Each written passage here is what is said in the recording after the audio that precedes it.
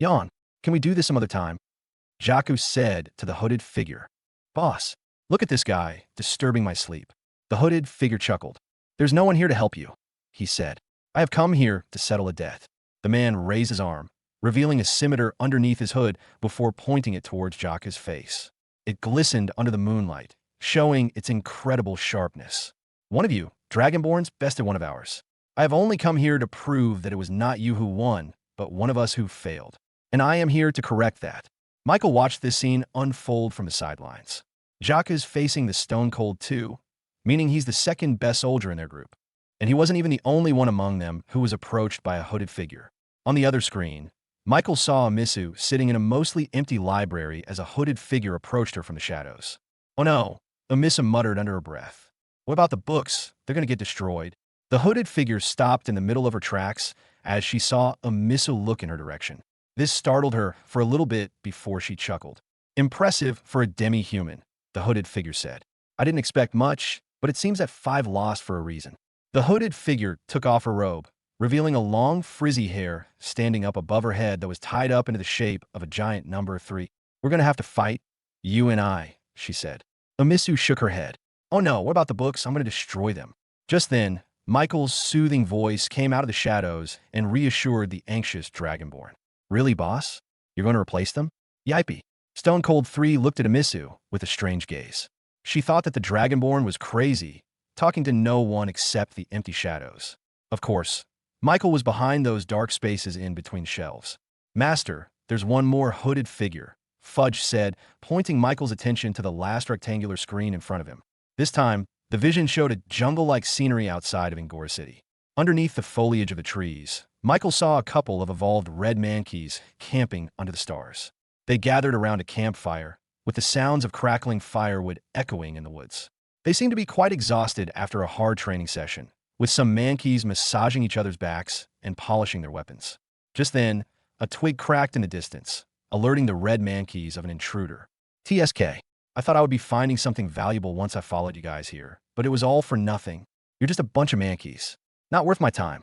A large, burly man draped in a hooded robe came out of the woods and approached the apprehensive mankeys. His tall height and the obvious muscles underneath the robe intimidated the small mankeys. Please tell me there's a dragonborn among you, the hooded figure shouted. The red mankeys eyed the intruder before slowly grabbing their weapons from the ground. Come on, really? No dragonborns? It seems I wasted my time. I'll go back to the city now.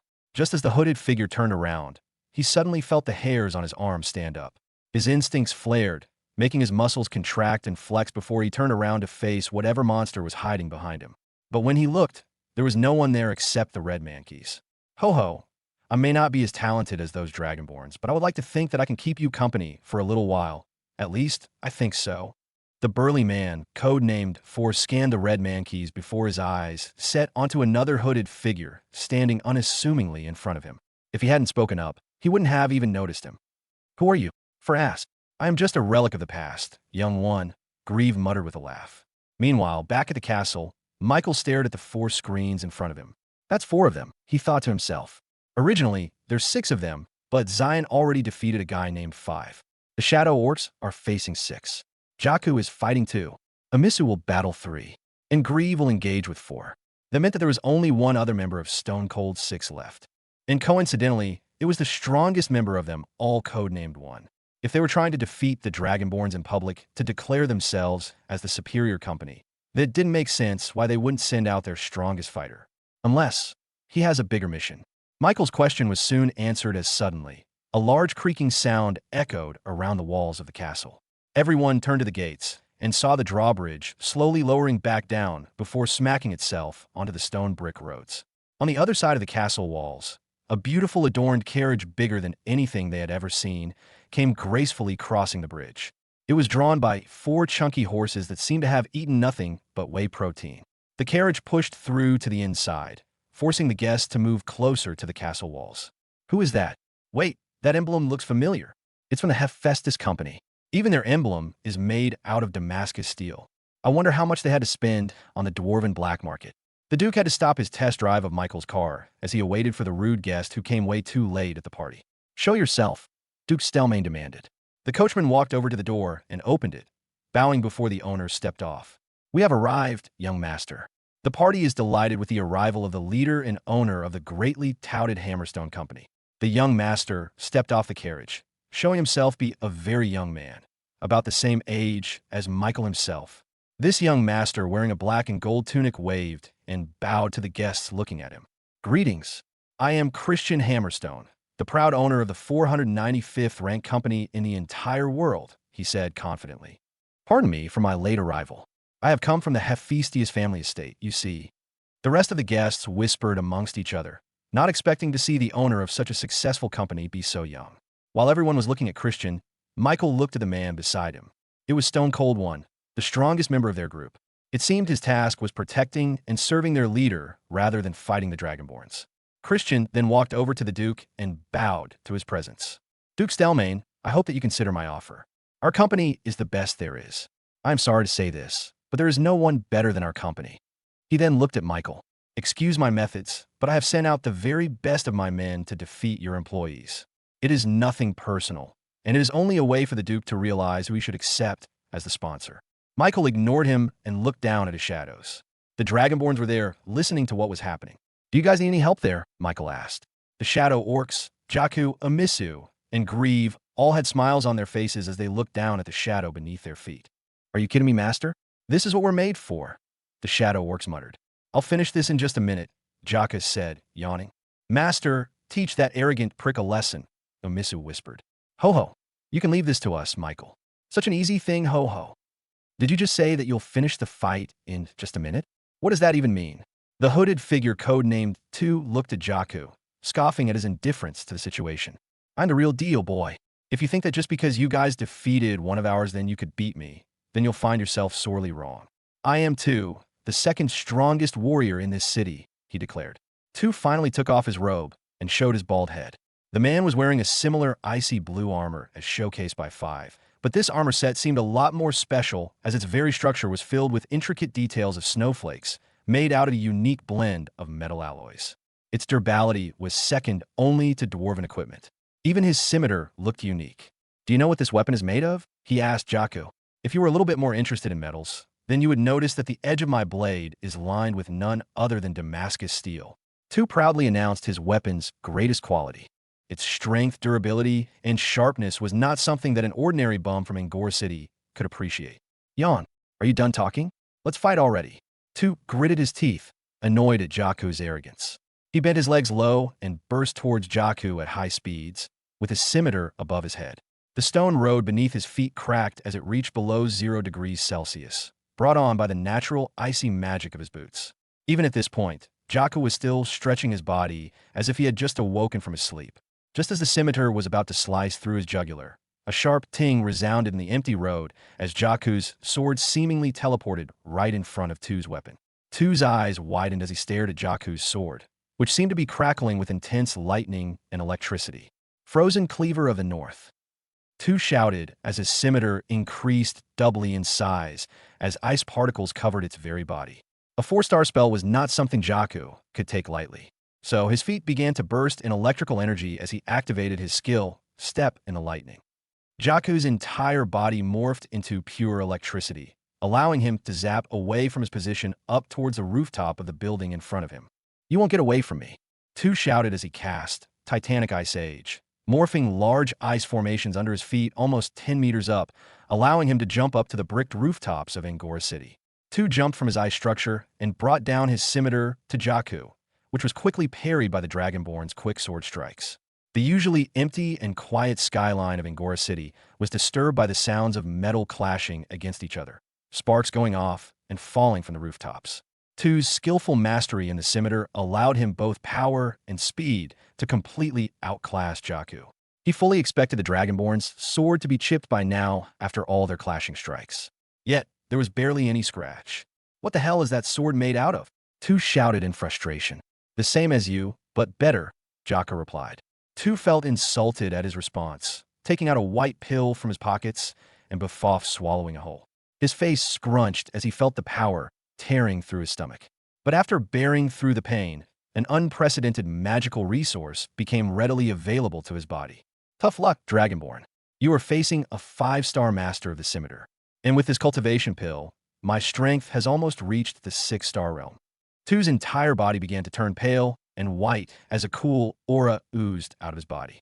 It wasn't long before his skin turned bluer and bluer, before turning into a dark blue similar to the color of the ocean on a dark night.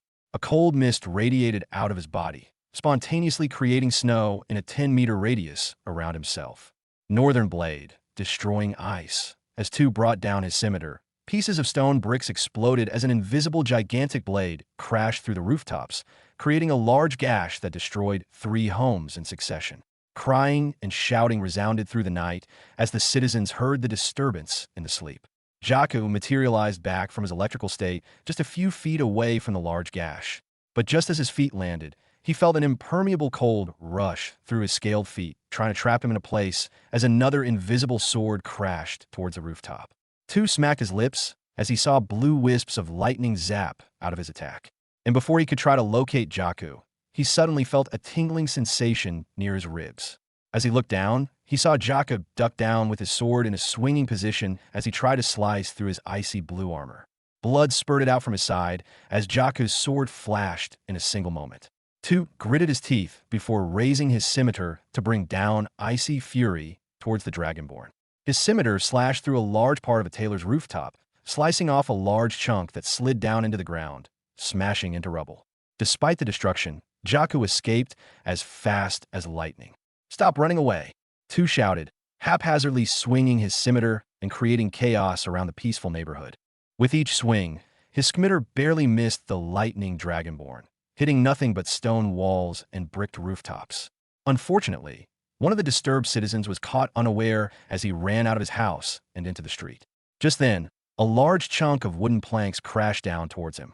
But at the very last moment, a streak of lightning flashed towards the old man. Blue light flashed before the wooden planks turned into cubed pieces, falling down into the ground harmlessly.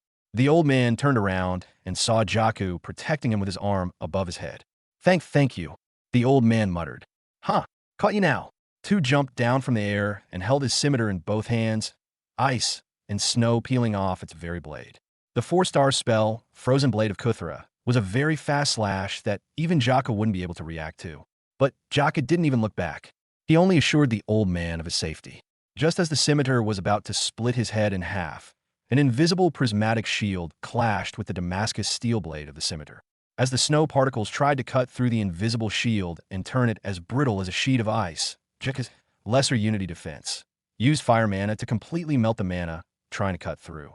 The clashing of the two created brief sparks of light as their mana particles canceled each other out. "What the hell is that defense?" Two screamed out. Once the old man ran off into safety, Jaku turned around to face Two. His eyes were calm and unburdened. He had one hand on the hilt of his sword, and one hand holding a chocolate bar on his mouth, which seemingly came out of nowhere. As Jaku consumed the chocolate, Two felt his control over his scimitar become less and less powerful. He felt the invisible shield trying to actively eat through the Damascus blade itself, tearing it into metal shavings. "I'm impossible." "Sorry," Jaku said as he raised the katana in the air. It was only now that Two realized that his sword was completely different from the one he wielded before. This one was glowing light blue, seemingly made out of pure lightning itself. "Your 1 minute is up." Jaku swung his blade, lightning buzzing around it, and created a huge gash from Two's shoulder to his thigh, flinging him 50 meters out before he crashed into the city walls, burying him in the rubble. Stone Cold 3, codenamed 3, stared at Amisu with a wide grin on her face. In the midst of the confined space in the library, in the midst of all the books and scrolls stored in the shelves, Amisu's spear held no advantage whatsoever. 3 had specifically hunted down Amisu in this place, because their preliminary investigations upon the Dragonborn showed her as timid and shy. She loved reading books so much that they knew she would hate it getting destroyed. Meanwhile, this would be the perfect place for 3 to showcase her unique skills. "It's such a shame," 3 muttered. "If your company weren't in the way of Hammerstone, then I think we could have been friends." 3 raised her feet and thrust it in the ground before a mechanical click came out of her tight-laced metal boots. Then a sharp, thin blade came protruding out of her soles, creating a much deadlier version of ice skates. "Snow whirled," she muttered as she bent down low on the ground and swept her left foot around in a circle. The metal blade left behind an icy residue that began spreading all around the library indiscriminately. The frost permeated through the wooden floorboards, slowly spreading upwards towards the walls. Its sub-zero temperature coupled with its magical properties allowed the ice to somehow freeze fire itself, creating a flaming ice sculpture that allowed the oil lamps to continue providing light in the library. The very few readers in the library ran out screaming as they felt the coldness almost freeze their legs into an icicle. Soon, the ice spread through the wooden shelves and books, turning the library into an icy, desolate landscape. It wasn't long before the entire floor of the library was nothing but a slippery tundra, perfect for Three's ice skates. Strangely enough, though, the only thing that remained in its original condition was the small patch of wooden planks underneath Amiss's feet. There seemed to be an invisible circumference around her that actively fought the frost from permeating towards her. Three then took a white pill from her pockets and swallowed it whole. Power coursed through her veins, momentarily turning her vulnerable. But after a few seconds, the side effects subsided and her strength increased substantially. "I will not underestimate you," Three said to Amisu. "My respect for you Dragonborns compels me to bring out my very best weapon in my arsenal." On Three's hands were two identical rings, each one on her middle finger. It was all made out of gold except for the blue gem on top. Except this wasn't a normal blue gem at all. This was a mithril relic. Three ripped out the two pieces of mithril relic from her rings and inserted it onto the flaps of her tight-laced boots. And as soon as she did, the blades underneath her soles glowed of a bluish tint as an explosion of water and air mana permeated the air, creating a stronger frosting effect. Yet, as Three prepared, Amissa barely moved. She kept the grip on her spear tightly as she looked down on the frozen ground. "You guys did all this to scheme against my boss." Amissa muttered, "You guys." As she repeated her words, her voice became stronger and stronger, becoming rougher and rougher. Amissa dropped her spear on the ground and descended into the shadows. A second later, a completely new spear emerged, and just from the handle alone, Three could feel its dominating presence fight through the icy tundra. The frozen floorboard around Amisu began to melt into a puddle, just from the appearance of this spear alone. That glow, that strength, a mithril artifact. Three saw Amisu's green spear glow brighter than anything she had ever seen. In comparison, her own mithril relic skate shoes were like a candle in front of the sun. "My boss, Michael," Amissa muttered as she took hold of the spear. Three had a bad feeling about this and immediately dashed towards the Dragonborn. Her skate shoes glided on the icy floorboards easily, allowing her speed to increase faster than on foot. She weaved through the shelves with quickness, disappearing and reappearing from Amissu's gaze. She kicked one of the shelves, sending frozen books towards Amissu's way. The book barely grazed her scales. Three continued to grab books as she glided in the library before tossing them in the air and kicking it towards the standing Dragonborn. Amissa began to swing her spear. At first, it was slow, missing a few books and letting it almost graze her scales. Then, as her momentum gathered, her swings became faster and faster, allowing her to create a furious gale of wind that deflected all incoming book outwards, letting them crash into the wall and shattering into a million ice crystals. Three sped up her skates, running towards the wall at top speeds. And as Three reached the end of the room, she raised her feet and began skating up and towards the ceiling. It was as if gravity was flipped upside down for her. But in truth, the ice particles in the ceiling felt a magnetic connection to Three herself, making skating on the ceiling a possibility. Three reached the metal chandelier in the middle of the room and used her sharp skates to cut it from the ceiling. The heavy metal object imbued with frost magic began falling towards Amisu. Three followed, right behind it, as she jumped from the ceiling and kicked down towards the chandelier, increasing the weight and speed of the object. Amisu stood there unfazed on the ground. She kept swinging her spear around her body, gathering momentum, even though there was nothing there to defend against. And as the chandelier was about to hit her, Amisu looked up and showed a fiery rage towards Three. "You dare scheme against Michael?" she screamed out, creating a deafening sound that made Three subconsciously plug her ears. And as Three looked down again, she saw Amisu raising her glowing green spear and thrusting it towards her with anger and fury. A huge gust of wind immediately shoved the frozen chandelier back up towards Three, impaling her with a piece she had broken.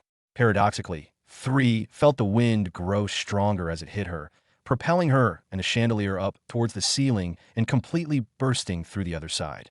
Three vomited out blood as she broke through the second floor of the library, with frozen wooden planks bursting out into splinters. The furious wind from Amisu's spear kept pushing her out into the ceiling before she burst through the rooftop, sending rubble and brick out into the air. 3 felt the wind knocked out of her. She looked down with her eyes completely wide open. Tens of meters up in the air, she saw the library's rooftop completely blown wide open. And in the hole beyond the roof, she could see the second floor where she had burst through, and even beyond that, she saw a Misu with her spear still directed towards her with anger and fury. 3 was helpless as she soared in the night ski, taller than any other building in the neighborhood. Then she slowed down, just for a moment, before she came crashing down like a meteor. She sustained multiple broken ribs and bones from just that one thrust alone, giving her no power to even deflect the chandelier as it was falling down over her. She crashed into the stone road, cracking it into pieces. The chandelier buried her deeper, sustaining her even more injuries. "No way," she muttered under her breath. And before she completely lost consciousness, she saw a dark blue dragonborn approach her with the most casual attitude. "My sister's quite scary when she gets angry," he said, putting his glowing katana on his shoulders. She recognized him. It was Jakku, supposedly the strongest out of all the dragonborns. Codename 2 was supposed to deal with him, but seeing as he was still unharmed, the result was obvious. With her consciousness fading, she realized that Hammerstone Company made a massive mistake in crossing the Reborn Company. They were in the same levels as their seniors, those elite fighters serving global corporations. 2 large explosions in close succession rang out around the city, alerting Codename 6 to the disturbance. He looked back, seeing the sight of a woman falling down from the skies with a large chandelier above her. 6 squinted his eyes, realizing that it was none other than one of his comrades in the Stone Cold group. He realized something happened to her, and just as he was about to go towards her, he heard a faint tapping sound. "Beutadu? What the hell was that?" he muttered under his breath, looking around to see nothing but an empty street around him lit up by dim oil lamps. Unnerved by that strangely rhythmic noise that seemed to be a product of his imagination, 6 ran towards the direction where 3 landed. As he ran, the subtle sounds of ratata became drowned out by the sounds of his hurried footsteps. Once he ran out the corner, 6 slowly peeked out of the street and saw 3 buried in a crater in the middle of the stone brick road. Above her was the metal chandelier, pinning her in place. He was about to move towards her when he realized that she was not alone. There was a dark blue-scaled demi-human standing above her with a sword above his shoulders. "Dragonborn," 6 muttered. "That means both of them are finished." Learning about the defeat of the 2 of the strongest fighters in their stone-cold group truly put the fear inside 6's heart. Only now did he feel stupid for actively trying to call out a Dragonborn to face him. After all, if 2 and 3 couldn't even put a scratch on their scales in an ambush, then that meant that he codenamed 6 for being the weakest out of everyone, probably won't even survive a single second of meeting those demi-human monsters. Fortunately for him, Jakku didn't seem to be walking towards him at all. The dark blue dragonborn only said the words, "Have fun hunting," before leisurely walking the other direction, whistling as he did so. 6 took this chance to bolt the hell out of there. He ran through streets, dark alleyways, and backyards trying to make it back to the Hammerstone headquarters where he could at least ask for some backup. But as he ran, the hairs on his neck stood up. He quickly turned his head to the side, thinking that there was someone closely following behind him. There was nothing there but empty crates and soil buckets. "Beutadu ratata." There was again those rhythmic tapping and strumming that he kept hearing through the night. Angry, 6 took out the large hammer strapped to his back and smashed the crates, exploding into 1,000 splinters. He looked back, turning around in the dark alleyway alone. "Who are you?" he shouted, his voice echoing back at him. "Show yourself." Holding the war hammer with both hands, 6 swung his weapon all around him, hitting the stone brick walls around him before shouting "Che" to scare off his stalker. He looked like he had paranoid schizophrenia. 6 closed his eyes and took deep breaths before laughing at himself. He thought himself crazy for thinking such thoughts. His fear of the Dragonborns seemed to have made him a little bit on edge. He strapped the war hammer to his back, but as he looked down on the ground, he saw 2 large shadows right next to his own. 2 large beings were standing directly behind him. "HAA!" 6 shouted, swinging his warhammer backwards. Yet, it hit nothing but the air. There was no one around him. He looked back down on the ground and saw that the 2 large shadows he saw seemed to be nothing more than a visual illusion from the 2 street oil lamps in the street. "What the hell is happening?" he muttered under his breath. 6 began running at top speeds back onto the open street before finally seeing the familiar bridge that led straight to the Hammerstone headquarters. He realized that the bridge was shrouded in mist, but he didn't care. He ran straight through it since he knew the directions instinctively. The sound of the river below him let him know that he was crossing the bridge safely. And a few moments later, The mist subsided as he stepped off the stone bridge. However, as he looked forward, he saw that same bridge again in the distance. He looked back and saw that he was right back where he started, where he ran from. What the FCK? An illusion spell. A cold sweat poured down his back. Was there a dragonborn that they didn't account for? Six raised his warhammer, casting the spell, Imbue Snowy Mountain, which created a perfect mound of rocky ice on the two flat ends of his weapon. Destruction of winter, he shouted, bringing down his warhammer towards the nearest building in front of him. The weapon broke through stone brick corners, sending rubble and powder flying everywhere. The frost then began to spread all around the unaffected area, turning everything extremely brittle. With another swing, the very front wall of the residential building began to collapse in on itself, sending snowy powder floating in the air. Show yourself, or I'm going to destroy this whole neighborhood. Just then, a subtle voice echoed. We're already behind you. Six quickly turned around, warhammer in hand, and saw two different orc species standing side by side in front of him. Seeing the true appearance of his stalker, Six couldn't help but laugh. I can't believe I got scared by a bunch of orcs, he said. There are no dragonborns here in sight to help you. You should have just let me leave. The two orcs stayed silent, allowing Six to take initiative and bring his warhammer towards them. He swung his weapon overhead, creating frost that turned the very air around it brittle.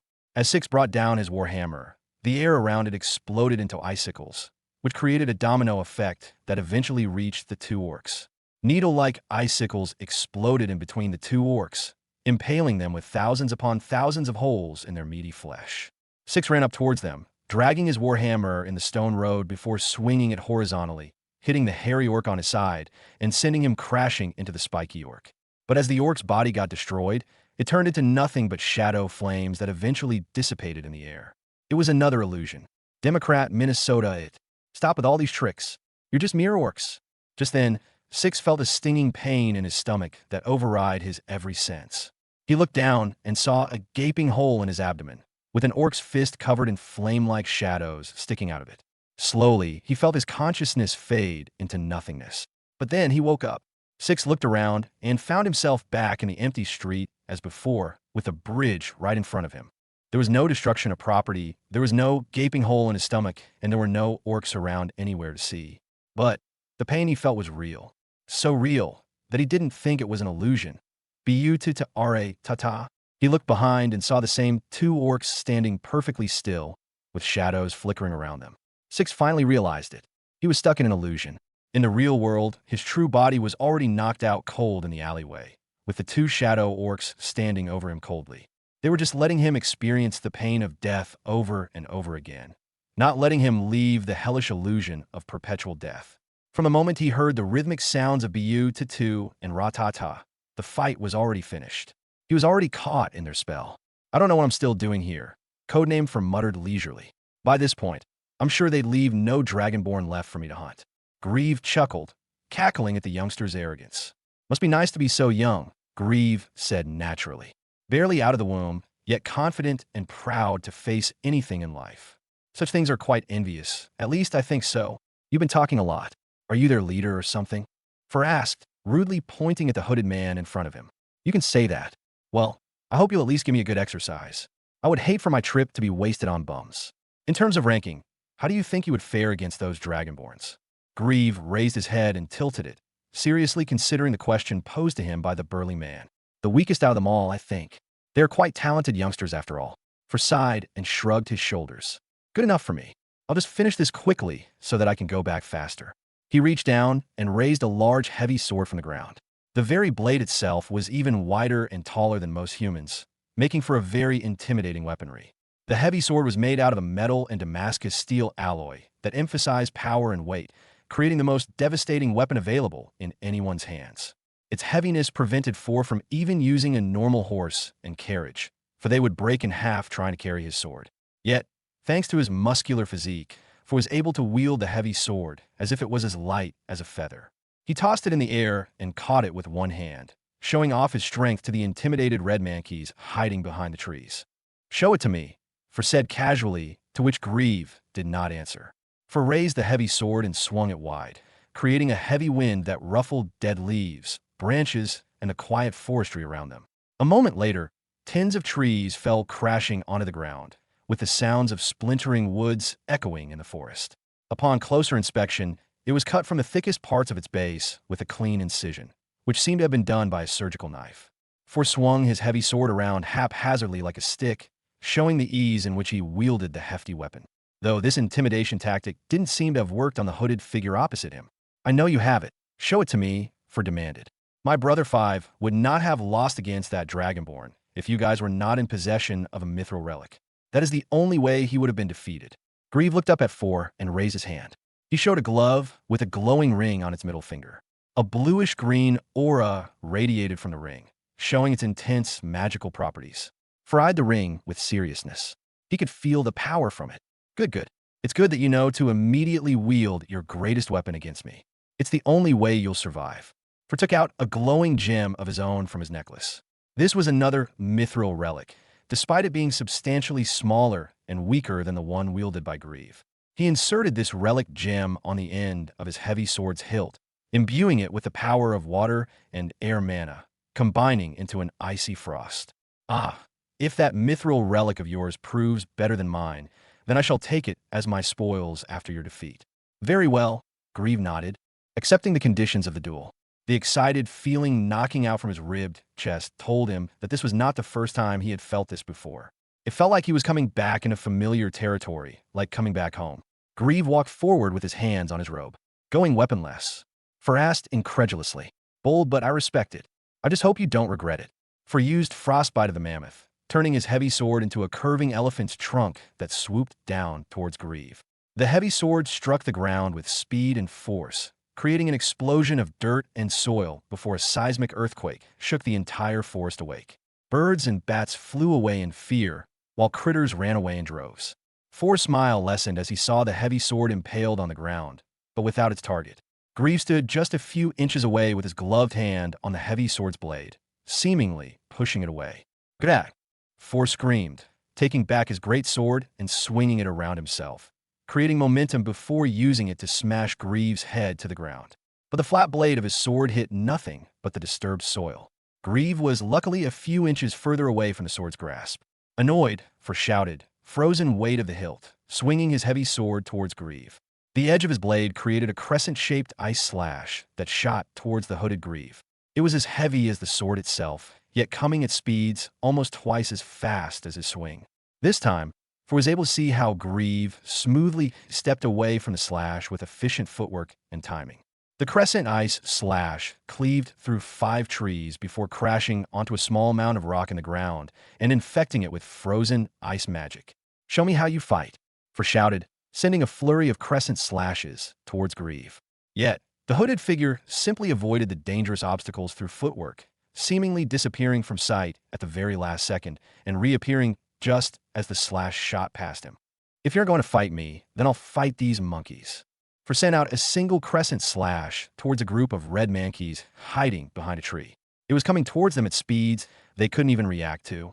Just as they were about to be hit, Grieve suddenly appeared in front of them and took the crescent slash head on, swinging his hand and deflecting the ice up towards the sky. "You broke the conditions of our duel," Grieve muttered, disappointed. "And for that, you will have to pay dearly." Grieve raised his hand and showed the glove containing the mithril artifact ring. Using his other hand, he twisted the golden band before slowly pulling the ring out of his finger.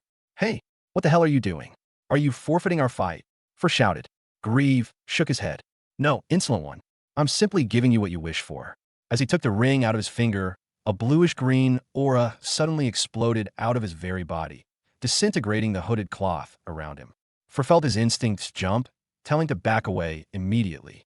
His eyes widened as the robe began to show what was hidden underneath. He began to realize who or what he had been fighting against this entire time. You see, this is no ordinary mithril artifact. Unlike the ones used by the Dragonborns, my ring does not give me magical powers. In fact, it limits it. As the ring left Grieve's finger, the full power of his 9-star cultivation erupted uncontrollably. The grass underneath his feet decayed in less than a second as it got exposed to his overflowing necrotic energy. For stood there, shaking, as he looked at the undead general skeleton in front of him. Fear took the strength out of his body, feeling weakness in his arms and fingers, making him drop the heavy sword into the ground. "The game is over, young one. I simply hope you get a second chance in life like me." Then foresaw the whole world turning sideways. As he looked around, he saw his own body on the side, standing still, missing its head. Slowly, his consciousness faded into nothingness, never to return again. Back in the castle, the night's celebrations and merry dancing were stopped by the appearance of one young man named Christian Hammerstone. He stole everyone's attention without care.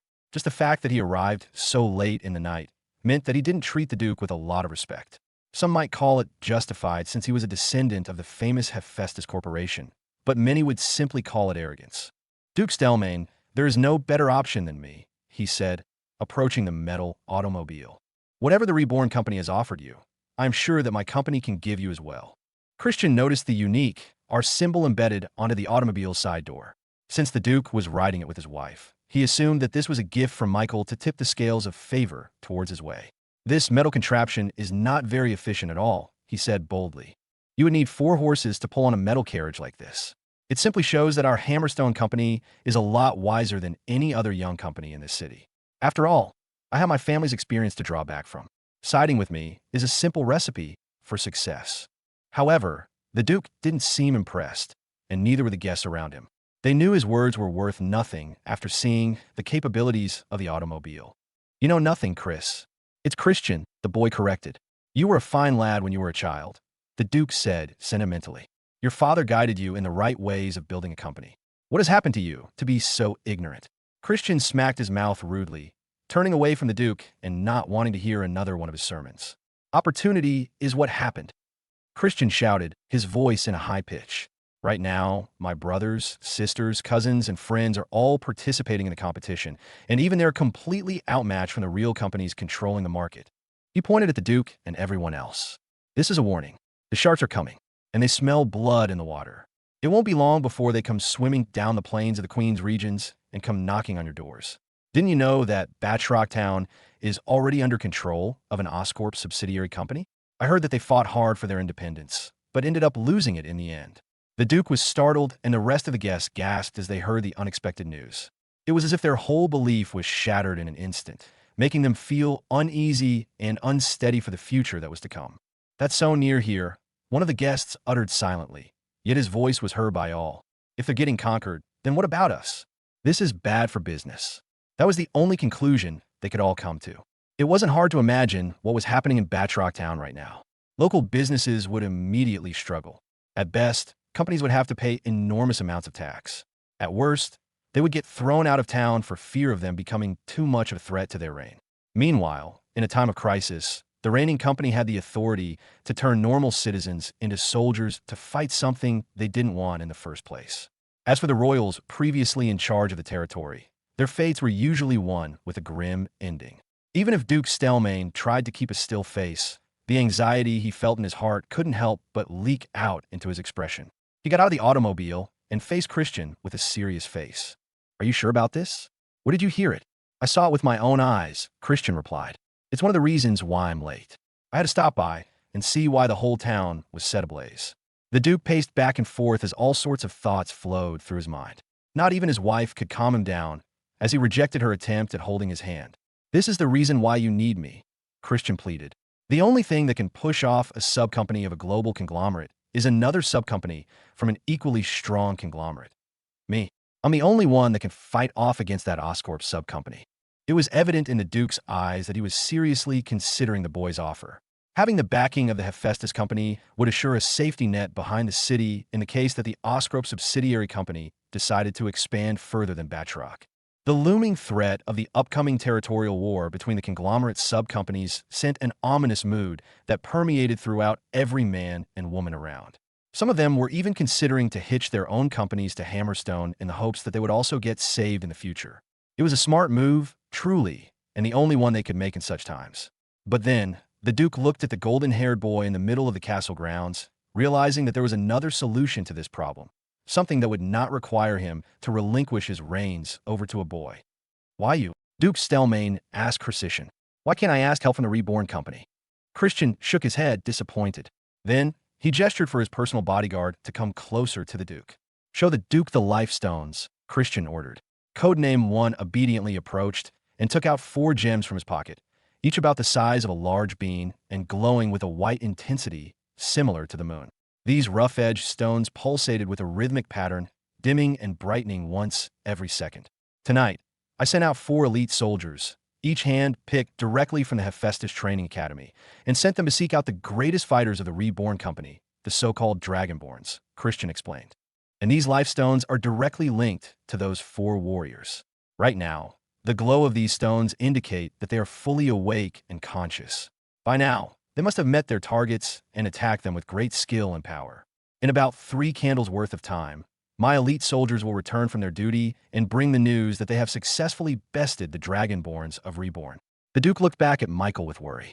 If those warriors were indeed picked from the Hephaestus Training Academy, then their level of skill is nothing less than world-class. But instead of panic and anxiousness, Michael showed an expression of calmness. Michael looked at one and Christian. "Are you sure about that?" he asked them. Just then, one felt the life stones in his palms start to shake with intensity, almost rolling out of his hands. Then a life stones turned completely black with no glow whatsoever. It looked like a normal quartz stone. Surprise and shock filled one's eyes, much more so Christian's. But then, it wasn't long before the second one turned dim as well. And then a few moments after that, the third one had its lights snuffed out in an instant. "What the hell is happening?" Christian shouted to one. Their last saving grace was the final life stone staying completely still in one's palms. But a second later, the stone exploded out into 1,000 fragments, leaving only powder residue all over his hand. "What the hell does this mean?" Christian asked one angrily. Stone Cold One, the strongest out of their group, knew the meaning of the light fading out of the life stones. It meant that they lost, plain and simple. However, he could not bear to disappoint the young master for the failure of his group. Meanwhile, the Duke looked at Michael and saw no surprise from him. Michael expected this. He knew this would happen. "I've seen enough," Duke Stellmain announced. "Your elite soldiers failed in defeating the Dragonborns, it seems." Christian looked back at the Duke, opening his mouth and failing to say anything to refute him. This was completely out of the realm of possibilities in his mind. The Stone Cold Six were elite warriors brought up by his family. They were supposed to be at the top of the line. "Looks like my original decision is correct. The true path that Angora City shall take is the one with the Reborn Company right by its side." "This is unfair," Christian cried out, stomping his foot on the ground like an angry child. "Christian," the Duke called out softly, trying to appease the boy. "Even if the Dragonborns had lost, I still would have chosen them as my sponsor. It is not a matter of strength, but principles. Your attitude tonight made me realize that if you were to become a sponsor of Angora City, you would treat my citizens and as your resources to conquer other territories. You would simply use our city to further your own goals of competing against the other companies." Christian crossed his arms angrily. "But they're doing it too," he reasoned. "Why can they do it, while I can't?" The Duke approached Christian and ruffled the boy's hair, treating him as the same child that he was years ago. "That is not the way your father taught you to handle business. He was a righteous man, and you should have followed in his footsteps rather than be caught up by bad influences." Christian's eyes started to well up as his emotions bubbled under the surface. Anger, disappointment, shame.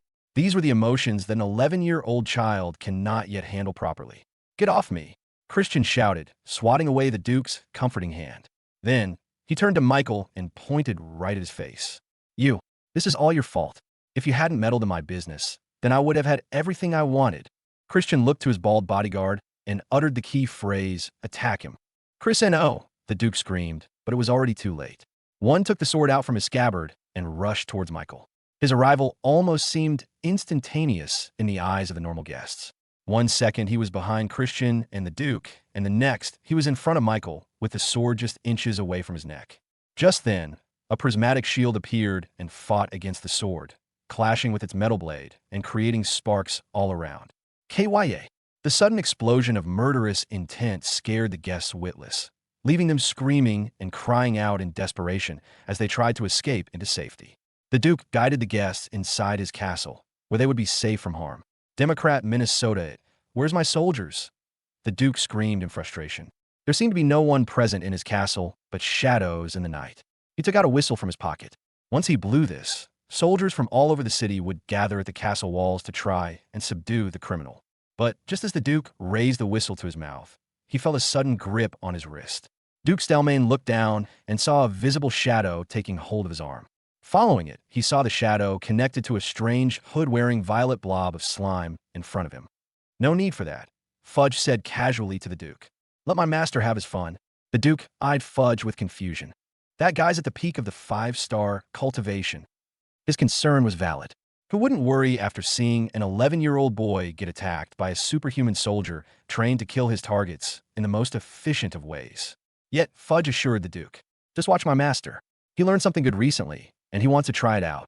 Duke Stelmane could only watch with concerned eyes as Michael faced off against the stone-cold one. One exerted extreme force to his sword as he tried to penetrate through the protective shield around Michael. However, the absolute unity defense around Michael counteracted the fire and earth mana inside the metal itself to push it further away. If one wanted to push even further, he would have to risk his sword getting turned into metal slag. TSK. That strange defense again, he muttered under his breath. As one struggled, Michael took this time to observe the opponent right in front of him, sensing the mana contained around his body. There's lots of water and air mana in his cores, which means he's powerful in the ice spells. He's wearing a variant of the icy blue armor that 5 wore in the arena, with this one having iceberg-like shoulder guards that didn't impede his sword movements. This equipment is made with magic power in mind, not purely physical power. He looks like the strongest 5-star fighter I've ever faced, at least, before myself, he concluded. And a moment later, he was proven right. One retracted his sword and chanted, Hephaestus chilled flames, before using his finger to brush the blade from the base to its tip, with his touch leaving a blue fire that seemed to emanate a cold mist. The absence of fire mana in those flames fascinated Michael. It was made out of pure water and air mana, imitating the structure of fire to achieve actual flames. Frozen Dragon, one strike, he shouted, swinging his sword in graceful stances that left a trail of icy blue flames in the air. Michael felt as if he was watching a Chinese cultivation donghua. As one slashed the air, a pattern emerged from the trailing flames. A long and thin stretch of body moved across the air, like a snake slithering in its lair. Yet, this snake had icy blue fiery scales and clawed legs near its tail and shoulders. Soon, a head formed at the very top, with a long protruding mouth filled with sharp teeth and 2 long shrimp antennae near its nose. Its jaws unclenched, roaring directly at Michael. This was a dragon, but not the one that looked similar to Western fantasy, but one closer to the depiction of Chinese mythology. Michael was so entranced at the appearance of the blue flame dragon that he almost welcomed its descent towards him. At the very last second, he used flight and shot up tens of meters up in the air, dodging the dragon's lunge. As the dragon hit the ground, the stone brick flooring exploded into rubble and icy flames, turning the castle grounds into an almost hellish landscape. Stones burning with blue flames fell from the skies and hit the ground, spreading a deadly frost that turned everything into an icicle. Michael looked down from the skies, amazed at the power of the dragon. Magic theory acquired. Chachike 4's voice echoed in his head. Just then, as the mist from the explosion subsided down, he saw the reformed dragon rush towards the sky. One rode in its head, with a sword pointed directly at Michael. One sword was imbued with the power of a mithril relic the size of a fist. It emanated an icy blue power that seemed to feed into the dragon below him. Icy dragon's breath. One screamed, thrusting his sword and commanding the dragon to release a giant ball of blue flames the size of an elephant. Michael floated above, with air mana propelling his feet and hands upwards. His mind began analyzing the mana composition of the icy ball of fire, watching as the wisps of water and air mana come out of one's sword to empower the ball of the blue ball of flames. It only took a few milliseconds before ChatJK forgave him an answer in his mind. A flow of information washed over his brain, giving him the necessary magic theory to cast an entirely new 5-star mystical art spell specifically designed to counteract the icy dragon's breath. Let's call this the Icy Dragon Breath Mint. Michael thought to himself as an equally large ball of magma manifested in front of him. This magma flowed upon itself like a newborn planet, spewing out chunks of lava as the layers subducted under itself. As the icy ball of fire hit the magma planet, everything exploded into a flurry of white lights sparkling in the air, caused by the complete annihilation of the mana particles contained in the 2 spheres. What? One shouted in shock, pulling his reins on the dragon and stopping midair. Those that tried to destroy his icy ball of flames using water magic or any kind of spell would be faced by an uncontrollable explosion of steam that he would have taken advantage of. Yet, somehow, his icy dragon breath was completely neutralized in a mere second. Down below in the castle grounds, Tracheus looked up at the night sky with his eyes showing complete disbelief. A perfect counterspell, he muttered under his breath. He didn't expect to see such a high-level execution of a counterspell tonight. Even he couldn't do it reliably. Creating a magic spell to perfectly cancel another spell was a technique that required absolute precision, boundless creativity, and perfect mastery over mana to execute. If one knew how easy Michael made it look, he would have realized that he was completely outclassed. Michael was just toying with him, but one kept fighting. He took the flaming blue dragon's antennae and whipped it, causing the creature to rush towards Michael. The dragon's body slithered up and down in the air, its jaws wide open as it preyed upon Michael in a circle. Once one was positioned out of Michael's line of sight, the dragon swooped in and used its sharp, flaming claws to tear Michael into pieces. The flaming claws reached the invisible prismatic shield, sending white sparks all over the place as the icy blue flames tried to fight the Unity defense. It didn't work. A repelling force pushed the dragon backwards, causing it to be submerged in a large collection of clouds, obscuring it from view. Then silence. A few seconds later, the sky rumbled as an icy cone pierced through the gray mist and revealed a snow-tipped mountain crashing towards Michael like a meteor. "Mountain pass!" One screamed, coming behind the mountain, riding his dragon. Michael felt as if Mount Everest itself was raining down on him. Its grandness covered the moonlight, casting a shadow over his entire being. The mountain fell through the air before crashing directly towards the castle walls, disintegrating the stone brick walls that it collided into. Chunks of the rocky mountain flew everywhere before dissipating into a mist of pure mana. The destruction in the wall led the nearby stone bricks to fall forwards, crashing into the moat below and creating a splashing sound as it did so. Up above, one looked down at the rubble, hoping to see Michael's body among it. Unfortunately for him, Michael was nowhere to be found. Just then, he saw a shadow flashed above him. He looked up and saw Michael standing in the air with his arms crossed, completely unscathed from the literal mountain that he threw at him. The stone-cold warrior gripped his sword tighter, feeling the heat of the fight finally come to him. He couldn't find a way to break through Michael's defenses. It was like he was invulnerable. "I'll find a way to defeat you," one swore. Michael shrugged. "You can't, but you're welcome to try." Suddenly, Michael's arms lit up in a strangely familiar blue flame. One was dazed as he felt the cold breeze emanating from Michael. "No," one muttered. It can't be." His fears came true as Michael imitated his sword stances using nothing but his arms. The icy blue flames in Michael's hands left a frosty residue in the air that slowly formed into a slender body with flaming scales and extended snout. "That's impossible," one screamed as he stared at the creature in front of him. Michael created an icy dragon of his own. He copied the unique physical art spell passed down only through enrolling in the Hephaestus Training Academy. Michael jumped on top of the dragon's head, standing directly above its skull. With a single gesture from him, the dragon soared in the air, meeting eye to eye with one's dragon. The two looked completely identical, down to the flaming scales and sharp clawed legs. It was a jaw-dropping moment for one. He stared at the dragon in front of him, wondering what kind of illusion Michael had cast. Yet, soon, he would be completely proven wrong. "Fire," Michael muttered. His dragon opened its jaws wide, with mana gathering at the tip of its canine teeth. Water vapors flowed out of the mouth, turning into mist as it traveled in the air. The combination of water and air mana created a giant ball of icy flames even bigger than an elephant. It was one's signature move, the icy dragon's breath. And as it shot towards him, the more he was sure of it. He raised his sword, using his stances to create a defensive wall of ice. However, his unsteady mental state forced a mistake in his sword's positioning, causing the ice to suddenly melt into a gaseous vapor. The ball of icy fire crashed into one's dragon, causing it to reel back in pain, uncontrollably shimmering in and out of the air. The collision sent one flying backwards. He tried to hold onto the dragon's antenna, but failed to get a proper grip. He fell from the skies, struggling to get a grasp onto his injured flaming dragon. As he plummeted down, he extended his hand to the dragon, telepathically commanding it to swoop in and save him. The dragon slowly regained its solid form after Michael's attack.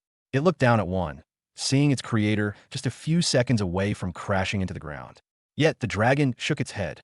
One felt his connection over the dragon cut off, losing all the mana attached to it from his cores. Coldness spread through his body, but not because of ice, but because of the absence of something, the absence of mana. He crashed into the castle grounds, creating a large crater with stone brick roads. He groaned, feeling multiple broken bones inside his body. But he couldn't care about that. He looked up and saw his ice dragon looking down coldly at him. At its side was Michael and his dragon. The two dragons soared through the air in unison, completely under Michael's will. Cold blood rushed through his head as he realized that Michael took control of his own magic spell. Silence filled the night, except for the crackling of fire above.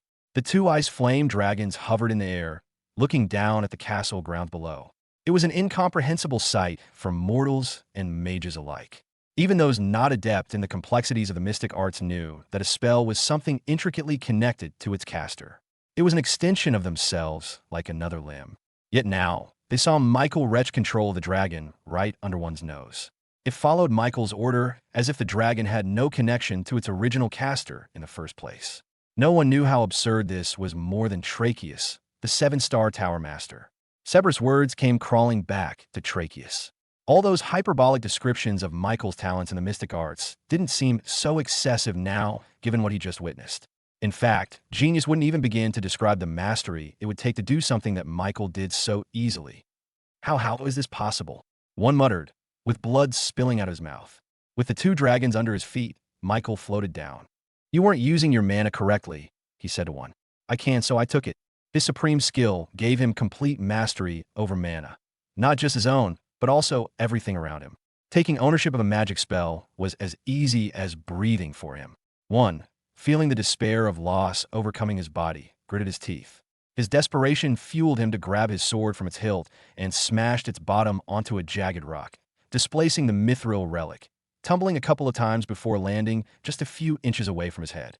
With shaking hands, one took the icy blue mithril relic and forced it into his mouth, swallowing it whole. What are you doing? Tracheus shouted at him. What he did was nothing less than suicidal. But for one, losing was already equivalent to death. Fighting Michael made him feel like he was facing against an insurmountable wall, something that he could not overcome through all his powers. Replicating magic spells he only saw once. Taking control of someone else's magic spells. Michael's talents in mystical arts were nothing less than a cheat and an unfair power. So, the only way one was going to defeat him was to take extraordinary measures. Grah! He screamed as the mithril relic began to wreck his entire body. The amount of power contained in that gem was not meant to be consumed by a human, for it would destroy them completely from the inside out. His skin began to tear, revealing a glowing blue light from the inside, evidence of the mithril relic releasing all its power in his innards. The pain he was going through was indescribable, worse than death. Yet for a brief moment, he felt unprecedented power running through his veins.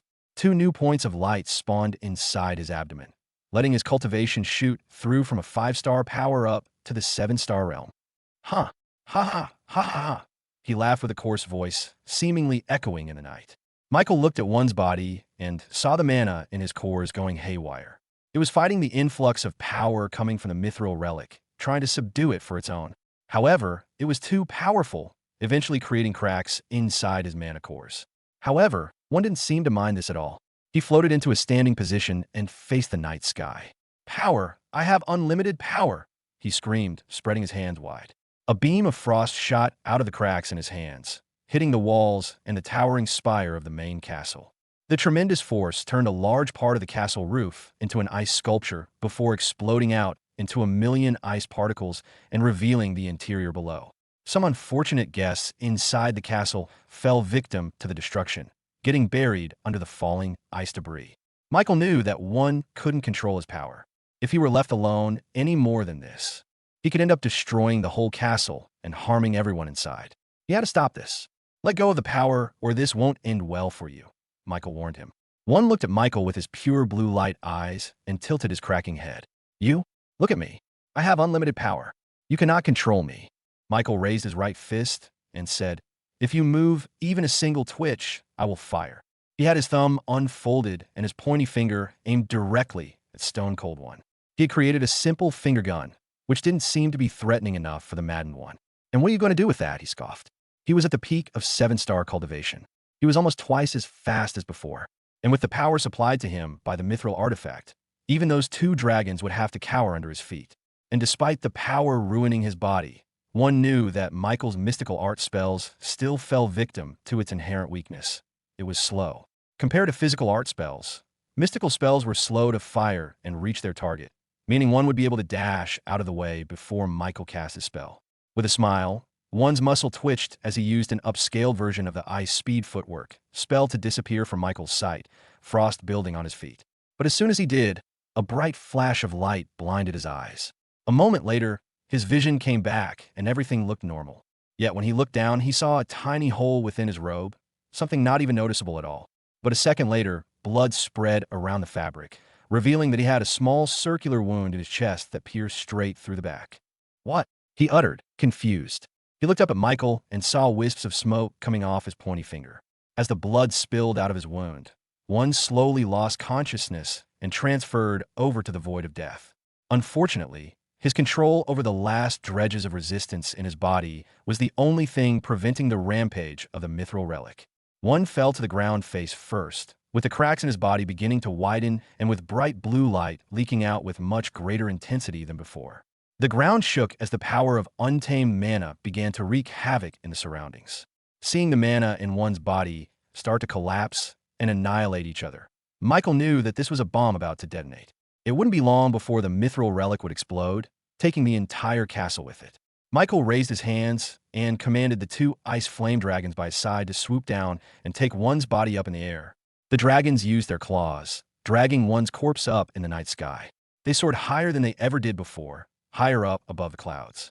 As they reached the starry skies, one's body stopped trembling. Then, boom, it exploded into a flurry of ice crystals spreading wide over the skyline of Angora City. The explosion propagated a cool breeze in the air, creating snow and hail falling from the skies and bringing the winter season earlier than expected. Michael looked up and let a snowflake fall to his palms. He thought back to the killing blow he inflicted upon one. That was power of his secret trump card, Unity Gun. This was the idea that formed his mind after upgrading ChatJK4 software. The complexity of the magic spell was so hard that it took his personal AI assistant 12 hours to finish its synthesis. After all, this spell was a combination of physical and mystical arts.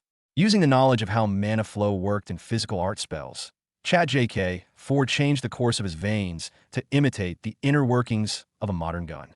With his pointy finger as the barrel, his thumb as the iron sight, and his Unity mana as the bullet, Michael created a miniature explosion at the back of his knuckles to propel the Unity bullet out of his body.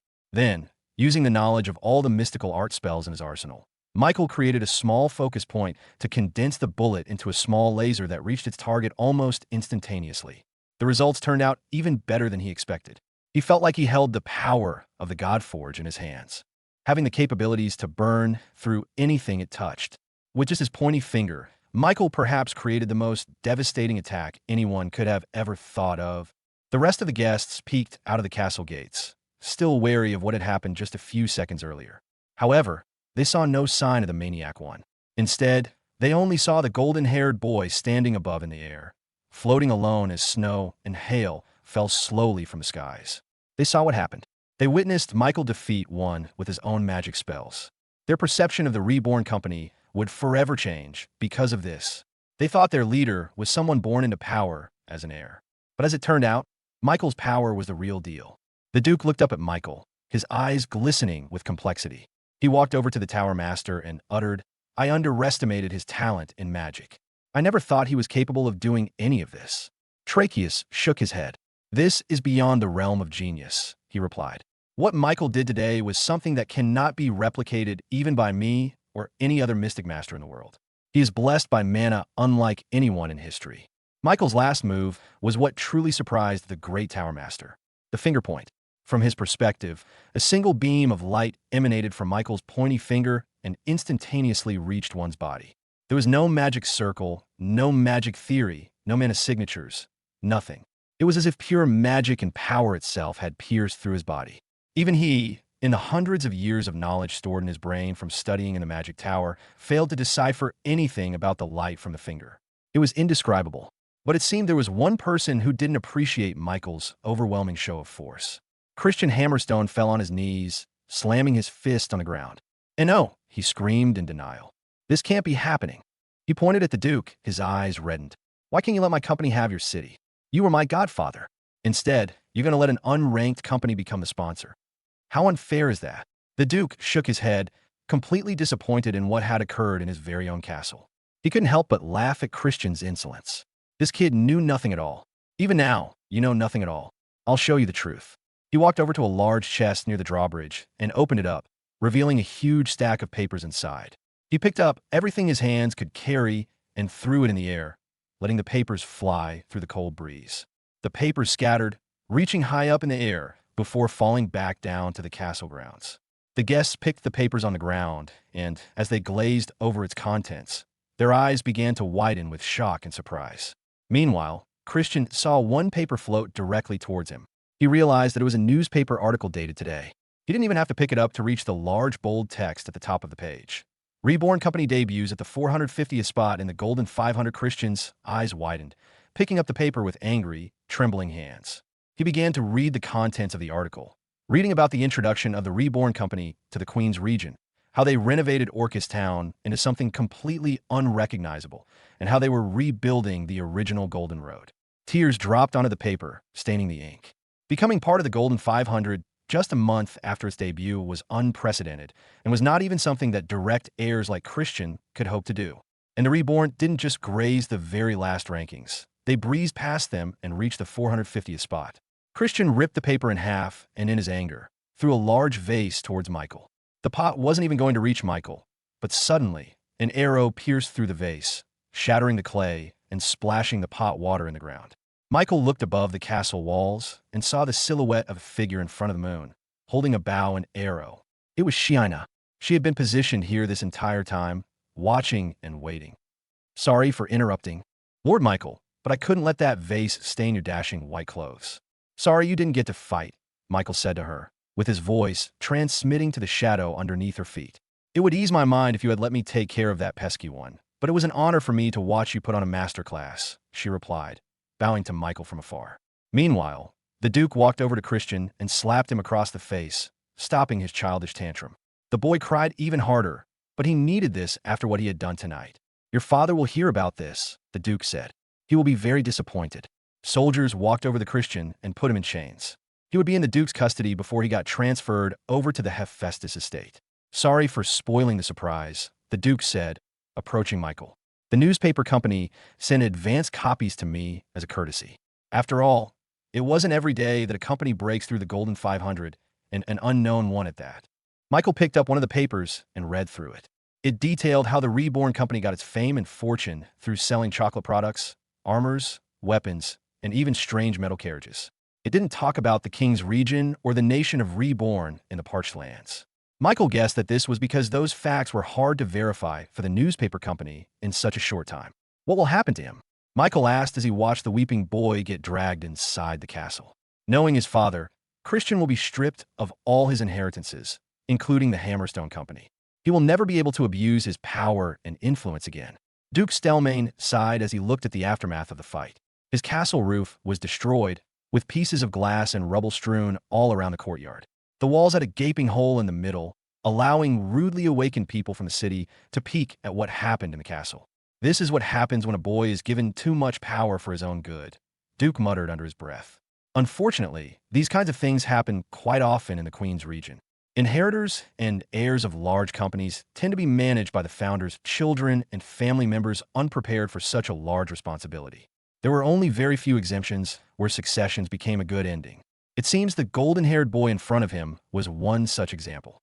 Even though Michael was from the Vanderbilt family, owner of arguably the richest business in the whole world, he seemed to keep a good head over his shoulders and created something as amazing as the Reborn Company. The Duke even heard that Michael wasn't given any special attention by Eyes Vanderbilt. It was clear, too, since the Reborn Company wasn't influenced by the Vanderbilt way of business. It remained Michael's accomplishment, and his alone. Not even his tremendous magical talent could be attributed to the Vanderbilt family. They were not known for their mystical or physical aptitude, only for their business acumen. Yet Michael showed a feat not even a Tower Master could replicate. It was truly a God-given talent all on his own. Michael's presence was like a bright sun in the darkest of nights. Everyone could see it. All the other guests approached Michael and congratulated him on his victory. Currying favor with a ranked 450 company was the best thing they could have ever thought to do. Of course, the Duke didn't waste any time and approached Michael. I will announce it here in front of everyone. Angora City requests the Reborn Company to become its sponsor. No one was surprised by this. They would have treated the Duke as a simpleton if he didn't ask it after they saw what Michael and his company could do. Even some of the companies who treated Reborn as their rivals couldn't help but accept the fact that they were on a completely different level of their own. Wait a minute, Yuna said, interrupting. Sponsoring Angora City will certainly help you and everyone else. But what about the Reborn company? We will be tasked with the burden of supporting the entire capital city. What compels us to agree to your proposition? Yuna looked back at Michael and winked at him. He smiled, letting her do her thing. This was exactly why she was here in the first place. As a diplomat, she knew exactly how to negotiate a much better deal for Michael and the Reborn company. She knew how to put the right amount of pressure into the Duke so that he would have to relent on benefits that could truly help Reborn. The Duke smiled and nodded in understanding. Very well, he said. I am willing to lower the income tax of Reborn to 10%. The rest of the guests gasped, almost salivating at that offer. Their companies had to pay 25% in order to operate in Angora City. But Yuna remained steadfast. She stared at the Duke without blinking. Are you sure that's your offer? It was already quite a generous offer, but the Yuna wanted more.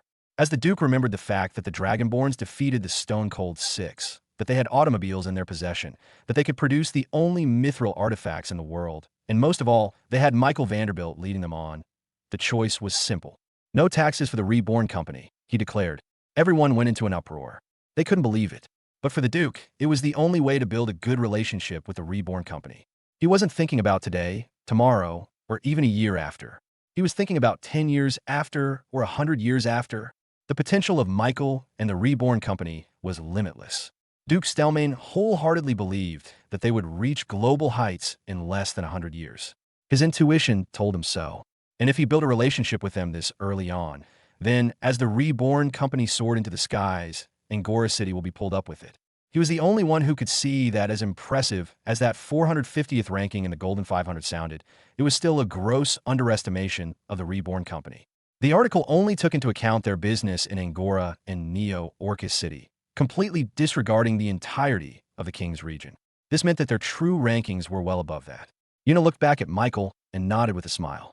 This was the best deal they were going to get. Michael approached the Duke and held out his hand, and the two shook hands, symbolizing their agreement. As the night wore on, the guests slowly departed from the castle back to their headquarters in the city. But of course, that was not before they approached Michael and made some sort of agreement for cooperation. Shiana got down from the castle walls and helped Michael deal with all the gritty details. She began to take orders of automobiles, liquid concrete, armors and weapons, and even batches of chocolate bars. Of course, they were willing to pay a good amount to have it delivered as fast as possible. The guests argued against each other as to who would get to order first, to which Shiana had to assure them that everyone would get their products regardless of who ordered first. Meanwhile, Michael and Yuna were at the Duke's castle ironing out all the details of their cooperation. Since the Reborn company would sponsor Angora City, this meant that Michael would have to help in improving the city itself by increasing it up to the famous Reborn standard, such as creating a plumbing system for every building, an electrical infrastructure, and a railroad system. The Duke felt his head spin once Michael explained how electricity worked. To make him understand better, they planned for the Duke and his wife to travel to the nation of Reborn and see everything for himself. They also talked about the Golden Road, which would directly cross Angora City and act as a node for all the other branches to connect towards. For example, the road would branch out to the east and west to reach the other territories near Angora City. Now, I'm sure that you've heard about Batrock Town, the Duke muttered seriously, with the oil lamps flickering in the wind. It's been conquered, right? Duke Stelmane nodded. I have just received word. It's official. An Oscorp subsidiary has taken control of the reins. Do you know who the Oscorp Corporation is? Michael shook his head, only hearing about the name in passing conversation. The Oscorp Corporation is the second largest business in the entire world, second only to your Vanderbilt family. You can even say that they are rivals through and through. They have stayed in I's shadow for too long, and now, it seems that they want to take I's title away for themselves. Duke Stelmane explained to Michael about the 5 conglomerates controlling the current global market. At the very top spot of the Golden 500 was the Vanderbilt business, headed by none other than the great Lion Eyes Vanderbilt. Coming in under him was the Oscorp Consortium.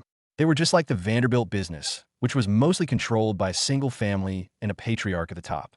Those 2 conglomerates had their hands in every business imaginable.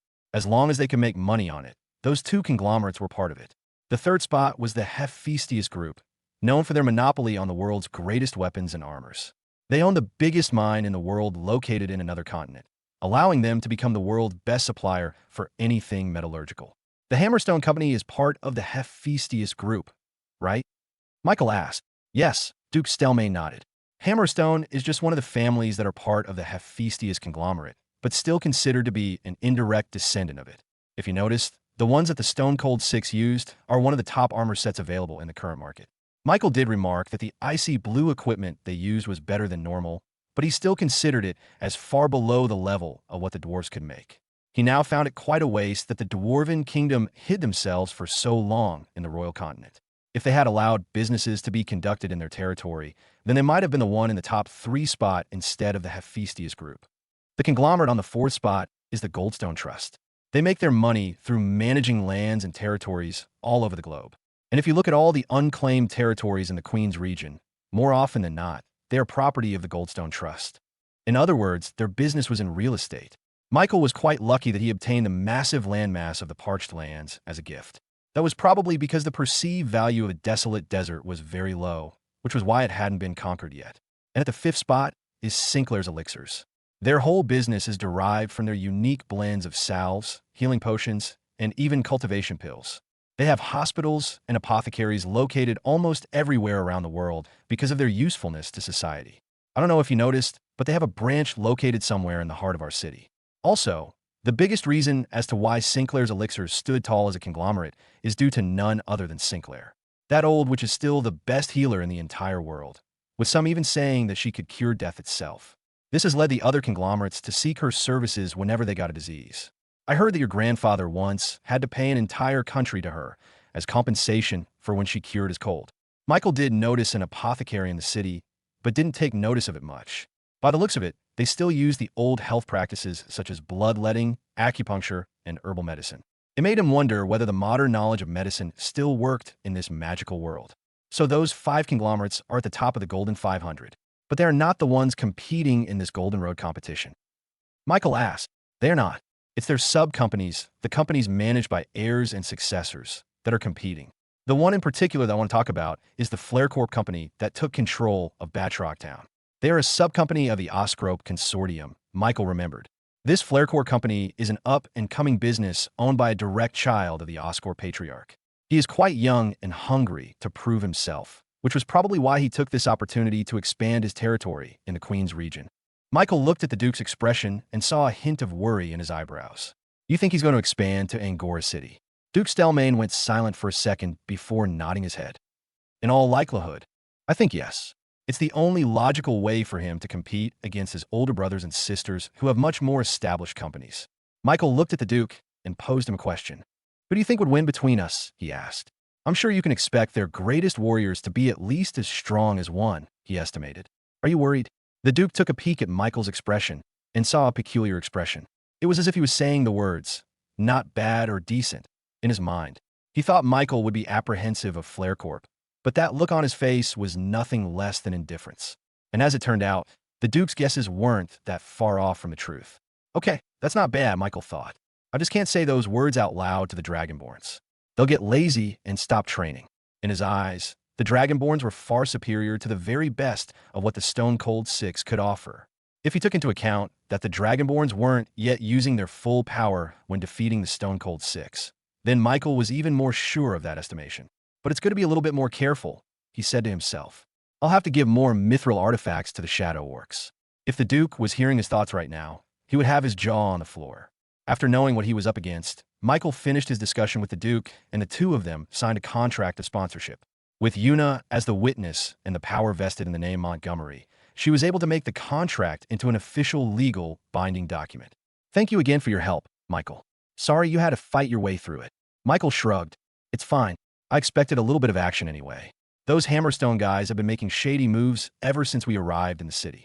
Duke Stelmane felt sorry and bowed his head to Michael. Expect good news tomorrow. The transfer of ownership will have been processed, he said. What do you mean? The Hammerstone Company branch. It's yours for the taking. All their assets, treasury, inventory, and even real estate will now be transferred to the Reborn Company. Michael raised his eyebrows. Why do I have it? With Christian stripped of all of his inheritance, the Hammerstone branch here in Angora City will be completely abandoned. This was a very welcome surprise. Isn't the Hammerstone Company part of the Hephaestus Group? Are you sure they would want that?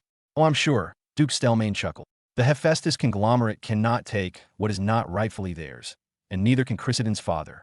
If they do, then they would have to accept the Christian's crime of attempted murder. They don't want that. And since the Hammerstone Company is small compared to what they have, it is much more logical for them to cut off their losses. And besides, Christian's father is a righteous man. He will want to give you this as compensation for all the trouble his son caused you. After finishing the conversation with the Duke, Michael and Yuna returned to the Reborn headquarters. He convened with the Dragonborns and everyone else inside his room, who had lots of things to tell him. There, he learned everything that happened with their fights, including all the damage that they inflicted upon the buildings of Angora City. Ho-ho, tonight was quite eventful. Grieve laughed. I don't remember the last time I had this much fun. Oh wait, I don't remember anything ho-ho-ho. Phew. Amisu cried, regretting her excessive actions that resulted in the destruction of the public library. Those poor books. What? You gotta destroy a library. Aw, I shouldn't have overslept, Zion said, stomping his feet. I'm going to bed. Shiina, you're going to take care of all the reconstructions, right? Jaku sluggishly dragged his feet back to his bedroom. Even though Shiina tried to drag him back, he seemed to be too fast for someone that was sleepy. Huh, you scaled meanies are still inferior to my shadow works. Fudge bragged, jumping from one Dragonborn's head to the other. They didn't even need to destroy public property to defeat them, and you still call yourselves the best fighters. Huh, Zion chased Fudge, with their ruckus creating chaos and noise all over the dorm rooms. You guys are going to sleep now, right? Shiina asked with a smile, yet her eyes glinted with a strange red light. This seemed to have done the trick and subdued the two troublemakers. Lord Michael, shall I send Rebornians to fix all the destruction in the city? Please do, he replied. Make sure to give them a few gifts as compensation too. A few hundred gold should suffice. It was important for him to have the citizens look at the Reborn Company in a positive light so that they would keep on buying from them. Very well, Shiina replied. I shall work on it tonight. The white-scale Dragonborn left the room with a pep in her step. Even if he insisted that she worked on it tomorrow, she would still do it regardless of what he said. The next day, everyone in Angora City was awoken by the sounds of incessant shouting in the streets. Extra, extra! Get your newspapers here for only 10 bronze coins, a teenage boy screamed, using a rolled-up newspaper to project his voice louder. Shut up, one of the citizens above the balcony shouted back. I don't want to read the news today. You want to read it, sir? I assure you, the boy shouted back. Eventually, the man walked down to the street and purchased a newspaper for himself. And immediately, the headline shocked him to the core and got rid of any sleepiness left behind in his body. He began reading the article fervently. He didn't even mind that he was in his boxers while he was out in the streets. He just had to read the news. Practically everyone who held a newspaper in their hands, either they be workers riding in a carriage, barbers cutting hair, or just mothers cradling babies, they all had their eyes stuck in the words plastered in the newspaper. Reborn Company, sponsor of Angora City. It was in this article that everyone learned about the agreement struck between Michael and the Duke just hours before midnight. Many would have protested this fact, but the next page of the newspaper detailed the fact that the Reborn Company achieved the 450th ranking on its debut in the Golden 500. This prompted people to fill the streets of the Reborn Company. They wanted to see the 450th ranked company in the entire world for themselves. Coachman, please drop me off at the Reborn department store, a young man said excitedly to the carriage driver. However, the coachman refused. I can't. The whole street is blocked off. The entire avenue was jam-packed by people clamoring to enter their headquarters. The stories told in the newspaper article about free-flowing water, air conditioners, and railways piqued the curiosity of everyone. They wanted to know if it was real. The Rebornians had to keep the people at bay, or else things could turn into a stampede. I'm sorry, Lord Michael. We weren't expecting this much of a reaction, Shiina said, looking down the window. It's fine. Just give the people what they want. We have new products coming from the nation of Reborn, right? It's time we open the upper floors to the public. The reason Michael called it a department store in the first place was because he had already planned it to be filled with a variety of products ranging from vegetable products to hammers and nails. The only reason why he hadn't done that in the first place was because they still didn't have any permission to continue to the Golden Road, so the replenishment of product would have been hard. But now that they had an agreement with the city, the construction of the Golden Road could continue on its way. He could finally bring the products back in the King's region to Angora City and vice versa. Very well, Lord Michael. I'll have our people prepare the 2nd to 5th floor of the department store, Shiina said. As the Rebornians were busy accommodating the massive influx of people coming into the store, Michael took this time and descended into the shadows, teleporting out of their headquarters. A second later, he arrived in a very different part of the city. In front of him was a building in a dwarven, forge-inspired architecture with a massive title on the front that said, Hammerstone Company, even though it was already late in the day. Michael saw no people entering or leaving the doors. In fact, it seemed that it was barred shut through metal chains. He learned yesterday that he was now the proud owner of the Hammerstone branch and all its assets, meaning he now owned the building in front of him. After sending out his shadow into the gaps under the door, Michael was able to teleport inside, where he was met with the surprised faces of the previous Hammerstone employees. "I'm sorry, sir, but our company is closed." Butch, the leader of Hammerstone's adventuring party, recognized Michael. "Sir Michael, you must be here to seize all of our assets," he said solemnly. "We were just about to pack up our things and go." All around him were employees who had depressed looks on their faces as they packed up things on crates. "What are you all doing?" Michael asked them.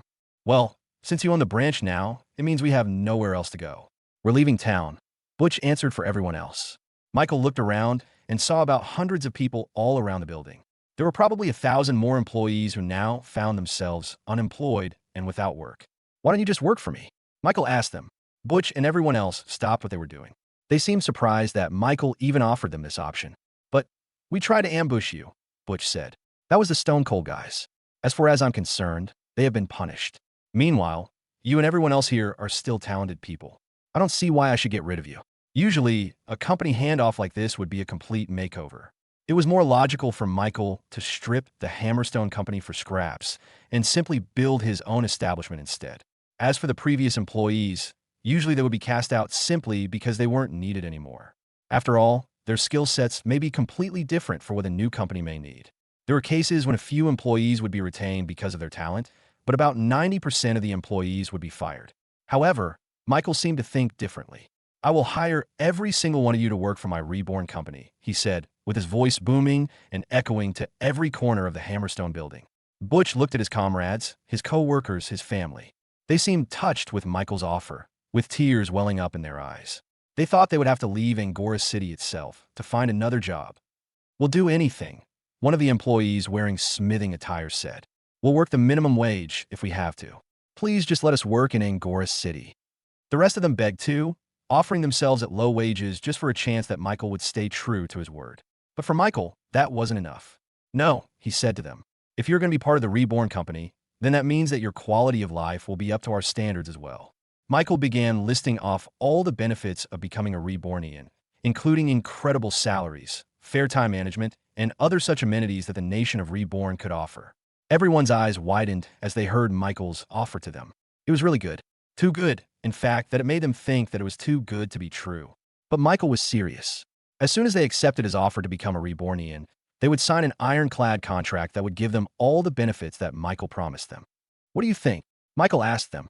"Do you want to become a Rebornian?" In a small house in the outskirts of Angora City, a mother and daughter looked through their dingy and almost broken cabinets to pack up their clothes. "Mommy, where are we going?" the daughter asked, looking out her window sadly. "We're going to another town, sweetie," answered the mother, who looked through all the tattered clothes and dirted shirts they had. "But why?" the daughter asked again. The mother sighed and walked over to her daughter. She caressed the little girl's cheeks and smiled. "It's because Daddy is going to find another job in a smaller place." "But what about his previous job?" the daughter asked. "Didn't he say that he was close to getting a promotion?" The mother tried to keep the smile on her face, but her facade got slowly broken down as she realized the sad reality they were living in. "Something happened, sweetie. The company that your father works for is going to close," the mother answered truthfully. The daughter pouted. "He said that he will buy me a chocolate bar once he gets that promotion. Is he going to break his promise?" The mother cuddled her daughter tightly. She couldn't bear to disappoint her daughter, but unfortunately, there were just some things that they could not control. Her husband worked for the Hammerstone Company as one of the thousands of blacksmiths in their arsenal. Although the pay was low, they made it work. They may live in the slums, but at least they were in Angora City, where they could someday enroll their daughter in the Magic Tower or one of the good schools here. Unfortunately, she awakened this morning to the news that the Hammerstone Company was shutting down. She knew what this meant for her husband and her family. Without the money to pay for their daily expenses, they would have to move away and settle for a smaller place. The only problem was that they didn't even have enough money to buy transportation. If they had to move, they would have to walk the entire way there, which would probably take months. Her headache worsened as she thought about the hardships her daughter was about to face. She couldn't bear to let her go through it. Just then, the door to their house burst wide open, with her husband coming in with a huge smile on his face. "Honey, what are you doing?" she said worriedly. "You almost broke our door. How are we going to pay for that?" The man wearing overalls stained with grease rushed over to his wife and picked her up by her waist. "WH," she screamed out. "What's gotten into you?" The man gave her a big peck in the lips before putting her down and then going over to his daughter, hugging her tightly. Daddy, why do you look so happy?" she asked, giggling. "It's because I just got hired," the man screamed, elation painted all over his face. "Really? That's great, honey." "And it's not just that," the man said, getting something from his backside pocket. "I have this for you, my dear." He gave a rectangular bar with a violet and gold wrapper. In the middle it said, "Reborn chocolates." "Chocolates? You got me chocolates, Daddy." The daughter immediately began unwrapping the cover. "Honey, that chocolate is quite expensive." "Are you sure we can afford that?" his wife asked. "We can now. I can buy my daughter 100 chocolate bars if she wants to. We can even move out of the slums and live in a place that isn't constantly flooding and leaking whenever there's rain." The man began explaining to his wife about the job he got offered from the Reborn company. It was at least 5 times the normal pay, and he didn't even have to work for 4 straight days and nights per week to do it. "And you know what the best part of it all?" the man asked. "The owner of Reborn is offering to awaken anyone that wants to awaken, even our families." He grabbed his wife's shoulders. "Did you hear this, honey? Our daughter has a chance to become a mage." Overwhelmed with all of this, his wife collapsed onto the floor with tears streaming down her face. Even he was caught up in her emotions and cried happy tears with her on the floor of their one-bedroom house. Their daughter happily munched on the chocolate bars, with bliss and happiness filling their household. They were not the only family who felt the generosity of the Reborn company today. Everyone who thought they lost their jobs ended up getting even better ones than before. Michael gave them meaningful work, which seemed to be perfectly in line with their own strengths and talents that they didn't even know they had. It only took about 3 days before the previous Hammerstone company was completely integrated into the Reborn company. Even the assets, mainly the Hammerstone building located on the best part of the city, was starting its renovation to become a second department store for the Reborn company. It became a very busy few days for Michael and the Rebornians, with the wintertime coming in fast. About a week later, Michael finally became 12 years old. Michael didn't have anything special planned for his birthday. In fact, he specifically reminded everyone to not have prepared anything lavish or excessive. A simple get-together would have sufficed. "Of course, Lord Michael. We shall prepare only a small party for you," Shiina replied with a smile. He didn't know if he believed that. Knowing Shiina, she definitely had something else planned. "I'm serious, Shiina. I just want us to focus on the Reborn company. The next few days will be crucial for us because the Golden Road is about to be connected." Since he had permission from the Duke himself, Michael and the Reborn company finally restarted the Golden Road project. Construction workers were already pouring concrete and flattening the roads just a few kilometers away from the gates. Once the road was done, then the citizens of Angora City could finally visit Neo-Orcus. And once they visited that, they would have to visit the King's region and the nation of Reborn as well. The Golden Road was essentially a funnel that drove all commerce to paradise in the parched lands. "Don't worry, Lord Michael. We have the road under control. Planning your birthday party won't take away from everyone's time too much," Shiina said giddily. "Everyone, ahem. Well, I better get going," she said, skipping out of his room and coincidentally avoiding his question. He took a deep breath and fell back to his bed. He decided to sleep now and recharge his social batteries for when the birthday party started. But just as he was about to sleep, he suddenly heard a knock on his door. "Who is it?" he asked. "It's Butch, sir, the previous leader of the Hammerstone company." Michael got up and opened the door, seeing the well-armored bald man standing in front of him. After integrating them to the nation of Reborn, Michael hired a lot of the Hammerstone adventurers to become bodyguards for the company. Their strength was definitely needed with the expansion. "What's the reason for your visit?" he asked, inviting the man in. Butch walked inside his room and respectfully stood in place. "When Christian was escorted out by his family out of Angora City, they approached me and told me to give you a message." "What is it?" he asked, confused as to why the Hammerstone family would want to contact him. "It concerns the Hammerstone inventory, sir. They want to give you something as a sign of goodwill." Michael raised his eyebrow. Duke Stelmane told him that Christian's father was sorry for his son's actions, and it seemed he was right. This was the man's way to try and reconcile with him, it seems. "What's the gift?" "It's contained in Christian's hidden stash, sir. It's—" Michael sensed a sense of fear from Butch. "Did you see it?" he asked, and Butch nodded. The bald man took a second to breath and explained what he saw.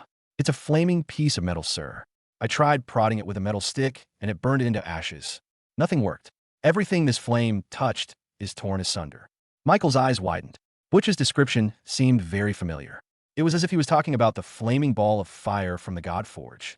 Take me there, he said hurriedly. Butch nodded and did as Michael told. He led Michael to an abandoned mansion near the outskirts of Angora City. Technically, this land wasn't part of the Hammerstone branch, so Michael didn't even know this existed in the first place. It's over there, Butch said as he jumped over the ledge of a destroyed window that was previously barred with wooden planks. They walked over to the master bedroom, which seemed to be in tip-top shape. There was even a cup of water by the bed. Butch then opened a hidden hatch on the wooden floor to reveal a rectangular box made out of Damascus steel. This is it, boss. It's his secret safe. Magic detected. ChatJK4 informed him. The metal box is imbued with a 7-star spell called Contain Magic that prevents any mana from leaking outside its container. Curious, Michael walked over to the box and lifted the lid. And immediately, a bright light illuminated his face. And if it weren't for the captivating object hidden within the box, Michael would have turned away his eyes in fear of going blind. But he couldn't. He had to stare at the floating piece of metal in the box. This metal was like a small shaving from a rounded piece. It was a little bit smaller than his pinky's fingernail and about as thin as paper.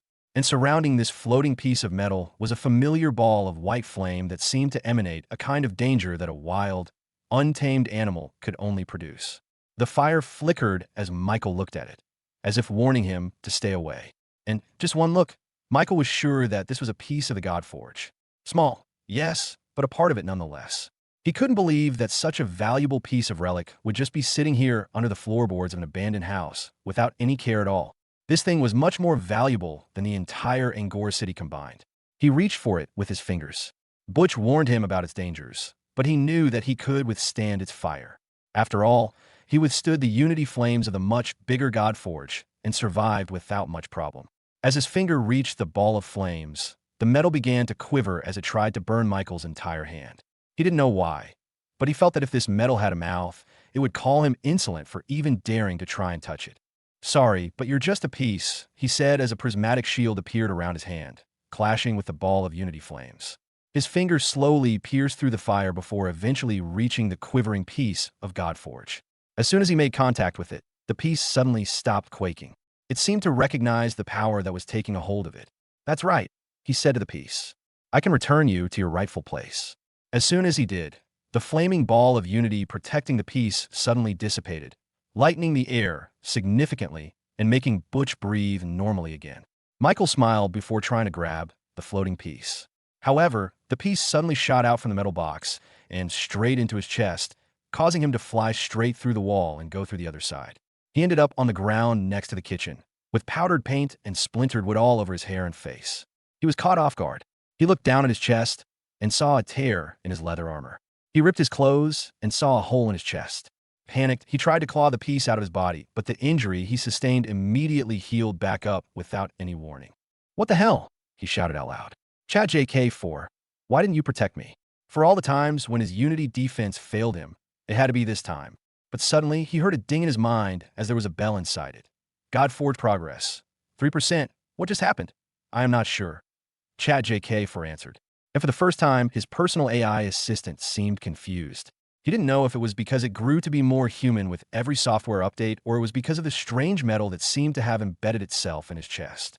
I am searching for all the information written on God Forge, but everything comes up blank. There is no precedent for this occurrence. Great, great, what great birthday gift, he said sarcastically. Can you at least tell me if it's good or bad? Should I worry about the metal in my chest? There seems to be no adverse effect on your physical well-being. Your mana cores are running at perfect condition as well. What is it? I seem to have discovered where the metal fragment is located. And it has merged itself with your mana cores. Michael closed his eyes and focused on his internal body. There, he saw the 8 spheres of mana floating in an endless black space. Everything looked normal at first, but upon closer inspection, Michael finally noticed a very thin line connecting all the mana cores to each other, creating an octagram of sorts. There was no mistake about it. It was the piece of the God Forge, just stretched out into a hair-like strand. As for why it had attached itself to his cores, he had absolutely no idea. As for its effects, Michael knew nothing as well. Everything worked fine with his mana, and everything flowed smoothly with his cores. It is recommended to gather more God-forged pieces so that the effects will be a lot more pronounced. Michael wasn't exactly that enthusiastic about having another metal piece shoot through his chest, but he was calm-headed enough to know that the God-forged piece was an incredible piece of relic from the past. With the power it held in its prime, Michael was sure that if it wanted to harm him, it would have done so already. And besides, Michael already promised the Dwarven King to gather all the God-forged pieces he could find. At least now, it would be safe in his chest. Are you okay, boss? What happened? Butch asked worriedly. He shuddered at the thought of the white-scaled dragonborn, finding out that Michael got hurt while he was around. It's fine, he answered before levitating himself back up. Let's go home. I have some questions that I need to ask a friend. Michael ascended from the shadows in the corner of a grandly decorated room, with furniture decorated with gold and red velvet. Near the balcony was a man who watched calmly as he overlooked the skyline of Angora City. Stelmane, Michael called out. The Duke turned around and was surprised to see Michael, but not too shocked to see him appear in his personal lodging. What brings you here? Michael walked over to the balcony and joined the Duke for tea. I have a question I have to ask you. It's about Christian and the Hammerstone family. Duke Stelmane finished a sip of his tea. What would you like to know? They seem to have given me a gift. Well, it's more like a leftover piece that they didn't bother to retrieve. It was in Christian's personal stash, after all. The Duke looked at Michael. Is it a strange, flaming piece of metal? Michael sat up straight. You know it. Stelmane nodded. I have heard of those, yes. Those? Michael's eyebrows perked up. If you remember our conversation a few days ago, I told you about the conglomerates and the sub-companies inherited by their heirs, right? Well, as far as I heard, on their 10th birthday, those inheritors receive a piece of a magical metal that cannot be touched nor destroyed. This metal has no use at all and mostly serves as a decorational piece for fireplaces and tables. Michael almost cringed as he heard that. He couldn't imagine having a powerful piece of the Godforge just laying around like a piece of furniture. Imagine the waste. Why do they even receive this metal? The Duke shrugged his shoulders. I do not know either, but I do know that they place great importance on it, especially by those conglomerates. They make it as a test for their inheritors. If they're able to keep their magical piece, then they are viable to become a successor. It's a weird tradition in my opinion, but those conglomerates have always been weird. Michael looked over the skyline of Angora City as he digested what he learned. As it turned out, the Godfolk pieces were spread apart and in possession by the heirs and successors of the conglomerates. Christian was supposed to be an heir for the Hammerstone family. But after the incident with Michael, he was stripped of all his inheritances. Why did Christian's father give me a piece if it's so important? The Duke laughed, almost chuckling as he sipped tea. That is typical of him. It's his way of respecting what you have built in the Reborn company. Even though your company is not tied to any conglomerate, he is treating you as part of their competition. In a way, you already are, aren't you? Since you're building your own golden road. I guess all he's trying to say is that he challenges you to beat those arrogant successors to teach them a lesson. Michael looked down at his chest, where the Godforge piece was hidden in his cores. Those sub-companies have been given a piece of the Godforge, and they're in a competition with each other to establish their own golden road. Inevitably, they would have to fight against each other, with one side potentially losing everything to the other, including the Godforge piece. And whoever wins the Golden Road competition would eventually gather a lot of the Godforge pieces for themselves. I have a feeling that's on purpose, he thought to himself. There must be a reason why those conglomerates want their heirs and successors to gather the Godforge pieces. Michael looked at the distance, further towards the Queen's region where the Vanderbilt Kingdom was located.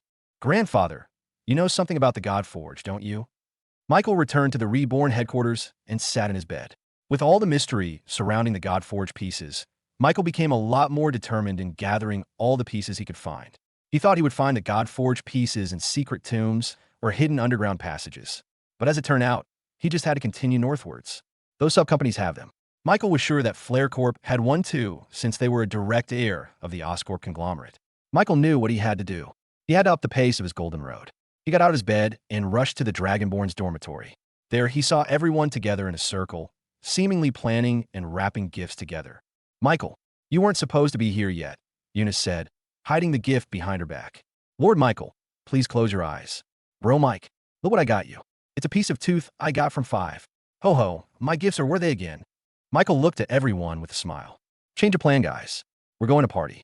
Lord Michael, is this your idea of a birthday party? Shiana asked, disappointed. When Michael announced to them that they were going to party, they all thought of large festivities all around the territories of the nation of Reborn. The King's region, Neo Orcus, and Angora City. with everyone chanting Michael's name in honor for his birthday. But instead, Michael gathered the new, adopted employees of the Reborn company from the previous Hammerstone company and began awakening their talents one by one. Of course, Shiana. It's a skill giveaway party, Michael said enthusiastically. Meanwhile, the leader of the adopted Rebornians, Butch, approached Michael with worried steps. Boss? What are we supposed to do, he asked. Michael sat in his birthday seat. It's just a normal wooden chair, and gestured for Butch to come closer. Tell me what kind of skill you want. What kind of power do you dream of having? Butch looked at Michael, not knowing if his boss was being serious. He thought this was some kind of weird job interview. After thinking it through, Butch came up with an answer. I want something that will turn me into a volcano, he said. A volcano, you say? Michael uttered, activating his gift bestowal skill. Chat JK4, can you do your magic? Very well. Creating a customized skill perfect for Butch. Complete. Bodily magma eruption. Earth and fire element. This magic allows the user to erupt with their inner power, excreting magma out of their pores. A bright light suddenly glowed out of Butch's chest, which grew bright enough to blind anyone that looked at him. After a few seconds, the lights subsided, leaving Butch the same as he was before. Butch looked at his hands, with his eyes flashing with understanding as the magic theory flashed through his brain. Erupt, he shouted, and suddenly, magma pooled out of his bald head and down into his forehead, creating a literal fiery hot hairstyle. Whoa, ha ha ha yes, Butch shouted in happiness. Okay, next, Michael said, gesturing for the next person to approach. Michael spent the rest of the day giving away skills and spells to anyone who wanted them. Luckily, he also found a couple of people who could have a second awakening, which led them to find their true talent in another job. At the end of the day, Michael was too busy to attend the lavish and luxurious party that Shiana and the rest of the Rebornians planned out for him. Michael could hear the sounds of drums banging and trumpets ringing outside the Reborn headquarters from the festivities going on in the streets of Angora City. There were posters plastered everywhere with Michael's face painted on it, forcing everyone to celebrate his birthday. And if Michael looked at Neo Orcus and the King's region, he would see an even more fervent celebration. Fireworks and drinks flowed heavily, with everyone treating it as a local holiday to thank the man that gave them everything they had right now. Even the Dwarven King participated in the feast in the parched lands. Of course, Michael didn't really want his birthday to be such a big deal in the first place, so he was very thankful to have an excuse to miss it. Michael now sat in his bed, alone and satisfied. Knock knock, it's Yuna, she said. Michael got up and opened the door, seeing Yuna with her hands behind her back. What's up? He asked her. I just wanted to give you something to celebrate your birthday. I don't know if you'll appreciate it, since I'm bad at making things. Yuna revealed a small wooden sculpture of a globe. But not just any globe, it was the Earth that he was so familiar with back in his previous life. It's a reminder that no matter how crazy things may happen here, I want you to know that you can talk to me if you get homesick. We're in this together after all. Michael looked at the crude sculpture and realized that Yuna used no magic to create this. She shaved the wood all by herself, mistakes, imperfections, and all. But this made it all the more special. After all, Michael had been so used to magic that he used it for everything he needed. This small gesture was heartfelt. Thank you, he said to her. Yuna smiled. That just means you'll have to work harder to get me my favorite ice cream, okay? Michael laughed and swore that he would do so soon. After making him do a pinky promise, she left, leaving Michael all alone in his room. He put the globe statue near his bed and went to sleep. The next day, the Golden Road project continued at full force. As for Angora City itself, Michael instructed the Rebornian engineers to start the full restoration of all the buildings caught up in the fighting. The library that had been out of commission for the past week was quickly built anew in just a matter of a full day. The houses whose roofs were destroyed were quickly patched up within just a few hours as well. This showcased the full potential of concrete to the citizens of Angora City. How'd they do it so fast? They used that liquid stone thing, and it hardened in just a few hours. How is that possible? Look, guys, they opened a new floor in the Reborn department store, and I think it sells sacks of this concrete thing. The clear difference in quality between the Reborn company and everyone else in Angora City showed why they were truly deserving of that number 450 rank in the Golden 500. And it didn't stop there. A few days after that, the citizens of Angora City woke up to see a wide road suddenly constructed out of their gates leading to the horizon. Sharp-eyed people recognized the material they used in this road to be concrete, which meant that this was the handiwork of none other than the Reborn company. And not even a few hours later, The citizens of Angora City were once again surprised at the appearance of large automobile trucks that came into the city. These trucks carried lots and lots of products and resources that stocked up the Reborn department store with unique products only available in the King's region. Isn't this the Wadash powder? It's so rare, but they have a whole cart here available. How did they transfer pot break herb here from the King's region without it dying? I heard it dies after a week of getting uprooted. Hey, that road, where does it lead to? It wasn't long before people began to travel the Golden Road, leading them straight to Neo-Orcus. There, they discovered a society so advanced that it completely blew their mind. But then, they were told that to see the true extent of the Reborn Company's power, they should visit the parched lands. And just like Michael hoped, people began to travel to the King's region to see the end of the road, the nation of Reborn. The Golden Road allowed people to finally travel between Angora and Neo-Orcus within just a few days of travel. This was already an amazing fact that brought the Reborn Company a lot more praise and recognition from the citizens of Angora City. However, the real game changer came when they offered a taxi service using the metal carriages called automobiles. This was where the public truly realized the true potential of cars. After constructing the Golden Road, Michael fulfilled his promise to guide the Duke and his wife on a tour of the King's region and the nation of Reborn. Using the customized automobile that Michael gave to the Duke, they embarked on a few days' journey to Neo-Orcus. The Duke saw firsthand how amazing it felt to drive almost 100 kilometers per hour on the flat Golden Road. Upon arriving, the pair couldn't believe the sophistication, the order, and the quality of life in Neo-Orcus. This town was previously known for being abandoned and almost buried in the ground. Yet, what they saw was something that could only be described in fantasy books. There, they came into contact with electricity and trains. Amazing, the Duke uttered, completely bewitched by Neo-Orcus. He saw a vision of an entirely new Angora City, one with automobiles running through the streets, stopped only by stoplights to let pedestrians through. He saw a vision of buildings lit up by tiny stars in the night. He saw the future. The Duke immediately expressed his interest in creating a railway system for Angora City, while his wife requested to have air conditioners available in their castle. "Let's talk business after you finish the tour," Michael said to them. After all, they only saw a glimpse of what was to come. They hadn't seen the nation of Reborn yet. So, they embarked on the train leading to the King's region. Of course, they stopped by the Dwarven Kingdom where the Duke got to meet its king, which seemed to have made him into a blubbering fool. He was too flustered to meet someone that was notoriously known to be hard to meet. "Michael, you weren't there to celebrate your birthday, so I drank twice as much in your honor," Byru said while gulping another cup of beer. "Thanks, I guess." The Dwarven King soon left after being forced by his men to finish some paperwork. "You were close with the dwarves. I thought you knew." Michael shrugged. After the Duke calmed down and explained to Michael how unprecedented this was, they continued on their tour to the King's region and onto the parched lands. Finally, the Duke and his wife stepped foot onto the nation of Reborn. He gave them a day to explore by themselves. After that, Michael met with them in their hotel room in one of the Satyrs and Treehouse. "So what do you think?" Duke Stellman and his wife looked at Michael with crazed eyes. "We want to stay here forever." Michael returned back to Angora City with a massive headache. After experiencing the comfort and extravagant lifestyle in the nation of Reborn, the Duke refused to go back to his so-called bit-less bathroom in his castle. This was quite a common occurrence with tourists in their nation, but Michael didn't think it would affect even a Duke who had a literal city under his name. "Just manage the city for me," he said. Doesn't he know how unusual this is, giving the keys to his city to a total stranger? He decided to let the Duke take a well-deserved vacation in the parched lands until he became a little bit more reasonable. Back in his bed, Michael summoned two shadows in front of him. "How's the reception to the Golden Road?"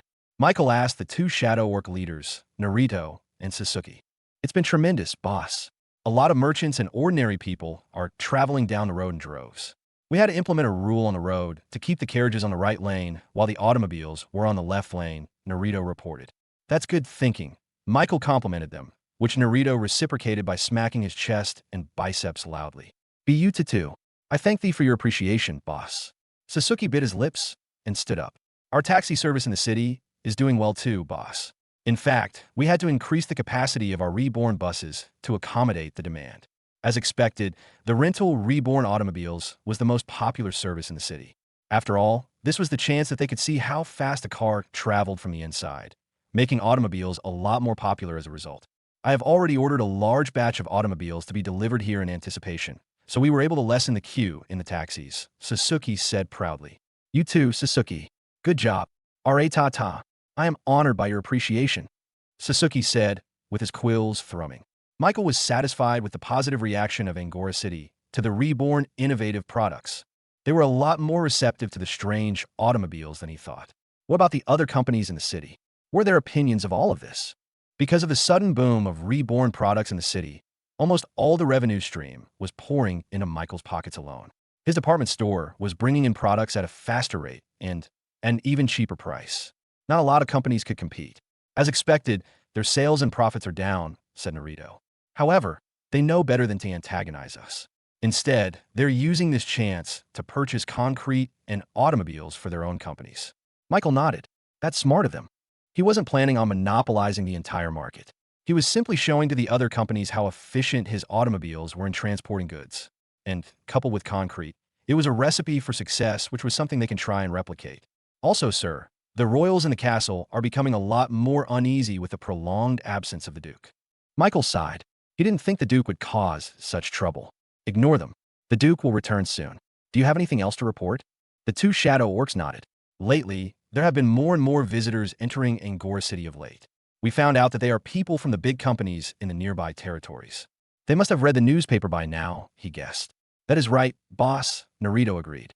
Our shadow orcs in the other territories are all reporting that the news of our sponsorship in Angora is spreading to a lot of networks. And they're sending in their feelers to find out more about us. The common sentiment among them is that they are doubtful as to how an unranked company suddenly jumped to number 450 in the world and even ended up sponsoring a capital city. Michael expected this. That's fine. Let them. We have also used this chance to send out our shadow orcs into infiltration missions into those companies. They send out spies, we latch out shadows to them, and they lead us right to their company, said Naruto. Tell me if you find out that any of them is an heir or successor from a conglomerate. The two shadow orcs nodded. After finding out where the Godforge pieces were located, Michael decided to become a lot more proactive in finding those conglomerate subsidiaries like the Hammerstone Company. Of course, it would be a lie if he said he didn't want to obtain their Godforge piece for himself. With the success of the Golden Road connecting Angora to Neo Orcus, Michael felt it appropriate to finally expand further out to the Queen's region. Chat JK4, can you show me an optimal route for the Golden Road that will efficiently go through all the territories in the Queen's region? Understood, Michael. Generating a map for you. After a few seconds, Michael saw a topographical 3D image of the royal continent, specifically the lower part of the Queen's region containing Angora City and Neo Orcus. Right now, a yellow path representing the Golden Road connected the two Reborn-influenced territories into a sort of highway. Then, a glowing yellow line flowed from Angora City to further northwards, about a month's worth of travel, to a small named location called Batrock Town, the supposed territory that was recently conquered by Flame Corp, a subsidiary of the Oscorp conglomerate. Now, if he was being selfish, he would want to connect the Golden Road directly to Batrock Town in order to force a confrontation between the two of them. After all, Michael knew for certain that the leader of Flame Corp was in possession of a Godforge piece. But if he were to do that, it would mean that he would be missing out on the 10 or so territories on the left and right sides of Angora City. Although those places were smaller and arguably less important than Batrock Town, Michael needed to spread Reborn there too. After all, the main reason he was doing all of this in the first place was to spread the comfort and pleasurable lifestyle that only the Reborn company could give to the people of this world. If he were to abandon them, then that would be tantamount to abandoning his core principles. Chat JK4, please make a blueprint for the Golden Road to branch towards all these territories on the east and west sides of Angora City. Understood, Michael. This is the most strategic course of action that you could take. Why do you think so? By spreading your influence and completely conquering the southernmost tip of the Queen's region, there would be no way for your opponents to flank your territories. As usual, Chat JK4 was right. Michael should have thought about the military aspect of expanding the Golden Road. The Queen's region was totally different from the tame and docile territories of the King's region. This place had competition, and they wouldn't back down so easily once they saw Reborn coming, as evidenced by what happened with the Hammerstone Company. All right, thanks Chat JK4. I'll have our engineers start the construction right away. Michael spent the rest of the day conversing with the Rebornian engineers, who quickly fulfilled his wishes and began their construction in the east and west gates of Angora City. He thought he would have had to ask for permission from the Duke, but it seemed he had already sent a letter giving Reborn the authorization to do whatever they wanted in Angora City, which may or may not have caused the royals to panic, because Michael was now essentially the acting duke of the city itself. The appearance of automobiles caused a boom in the commerce of Angora City and beyond. Products were being delivered faster than before. Rare items which were so hard to obtain could now be purchased in the Reborn department store, and more people were traveling to other places in the royal continent because of the Golden Road. Those in the Queen's region traveled by automobile or train to the King's region, and vice versa. This created a lot of opportunities for businesses to thrive, further driving the economy of the territories involved in the Golden Road. Eventually, this caused other territories in the east and west side of Angora City to become slightly aware of what was happening. The newspaper article had already created an intrigue among them, but the increased activity in Angora City certainly caught their attention. One such group took particular attention. This group, for lack of a better term, were unscrupulous in their ways to obtain a living wage. If you were to ask them what they did, then they would answer that they were in the security business, protecting merchants, travelers, and other such visitors from meeting a terrible fate in the woods. As long as people paid a good amount of coins, then those tourists could be assured that they would not be attacked deep in the night while they camped. Of course, they didn't have to tell anyone that they were the one who attacked people in the night. It was already implied.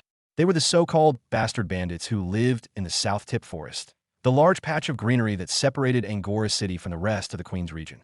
Despite the dangers of wild animals, occasional monsters, and dangerous cliffs, the bastard bandits had made a home for themselves in the South Tip Forest. They had claimed it to be theirs, despite having no jurisdiction or credentials to back it up. And because of that, they charged a measly toll on anyone that tried to travel through the South Tip Forest. If they were obedient and paid their fee, then they would find their journey in the forest to be safe and boring. If they didn't, then they would find their products stolen or their lives taken. They had made quite a living doing this, living quite lavishly in the caves of the forest. But recently, they had noticed that there was a large influx of carriages coming from the north to the south, specifically the famous Angora City. This was an anomaly. It was already deep into the winter season, which meant that travel shouldn't be too welcome among the populace. Now, usually, this would have been a cause for celebration for the whole troop. More tourists meant more tolls, and more tolls meant more money for them to warm their bodies with booze. However, a few observant bandits noticed that despite the large influx of carriages coming from the north, there was a distinct lack of carriages coming from the south. It was as if they reached Angora City and chose to never come back at all. The bastard bandit leader immediately tasked his men to capture one of the travelers and question them for information. They laid in wait in the snowy bushes as a single carriage led by 2 horses came trotting past their hiding spot. "Halt!" they shouted. The horses were immediately startled, neighing crazily and standing on their front legs. The man in the carriage peeked out his window and saw the snowy bushes suddenly stand up, revealing themselves to be bandits who had camouflaged themselves with pure white gear. The sharp weapons they held in their hands immediately was enough to make the man in the carriage consider a surrender. "What's the meaning of this?" "I paid my fees," he shouted to them. "Don't worry, we're not going to hurt you," one of the bandits said. "We're just here to ask some questions." The bandits approached his carriage and forcefully opened it, letting the cold breeze of the air enter. Then, one of the bandits stepped foot inside and sat on the opposite side, meeting face to face with the merchant. "First of all, an introduction is in order. I am Sleazy, and you are?" The merchant eyed the man suspiciously before answering. "I'm just an ordinary merchant. I sell chocolates." The bandit called Sleazy titled his head, clearly unaware of such a product called chocolate. I've never heard of that. And I see no sign of products here in your carriage." Sleazy took out a knife out his pocket and twirled it in his hands, with its glint reflecting towards the chocolate merchant. "Are you lying to me?" "No, no, no," the chocolate merchant cried out, raising his hands to protest his innocence. "It's true. I just sold out all my products. That's why I'm returning to Angora City to get more." The bandit eyed the merchant with a glare, letting awkward silence linger in the carriage. "I believe you." "Ha, don't be so anxious," Sleazy said, patting the chocolate merchant's shoulder. "Listen, I don't want to take up any more of your time, but I just have to know. Is there a particular reason why a lot of people are going to Angora City?" The chocolate merchant went silent for a second. His first instinct was to lie. After all, he didn't want Michael and the Reborn company to get into trouble. But then, he remembered that Michael specifically told them to always spread the word about the Reborn products, whether they be customers or criminals alike. The merchant even remembered a saying from Michael: "All press is good press," meaning any and all kinds of attention would benefit the Reborn company. So, he simply told them what the public already knew. He told them about the newspaper article being spread around. It's good to know you aren't lying to me, Sleazy said, putting his knife back in its sheath. We have asked all the other carriages coming in Angora City, and they all said the same thing. They want to visit the famous Reborn company. So you knew about them? Sleazy nodded and laid back on his seat. Oh yeah, we might be living in the woods, but we are not hermits. We are in touch with the current happenings of society more than you know. Of course, we heard about the current ranked hashtag 450th company in the world. It's just hard to believe that it's true. That was not the first time the chocolate merchant heard that. One of the reasons why there were so many people visiting Angora City was because people were curious to see if the stories were true or not. It seemed that it had reached the ears of the bandits as well. Clap. Sleazy clapped his hands, surprising the merchant out of his thoughts. Well, that's all that I want to ask you today. Thank you for your cooperation. The chocolate merchant watched as Sleazy got out of his carriage and waved at him with a big smile on his face. The bandit gestured for the coachman to go, which prompted the old man to whip the reins and let the horses start trotting through the snowy road. As the carriage got further and further away, the chocolate merchant looked back to see the road completely empty with no sign of the bandits anywhere. The snowy tracks on the road were just the horse and the carriage, nothing more. The chocolate merchant decided to visit the Rebornians and tell them what happened today as fast as possible. Meanwhile, in the bushes, the 10 or so bastard bandits gathered around in a circle with Sleazy in the middle. What are we going to do, Sleazy? One of the bandits asked. I'm feeling a little curious, you see. All those stories about the horseless metal carriages and dwarven metal seem to have made me a little bit thirsty, he said, licking his mouth. The other bandits looked at Sleazy with worried expressions. Sleazy, the boss said that we shouldn't interfere in other territories. We should just stick to the South Tip Forest, and that's it. I agree, a bandit said. And even if I do want to pinch a little bit of gold out of their pockets, we should only do it when they try to travel through the forest, not when they are still in their territory. Sleazy shook his head amongst the other bandits, clicking his tongue as he did so. You guys are so unambitious, he shouted. Come on, don't you see that we're not the only ones that's thirsty to rip apart this new Reborn company? I'm betting that if we wait any longer, other companies would have already conquered the Reborn company and taken all their inventions for themselves. The bandits, despite being reasonable this whole time, felt a little bit agitated upon hearing Sleazy's words. It provoked their killer instinct.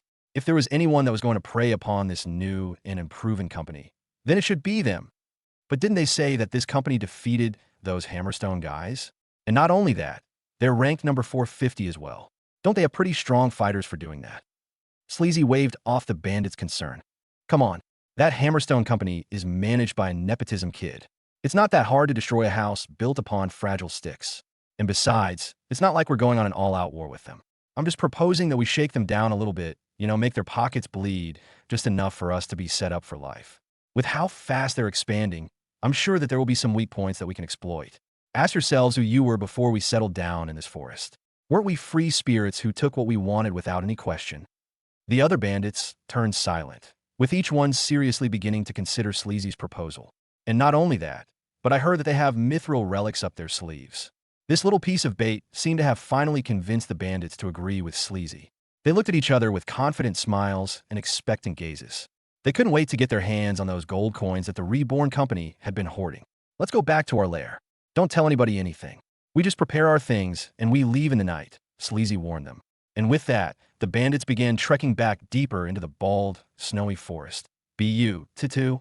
Sleazy turned around, his eyes darting all over the place. He looked at the other bandits and saw none of them react to the rhythmic beating sound, making him doubt his own senses. He began to convince himself that it was just a product of his own imagination, brought on by the cold winds of the winter. Meanwhile, back in Angora City, Michael sat in his bed while the two Shadow Orc chieftains reported the whole situation to him in great detail. It's a good thing that you guys had Shadow Orcs protecting the chocolate merchants, he said to them. Even if they are not part of our nation, they are still important to the growth of your company. It is only natural that we dedicate a shadow to monitor them and their surroundings, Naruto replied. What shall we do, boss? Sasuke said, kneeling.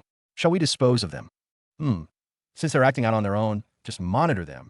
Maybe they would lead us to more information about the other territories near Angora City. Also, if they do try to rob us, then send the trainees. It'll be a good experience for them. The two Shadow Orcs nodded before descending back into the shadows. A couple of days later, the Golden Road expansion to the westward of Angora City went smoothly underway. The end goal would be reaching the isolated territories they're named the Grafted Cluster. These were a collection of small settlements, towns, and villages numbering in the double digits. There wasn't a centralized government that controlled these territories like how the Duke controlled Angora City, but they did have their own local government that kept everything in check. So that means that we can construct the Golden Road there without needing any permission. Michael asked Yuna. That's right. The citizens of these people would love nothing more than to have a viable road for them to traverse, she answered clearly. They have actually submitted a formal request to our family to ask for some assistance to this matter. But you know how it is, without the proper funding, these road projects could never be accomplished.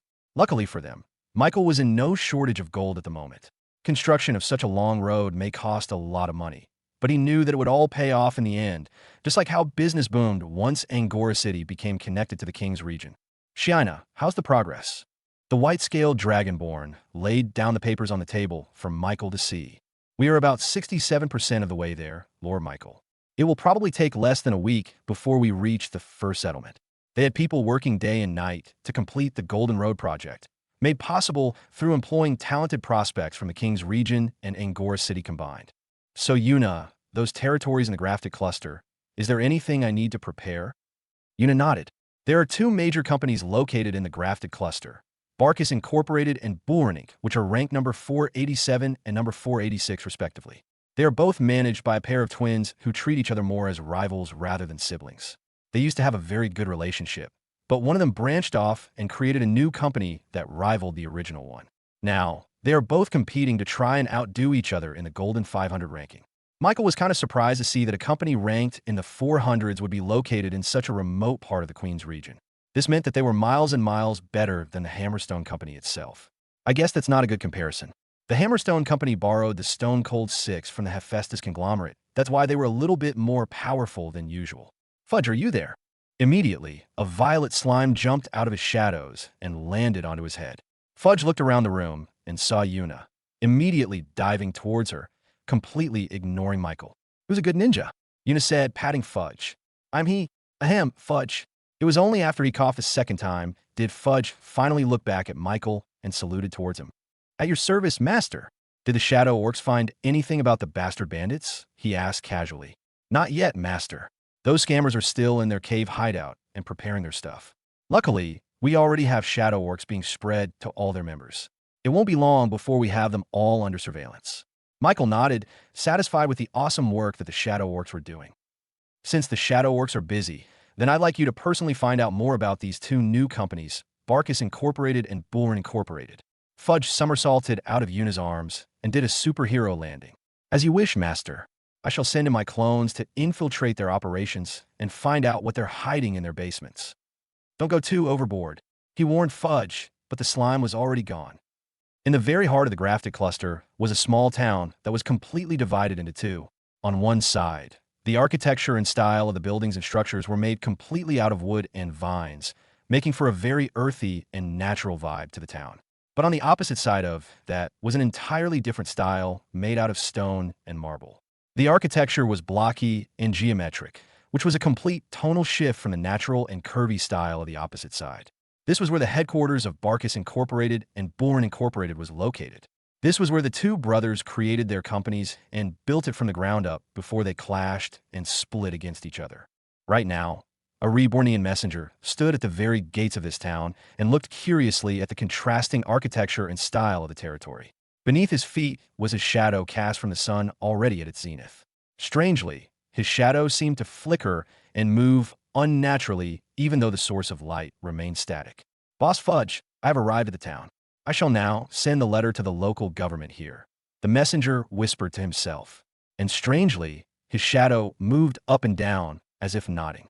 The messenger then entered the town and asked for the directions until he reached the mayor's house. He introduced himself as a reborn representative here to deliver news from Michael himself.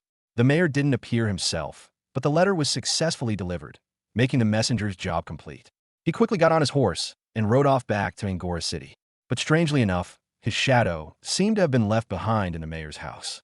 It slithered through the guards in the front, bypassing the heavy metal doors through the small slits underneath it.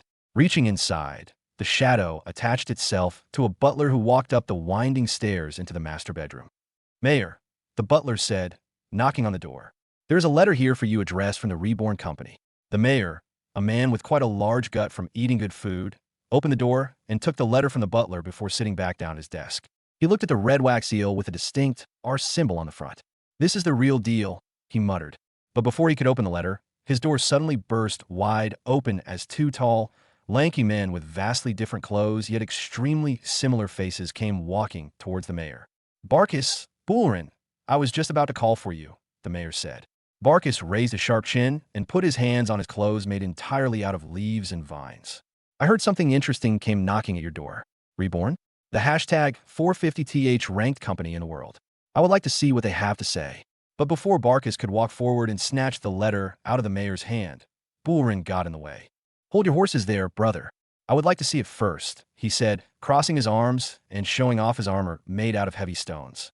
The mayor looked flustered as he once again became caught up in the siblings' rivalry.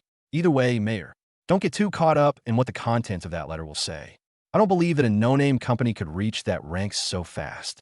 There's got to be some kind of conspiracy going on," Barkis said, slamming his fist on the table. This made Bullerin smile. "That, I will agree with you, brother." For the twin brothers, seeing the Reborn company blow past their company ranking seemed almost impossible. They knew how hard they worked to achieve number 487 and number 486 respectively. It took almost 10 years for them, and they had to climb through the ranks one by one to do so. And unlike Christian Hammerstone, Barkis and Bullerin were both the strongest fighters in their own companies. So they knew that advancing to that rank required really strong fighting skills that not just anybody could obtain. But didn't you hear that they defeated the Stone Cold Six? What do they call them? The Dragonborns. The mayor was a little bit more apprehensive in calling the newspaper articles as nothing more than rumors. He didn't necessarily believe its authenticity, but he just couldn't completely disregard it either. "It's just a myth," Barkis said, waving his concern. "I have never even heard of that demi-human species before. And frankly, I'm kind of worried for them that they will draw the ire of the dragons for using the draconic name even though they aren't part of their lineage." In a rare occurrence, his brothers seemed to totally agree. "I have a few friends back in Angora City, and even they don't know what truly happened. After all, nobody saw what truly transpired that night, if anything even happened at all," he said confidently.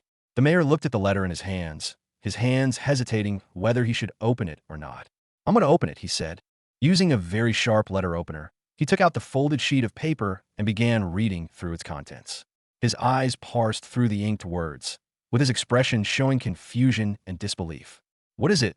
the brothers asked simultaneously. "They're coming here," the mayor announced. "They want to build a road that connects the grafted cluster to Angora City. For free," he emphasized. "For free."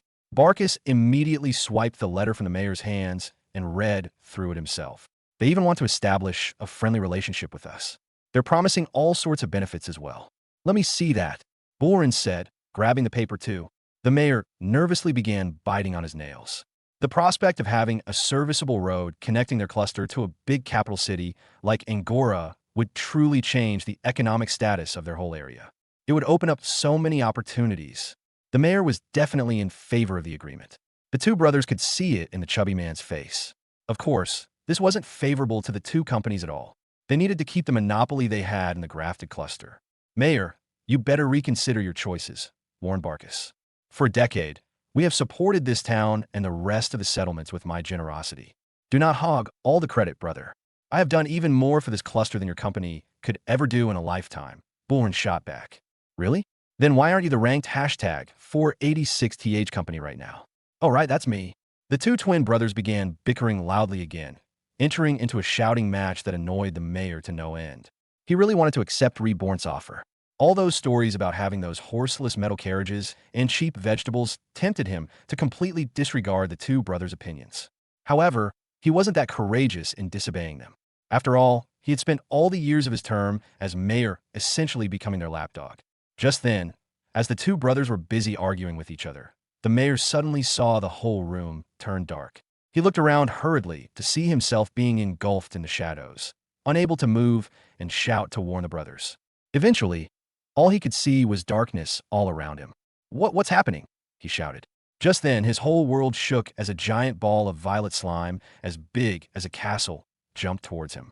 The colossal slime looked down at the mayor with a bit of a smile on its face. Are you a god?" the mayor questioned. Fu, yes," Fudge replied, his voice echoing endlessly in the dark void. "What do you want from me?" Fudge looked up, imitating the grandness of a godlike being. You You are destined for a great future. I am, the mayor asked, looking down at his own chubby belly in shame. Of course, Fudge coughed. However, you are now at a fork road in your destiny. One path leads you to depression and despair, not just for yourself, but for the whole territory under your hands. But the other path is the complete opposite. It is your true destiny. It will lead you to wealth and prosperity unlike anything you have ever seen. The mayor looked up at the divine body of the slime god in front of him. His eyes showed a glint of hope and longing. What do I have to do? Ho ho ho, Fudge laughed. I think you already know, young man. The Reborn Company, the mayor realized. Fudge's bulbous body suddenly grew two stump-like hands, using them to create a small rift in the darkness so that the mayor could see the distant image of the two brothers pointing and shouting at each other. The mayor could see what the two brothers were thinking. They were planning on creating a total blackout for the Reborn Company, preventing their products from reaching the territories of the grafted cluster. What should I do? He asked the benevolent divine slime. What is their weakness? What do they hate and desire the most? Fudge asked. Each other, the mayor answered. They want to completely outdo one another. Then the answer is simple. You shall. As the mayor heard the words echo in his mind, the darkness around him began to recess into the walls, returning him back into reality. Mayor, are you listening? Barkus shouted. The mayor looked at himself and balled up his fist. Remembering the appearance of the slime god gave him a lot of courage.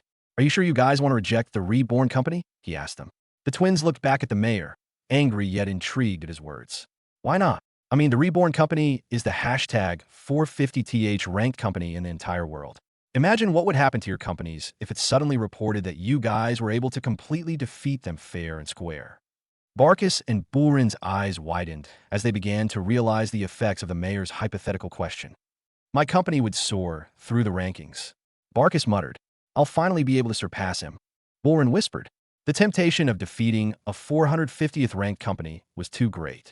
The twins immediately exited the mayor's house and began preparing their companies for the competition against the Reborn Company.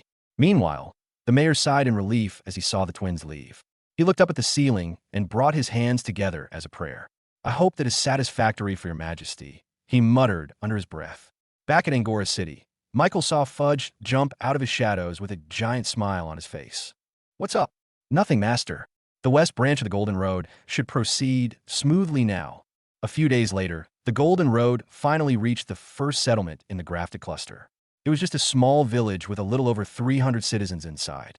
The locals of this settlement saw firsthand how the Rebornian engineers poured the liquid concrete onto the pathway ditch and watched it harden within just a few hours with the help of a little magic. It completely surprised them, especially as the first few automobiles came riding from the horizon. These trucks carried over all the necessary equipment and products needed to create a base for the Reborn Company here in this settlement.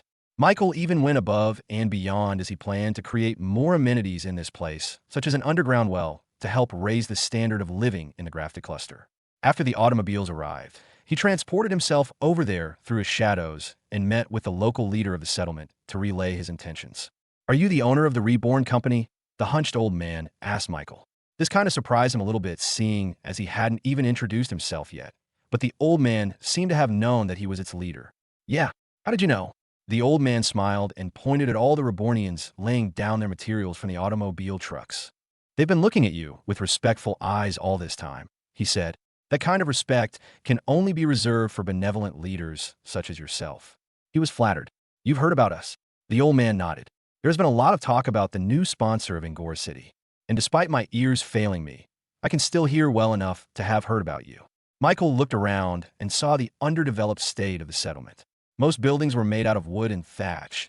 The roads were muddy, and there wasn't much foot traffic going around it. They didn't even have a market and only relied on traveling peddlers to get supplies. Can we establish our company here?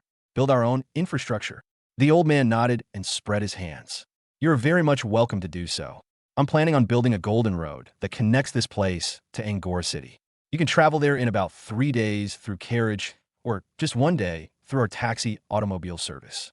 He also planned to create a bus station in every territory, allowing for normal people to travel easily to the big cities like Angora. Michael began instructing Kong, the Rebornian engineer chief, to start the construction in the settlement. Their first order of business was to create running water from the aquifer underground. It took them just an hour before a deep well hand pump was installed, giving clean water for the citizens to drink and bathe from. Whoa, water, a boy said as the water splashed on the ground from the pipes. The whole population of the settlement celebrated this momentous occasion, thanking the Rebornians by offering them dried deer meat and skinned rabbit fur. The old man approached Michael. This may be presumptuous of me, but there is nothing we would like more than to be under your banner. You want to join the nation of Reborn? Yes, we would all like to, the old man replied with everyone nodding behind him. Michael didn't think it would be this easy. Not even a few hours after they landed in this settlement, and already he had accomplished his goal. He was just hoping to establish the company here, but he ended up gaining another territory. He had Shiina and Yuna take care of all the paperworks. And in just a matter of a few hours, they became official Reborn citizens. Back in the center town of the grafted cluster, the two twins each sat in their respective headquarters and commanded their companies to start a large campaign that spanned the whole Western territory. Gather all our merchants and our peddlers. I want them all to start going over all the territories near us selling only Barkus Incorporated products. Sell potatoes, carrots, and even pepper spices at a large discount. And it seemed that his twin brother thought of the same thing. Make sure that the whole market is drowned out by all of our products, Bullrin shouted to his employees. I don't want anyone buying those Reborn products at all. Since they were much more established in the deeper parts of the grafted cluster, their campaign largely worked and increased their overall sales throughout the whole region. Their profits were down, but that was a necessary sacrifice to completely shut down the Reborn company's attempts. However, just a few days after this campaign started, the twins each received terrible news. Sir Barkus, we can't sell anything in the first settlement, his messenger said anxiously. And why is that? They're the ones that need fresh produce from us. Otherwise, they can't survive. The messenger bit his lips. That's the thing, sir. The Reborn company has already arrived there and established a connection with them. That's fine, Barkus said. Just lower the prices some more. I doubt that the Reborn company can bear to lower the prices like we do, because they're transporting those goods all the way from Angora City. This is a war that they'll lose. The messenger tried to get the words out of his mouth, but couldn't bear to do so. Sir, the first settlement has already agreed to become part of the Reborn territory. What? Now that the first settlement was part of their territory, Michael decided to implement a lot of new establishments in the territory. Aside from basic stuff like concrete roads and plumbing systems, Michael also created a fun little hot springs-inspired bath for the people to enjoy. And just as Michael thought, this became a really popular spot for the locals. The large improvement in the first settlement eventually reached the next two territories in the grafted cluster, which Michael set his eyes on next. The Golden Road branched into two paths, once again as it reached towards those two places in just a matter of a few days. Those two settlements were a little bit bigger and more advanced than the first settlement. They had proper buildings and infrastructures to be called a town rather than a village.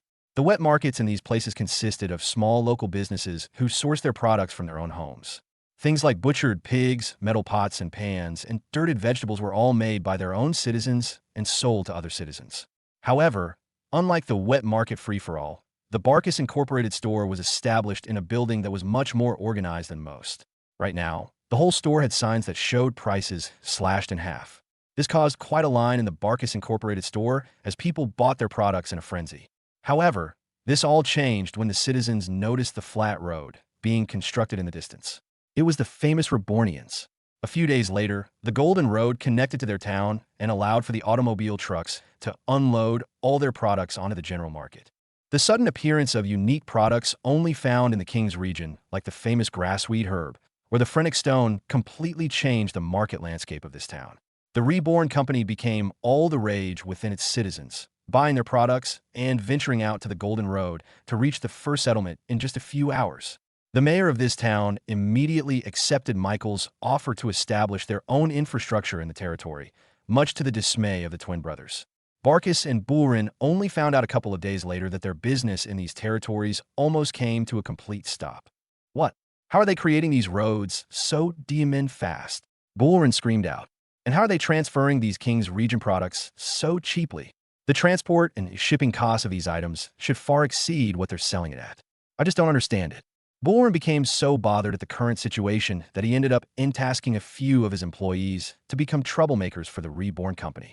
Scare them just enough so that they'll be hesitant to step a foot further into the grafted cluster, he said to his employees.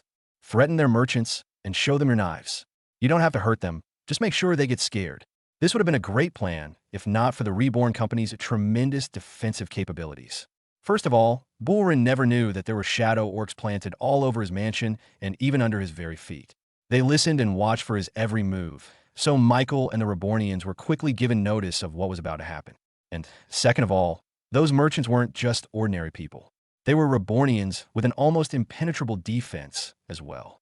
So when the troublemakers sneaked into the Reborn camping site near the town, they didn't know what they were getting into. They entered into the tents of the Rebornian merchants and pulled a knife near their throats. Leave this place now, or else we'll come back to finish the job. However, as soon as the knives were about to reach their throats, an invisible prismatic shield appeared around the Rebornians and repelled the knives away from their hands. What? The troublemakers cried out as they saw their knives land in the ground. They stumbled forwards trying to catch it, but when they did, they suddenly realized that they were kneeling in front of a giant pair of feet that emanated a black fire. The troublemakers looked up and saw these humongous orcs looking down at them with red, glinting eyes. And as soon as they made eye contact with the orcs, these troublemakers fell into illusions that showed them their deepest and worst nightmares. AGHH, they screamed, holding their heads in terror. Get me out of here. These troublemakers ran away, never to be seen again. Bullrin tried to get a hold of them a couple of days later, but quickly found out that they disappeared without a single trace. Meanwhile, on the other side of town, Bullrin's twin brother was experiencing a very similar meltdown upon realizing the power of the Reborn Company. I guess the rumors are true about those metal carriages, Barkus muttered, biting his nails nervously. And I thought this concrete thing was just a parlor trick. But I was wrong. It's the only reason as to how they're building the roads so damn fast. Barkus, unlike his twin brother, chose not to get heavy-handed in his attempt to oppose the Reborn Company. Instead, he chose a different route. He now wished to study the Reborn Company's methods of success to try to implement it into his own company. He could no longer treat this unknown company as a fraud that only bought their way up the rankings. After all, the results were as clear as day. In a matter of a week or so, the Reborn Company was able to turn a quarter of the grafted cluster under their influence. The people of this territory hate venturing out of their homes. However, the Reborn Company was able to push them out of their comfort zones and influence them to travel through the Golden Road and out into the other territories. You want to know how they did that? They must be using some kind of magic spell or illusion, Barkus said to himself. Some kind of love potion, perhaps. After a few days' worth of travel, Barkus arrived in the first settlement where the Reborn Company established their territory. Barkus thought he was prepared for it, but the complete change in the settlement brought him into a complete standstill. The houses made out of wood and thatch were still there, but by its side were these large and towering stone buildings under construction. He was not the first tourist that came into this place. After all, the other Golden Road branches all lead to this place before going over to Angora City. So, there were already Rebornians ready to accommodate all his questions and needs. Hello, sir. Welcome to the first settlement, a new colony of the nation of Reborn, said a perky young catwoman. Hi, Barkus whispered. Is there a place here that everyone loves to visit? Yes, replied the catwoman. Our newly constructed bathhouse is a must-try for all tourists. In Barkus' mind, that place must be where the Reborn Company brainwashed their customers. There must have been something in the water to completely turn normal citizens into fanatics of Reborn. I'm going to detect magic on the water, Barkus whispered to himself as the catwoman escorted him to the bathhouse. Enjoy, she said. Barkus entered the steamy room and saw these large stones arranged to make it look like a natural hot spring in the woods. He concentrated on the water, making him look like an awkward man staring at other naked men, wearing only a towel. He chose a shallow part of the bath and used a 4-star spell called Detect Water to see if it had been tampered with just as he guessed. Surprisingly, the spell told him that it was just pure, clean water. Confused, Barkus decided to copy what the other men in the bathhouse were doing and completely soak himself in the steaming pool. As soon as he did, his body felt a relaxing heat that seemed to massage all his tense muscles. All his plans of investigating the hot springs went out the window the moment he submerged his body onto the therapeutic bathhouse. Barkus didn't know it, but he unknowingly spent a full hour in the bathhouse. By the time he dried himself outside, he saw the sun had already set in the horizon. What the hell did they put in that water? He asked himself. Did you enjoy yourself? Asked the catamaran from earlier. Not that much, Barkus flusteredly replied, with his cheeks still red from the bath. Would you like to join our communal game sessions? Barkus was visibly confused. We Rebornians have introduced fun board games for everyone to enjoy. Chutes and ladders, Scrabble, and Uno are widely popular for beginners, but we also have some card games that are popular for experienced gamers. Barkus was led into the newly constructed building into an open space where both Rebornian and local tourists alike gathered in small groups, playing different kinds of board games. Although he was invited to play, these things looked childish to him, so he refused to play. But then, he noticed one group playing card while drinking some kind of frothy yellow water. What's that? Barkus asked. Come join us, my friend. This is beer and poker. Ever since the start of the Golden Road project, Michael noticed that a lot of the Rebornian engineers and the construction workers ended up feeling sad and burnt out at the end of the day. After all, their days and weeks were just made up of going to work, pouring concrete, flattening roads, and waiting for it to dry. Michael forgot that this was a world that didn't have any sort of entertainment for people to enjoy. They didn't have television shows, anime, or even cell phones. To remedy this boredom that they had, he began a social project in which he spread all kinds of board games to see which ones they liked the most. Snakes and ladders, in particular, were quite famous with the Rebornian construction workers. They played that game while on lunch breaks and during their day offs. However, Lamias weren't quite fond of that for obvious reasons. Turns out, they didn't like snakes all that much, probably because of how much they were compared with each other. But they did like the game Hungry Hippos because it reminded them of their natural habitat near the rivers. The Dragonborns liked Uno, which added up because they were siblings, so the rivalry certainly added up a lot of the fun. As for the engineers, plain old Reborn chess was their choice for entertainment. The spread of board games was received very well within the Rebornian community. And surprisingly, an unintended side effect of this was that even the other territories they conquered adapted board games into their culture as well. For example, the first settlement saw the construction workers playing a lot of snakes and ladders. One thing led to another, and soon, they were all playing board games during their free time. However, he knew that board games were fun and all, but sometimes this wasn't enough to satisfy people's need for competition. So, he ended up inventing poker for them as well. Creating the cards was easy enough, but he thought that spreading the rules of poker could be a little bit complicated for people. But, as it turned out, that was not the problem he should have thought of. Instead, people picked up on poker really fast, and they became really enthusiastic in playing it all the time. Right now, he was playing poker in the first settlement with Zion, Fudge, Jakku, Grieve, and a red mankey. And just as they were about to play their first hand of the night, Michael's shadow ascended from the floor and turned into a shadow orc. This orc whispered to Michael and pointed at the man entering the building. Sir, that's Barkus, the leader of Barkus Incorporated, the shadow orc told him before disappearing into the shadows. Michael was quite surprised to see Barkus here in the flesh. From what Fudge told him, it seemed that the two twins weren't quite receptive to their entrance into the grafted cluster. He watched as Barkus looked around the room, with wonder and surprise clearly painted on his face. And with the reddish glow on his cheeks, Michael was sure that the man had just finished a rejuvenating session at the bathhouses. Barkus continued to tour around the tables, peering at the different board games that the Reborn company offered. Everyone had fun and tried to get Barkus to play with them, but he refused. Eventually, the guy ended up approaching one of the tables who were also playing poker. It was Butch and his friends, who were all adopted from the Hammerstone Company a few weeks back. What's that? Barkus asked. Come join us, my friend. This is beer and poker. Butch shouted, his cheeks reddened from being drunk. Barkus seemed really intrigued with the idea of poker. But Michael knew that those guys were practically veterans in the game. They were the first ones that became quite good at poker upon its introduction. It became their go-to entertainment whenever they had guard duties on the Golden Road construction project. Guys, don't bully the man, Michael said to them. Butch immediately sobered up upon seeing him. Boss, we weren't planning on beating the guy for all his money. Just a little bit, he stammered. Barkus' eyes squinted as he looked at Butch. He seemed to have remembered the bald guy from somewhere. Wait, weren't you the leader of the Hammerstone Company in Angora City? Barkus screamed. We buy our armor from you guys. Don't you remember me? Butch looked at Barkus, but seemed to see 3 images of him at the same time. Are you Hiccup and Orc too? Barkus ignored Butch and then turned to Michael. He called you boss.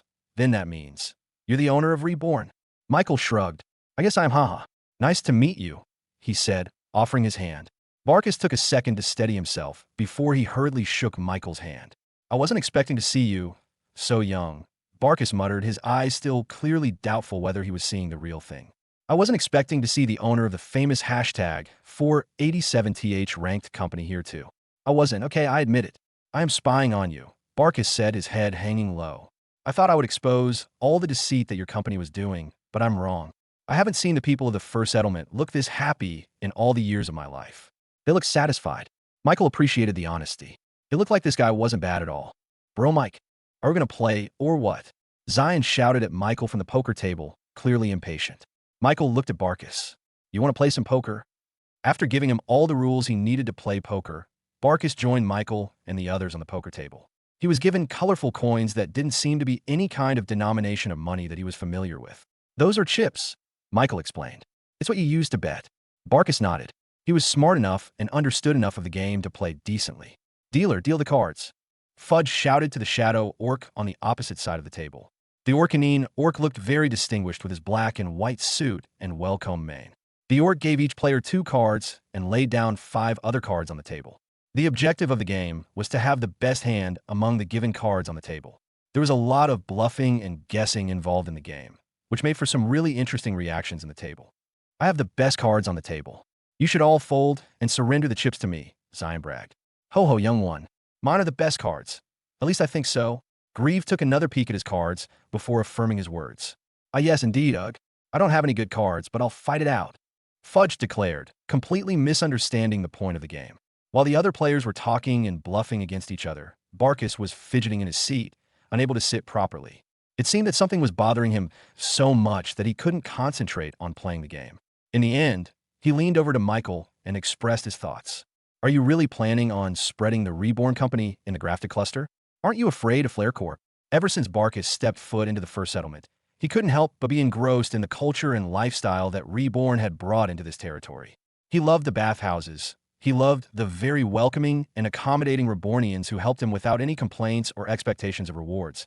And he loved that people were enjoying and playing board games together in one room. It was the kind of camaraderie and friendship between people that he had never seen before. And even though he had never visited other Reborn territories, it was easy to guess that it probably had the same vibe and culture as the first settlement. In fact, from the stories he heard, it seemed that those territories were much better than he could have ever thought possible. He realized that what Reborn brought was something precious. It cannot be replicated by him or anyone else even if he tried. However, he just couldn't help but feel that it was a waste.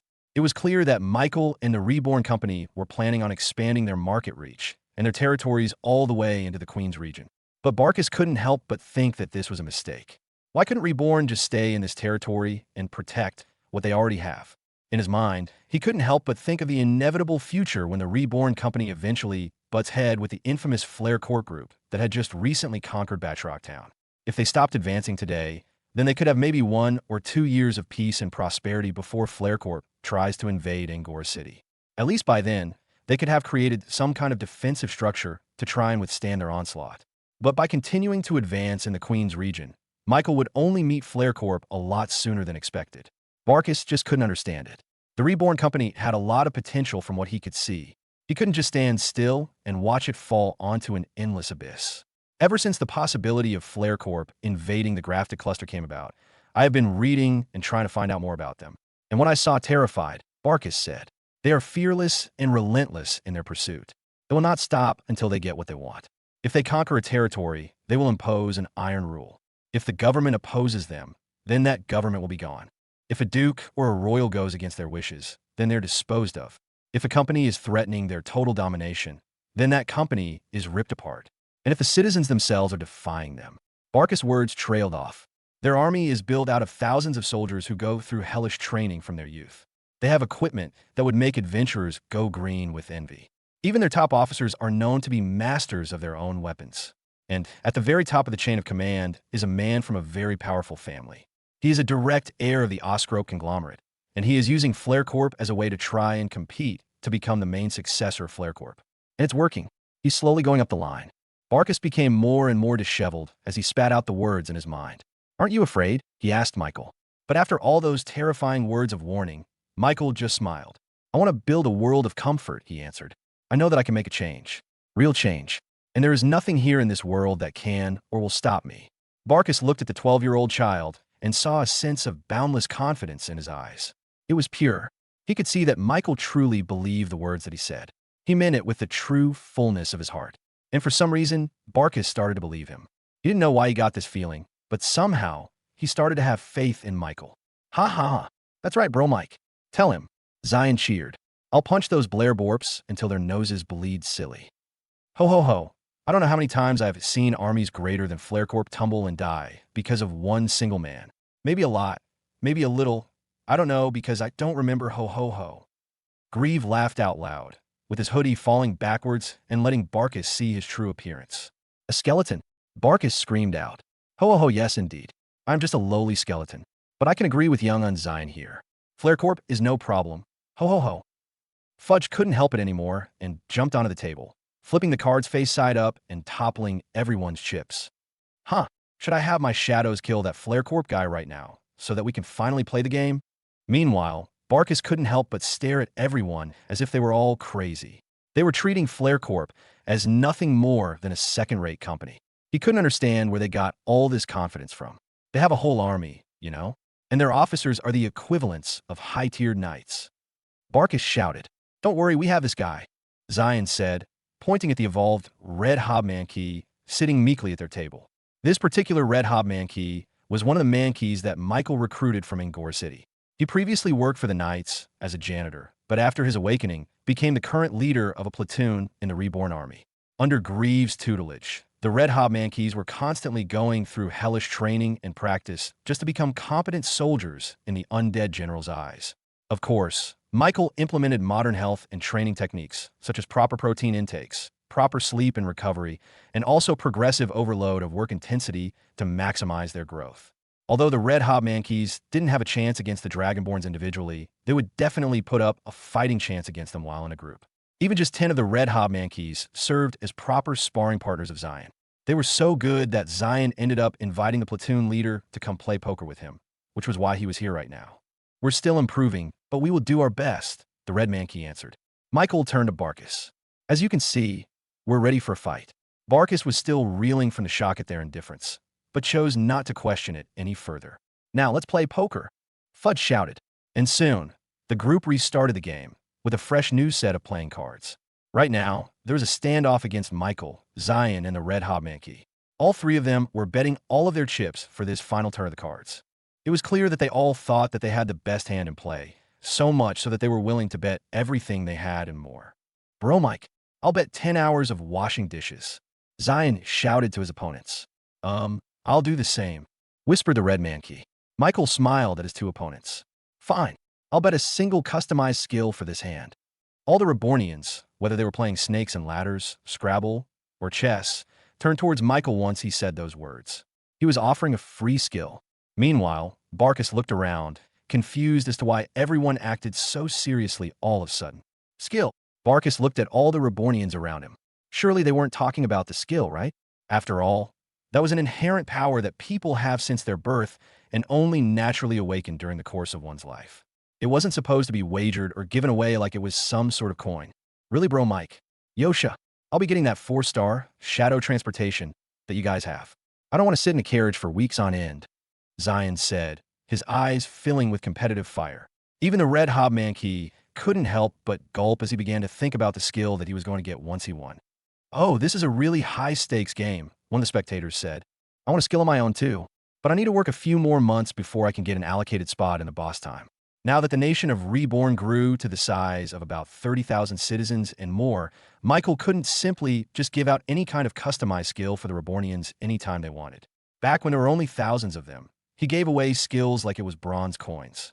But now, he was a little bit more conservative in his gift bestowal.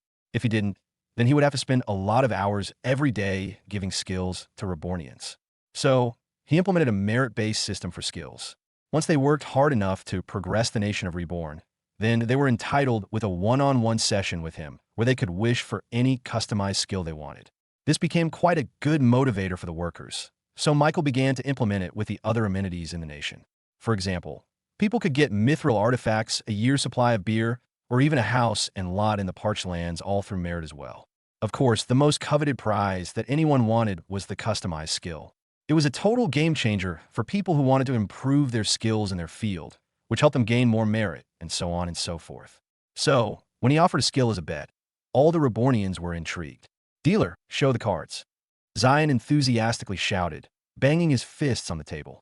The Shadow Orc then turned the 5 cards on the table into a face-up position, showing their value. "Huh?" Zion jumped, showing his 2 cards to Michael. "Bro, Mike, I got a 2-pair combo." He showed his cards, and the dealer confirmed that his 2 cards were definitely the same as 2 of the 5 cards on the table, making 2 pairs. Sorry, but I got 3 of a kind. Michael showed his 2 cards, a 5 of hearts and a 5 of clubs.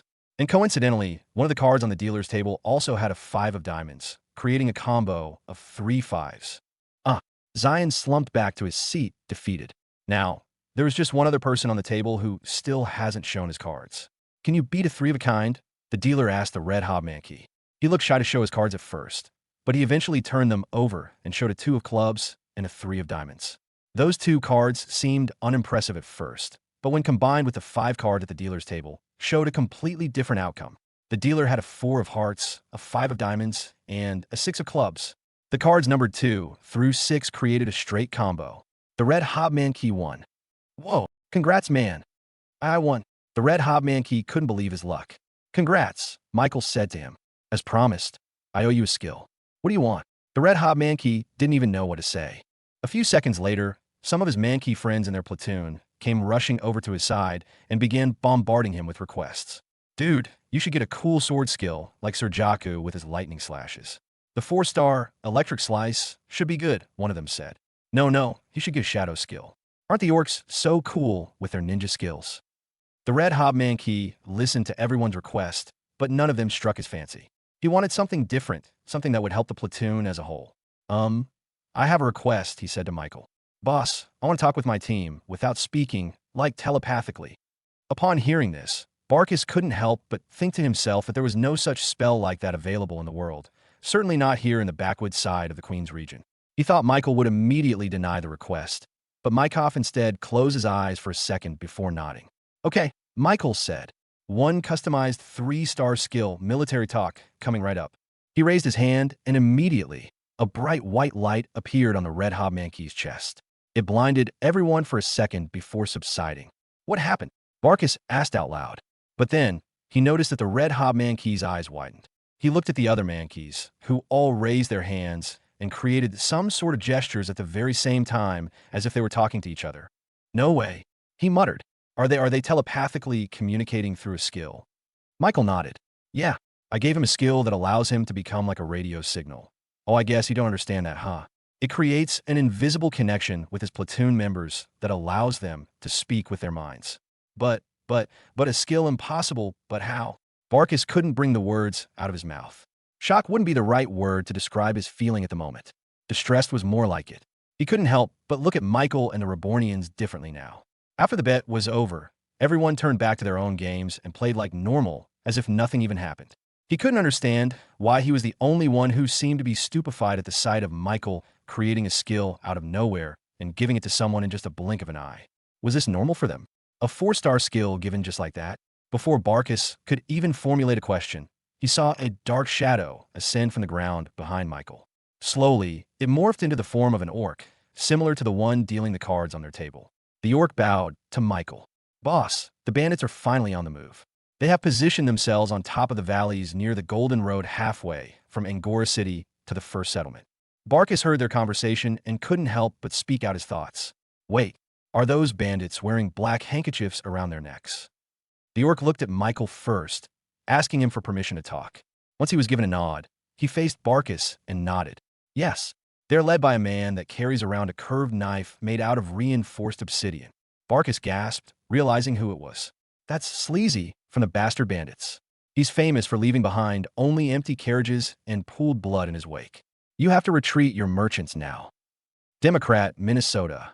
They struck while the sun was gone with no help in sight. If they're in the middle of Angora City and the first settlement, it'll take at least 3 days before anyone could send reinforcements. Barkus gritted his teeth. I've been victim to this kind of scheme one too many times. He then looked at Michael and realized something. If you were able to find this out, then this means you have a way to inform your merchants about what's coming. What if you take a detour? But strangely enough, he was the only one who seemed to be panicking at the situation. Why aren't you saying anything? He asked Michael. Are you not worried that your merchants will get robbed? Michael shrugged. To be honest, my orcs have been monitoring those bandits for a long time now, and I'm planning not to get involved in it because I want the Golden Road to sustain itself.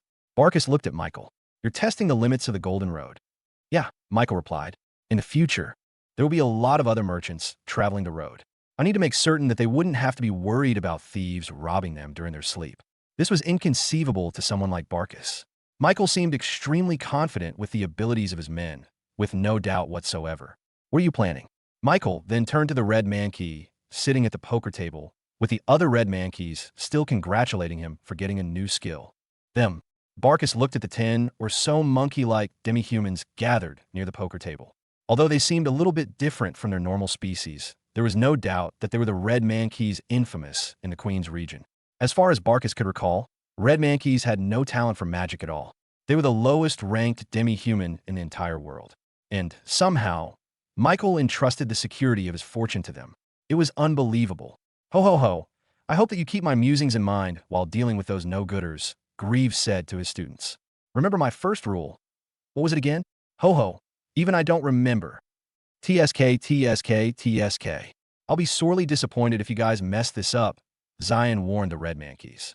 Ugh, if only my sis has me on dishwashing duty tonight, I totally would have joined you guys. My juniors, Fudge declared, jumping on each red mankey's head one by one. You have been blessed by the good ninja. Go forth and deal with those baddies. After getting some slightly effective pep talk from them, the leader of the red mankeys, codenamed Radio Man, faced Michael with a determined face. We are ready, boss. Please deploy us. Sure. Michael nodded. Hey, Barkis. You want to go see it? Barkis looked at Michael. See what? And before he could even ask again, he saw Michael's shadow lengthen and reach towards his own feet. And before he knew it, he saw an entire world of shadow ascend from the ground and encase him in endless darkness with no depth whatsoever. A nauseating feeling overcame Barkis' senses, with his stomach churning upside down. He had to kneel on the ground and restrain his vomit before the shadow walls descended back into the floor, showing a completely different environment.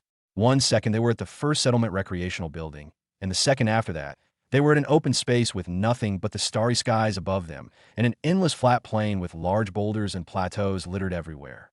Barkis forced himself up, wiping the drool off his mouth. What happened? Where are we? He asked. He looked around and saw a perfectly straight road parallel to the horizon, going from left to right. We're in the middle of the Golden Road, Michael answered. On our west here is headed to Angora City, while on the right leads back to the first settlement. Beside him was Michael and the 10 or so red hobmankeys, who didn't seem to be fazed at all from the sudden transportation that had just happened. Teleportation. Not just any teleportation, but long range and multiple targets too. Michael ignored Barkis' surprised expression and turned to the red hobmankeys. Are you all ready for your first mission? He asked them.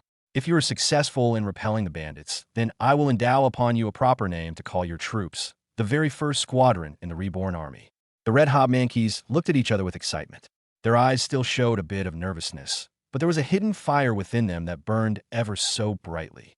Okay, if you're ready, take out your uniforms and do your final preparations, he said to the hobmankeys. They began reaching out into their shadows, taking out these gears and garments that would look extremely familiar to those who lived on modern Earth.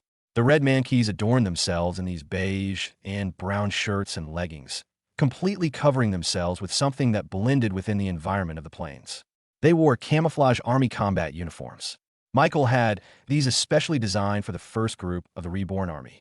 And of course, Michael wouldn't forget the most important part of their attire, the weapons. These red mankeys were all talented in the blade. So, Michael had military knives made out of mithril artifacts attached to their belts for easy access. And as the red hobmankeys were finishing their preparations, Barkis suddenly looked out into the distance. There was a fast-rolling automobile coming directly from the west. The large R symbol painted on its side made it clear that this was Reborn property.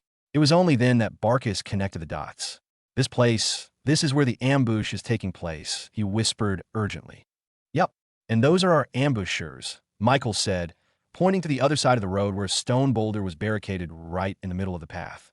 Just behind the obstruction were these men, numbered in the 20s, who covered their faces with black handkerchiefs. Yet their bloodlust and their greed was still spilling out of their masks. One of those men looked different from the others. His posture was intimidating. He wielded a weapon blacker than the night itself with no regard for his own safety, licking its blade just for the fun of it. That's sleazy, Barkis realized. They're going to stop the automobile. And just like he guessed, as soon as the driver in the truck saw the boulders in the road, he immediately stepped on the brakes. A high-pitched noise screeched out of the vehicle as it skidded to a stop. The black handkerchief bandits strolled out of their hiding spots with swagger in their steps. They had confidence. Look what we have here, boys. Wow, a real-life automobile right in front of our very eyes, Sleazy said, pointing his knife at the driver. Oh, just the metal alone from this thing could set us up for a year, one of the bandits said. Are you kidding me? A horseless carriage like this can fetch for a whole lot more. Meanwhile, the driver of the automobile got out of his car and approached the bandits without even a sense of urgency in his eyes. Oh, look, a yellow mankey, Sleazy said. I suggest you surrender now, my man, or else you'll have to change your fur to red. Sleazy and the bandits raised their knives, twirling it in their hands and showing off their mastery over the weapon. With 20 of them surrounding the lonesome Rebornian driver, they knew that it wouldn't take much pressure to scare him, especially since he was only a yellow mankey. However, they didn't expect the driver to actually give them the keys to the truck so easily. Here, he said casually, tossing the keys to Sleazy. Take them if you dare. Sleazy's eyebrows narrowed, suspicious as to why this demi-human looked so confident in the face of 20 bandits. Open the truck, Sleazy said to his bandits, tossing the keys. In his mind, there was probably a bomb stashed somewhere inside the metal container that would be triggered upon opening. That must have been the reason for the driver's nonchalance. Once the bandits got a hold of the keys, they quickly rushed over to the truck. However, their excitement quickly died down once they realized they had no idea how to use these keys and where to even put them. The bandits poked and prodded the key all over the metal vehicle, unsuccessful in all their attempts. After a while, Sleazy got impatient and ordered the driver to personally open the metal container. No funny business, he warned the driver. But the driver had no intention of doing so. He simply looked down at his own shadow, making him feel safe and secured. He used the keys and opened the back container of the truck, showing the bandits all the products stored inside. Once Sleazy was sure there were no bombs about to go off, he boarded the truck and marveled at all the loot he had just taken control of. There were crates and crates full of shiny, metallic armor devoid of any scratches or dents. Sleazy began going through the crates, inspecting the quality and make of these equipment to see their worth. His eyes widened as he realized what he held in his fingers. His usually steady hands started to shake with excitement.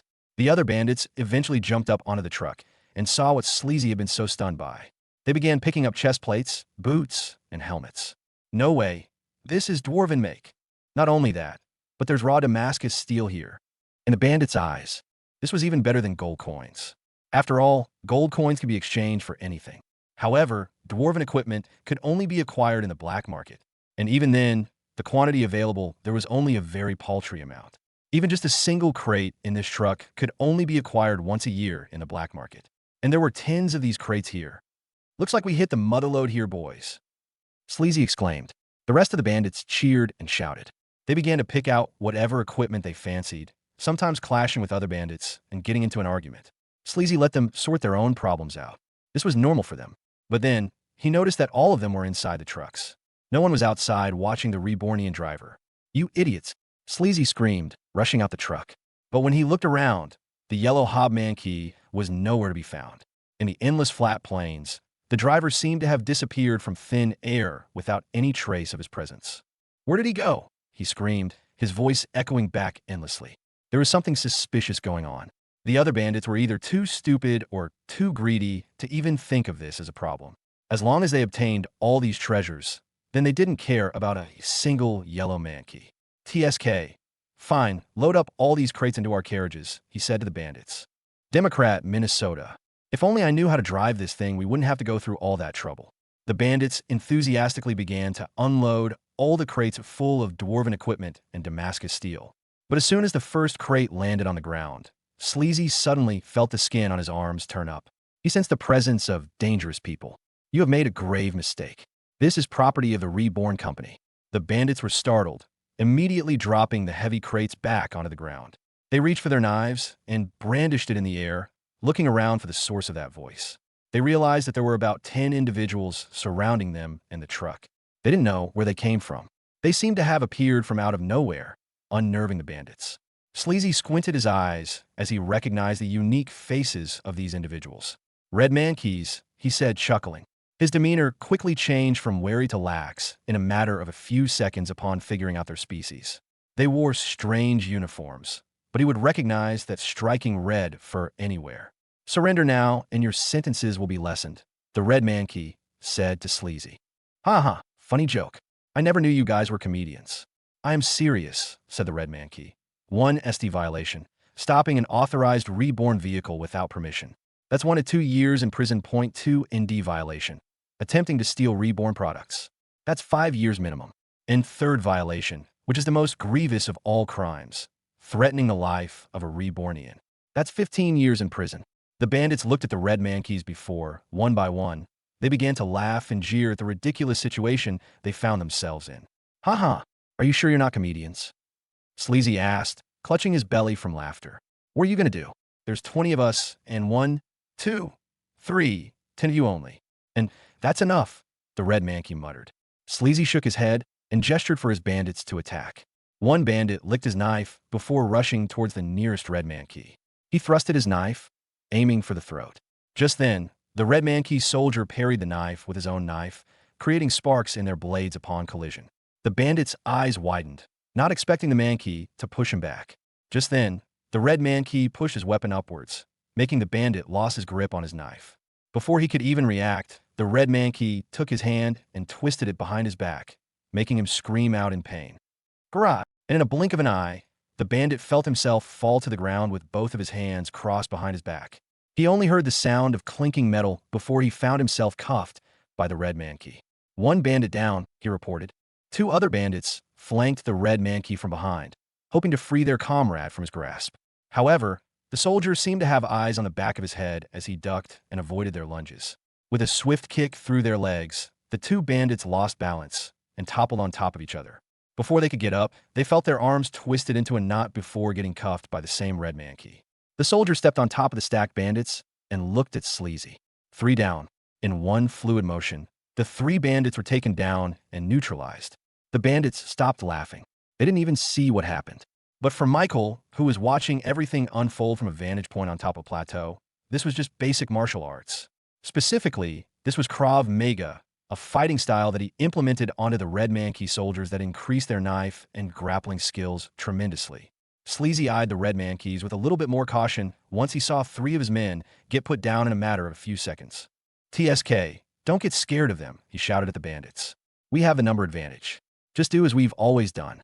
The bandits screamed at the top of their lungs and began to rush towards the red mankey soldiers. Their knives began to glow with the power of mana as they unleashed their physical art spells. Their powers reached the heights of 3 starfighters. Their attacks were made up of basic scrolls they stole from merchants, yet their execution of this spell was nothing less than deadly.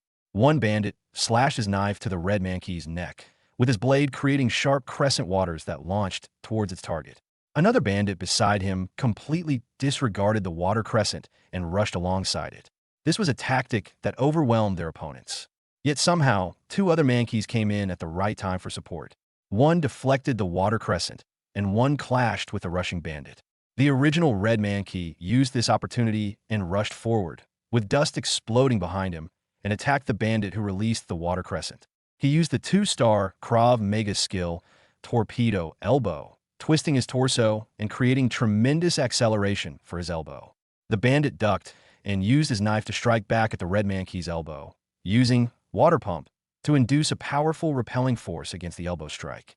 However, an invisible prismatic shield manifested around the red mankey, destroying the water particles from the bandit's knife. Without the repelling force, the bandit was forced to use his arms to defend against the red mankey's elbow. The bandit felt his whole world shake upon impact, with his arms completely shattered from the elbow. Unfortunately for him, the red mankey grabbed his head and pushed it down for a perfect delivery of a 2-star knee bomb. The bandit lost consciousness and fell to the ground. Once his job was done, the red mankey immediately rushed towards another bandit to help out his fellow soldier. The bandits may have the numerical advantage, but the red mankeys were somehow able to fluidly exchange and cooperate with each other without much friction. If one red mankey was just a moment away from being lacerated by 2 bandits coming with a knife, 3 more red mankeys would come at the perfect time and give support, repelling the 2 bandits before returning to their original fight. It was as if they were communicating with each other without talking. This was a very frustrating fight for the bandits, as they felt like they were fighting against 3 times the actual amount of red mankeys present. And it wasn't just their cooperation that made this a hard fight for the bandits. It was also their hard-hitting skills that seemed to come with endless combos. If their kick failed to land, they would pivot and punch instead. And if that didn't work, they would feign a kick before using the bandits off balance to tackle him to the ground. Each and every one of their moves were powered by a 2-star or a 3-star spell, creating a much more devastating attack. Where the hell did these mankeys come from? Sleazy shouted out.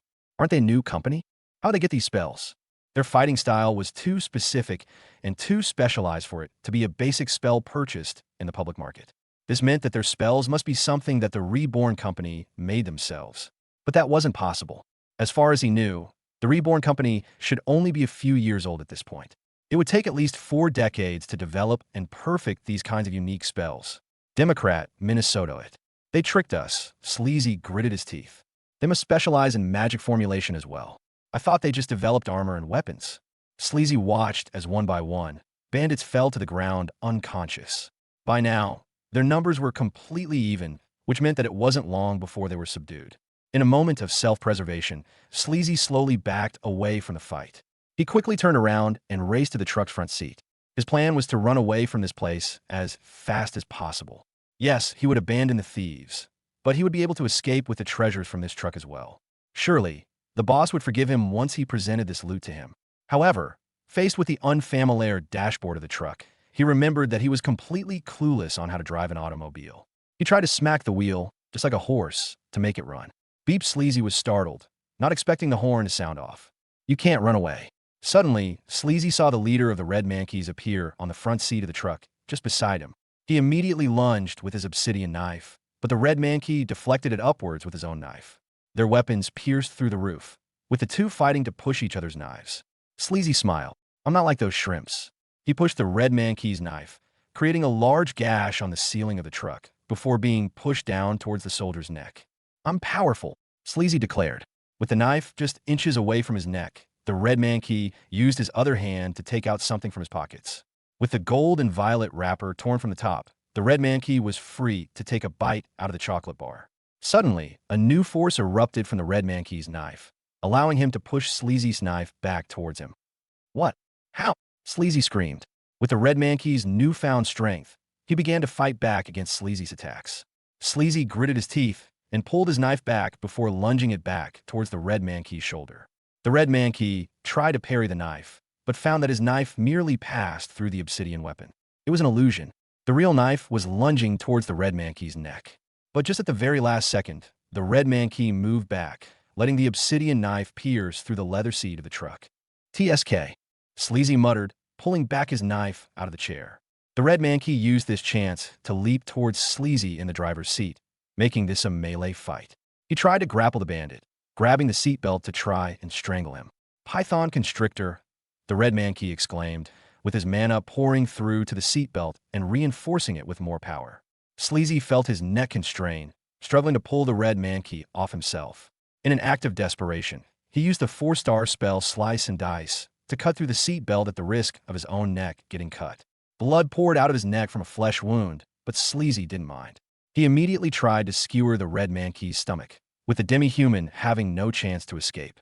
The Red Mankey saw the threat and immediately stepped foot on the gas pedal, with the truck accelerating from 0 km/h to 40 km/h in a matter of a few seconds. The sudden acceleration pushed Sleazy's seat backwards, allowing the Red Mankey to barely avoid the knife. With the demi-human on top of him, Sleazy was about to be defeated by a swift elbow meteor directed on his head.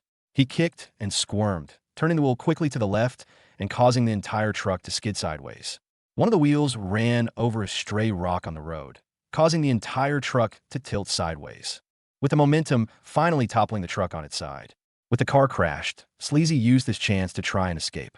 He punched through the windshield, shattering the glass into a million pieces. He began crawling out of the truck, with blood pouring out his forehead. He dragged his own body away from the crash, hoping to escape. But then he suddenly felt a force stepping down on him.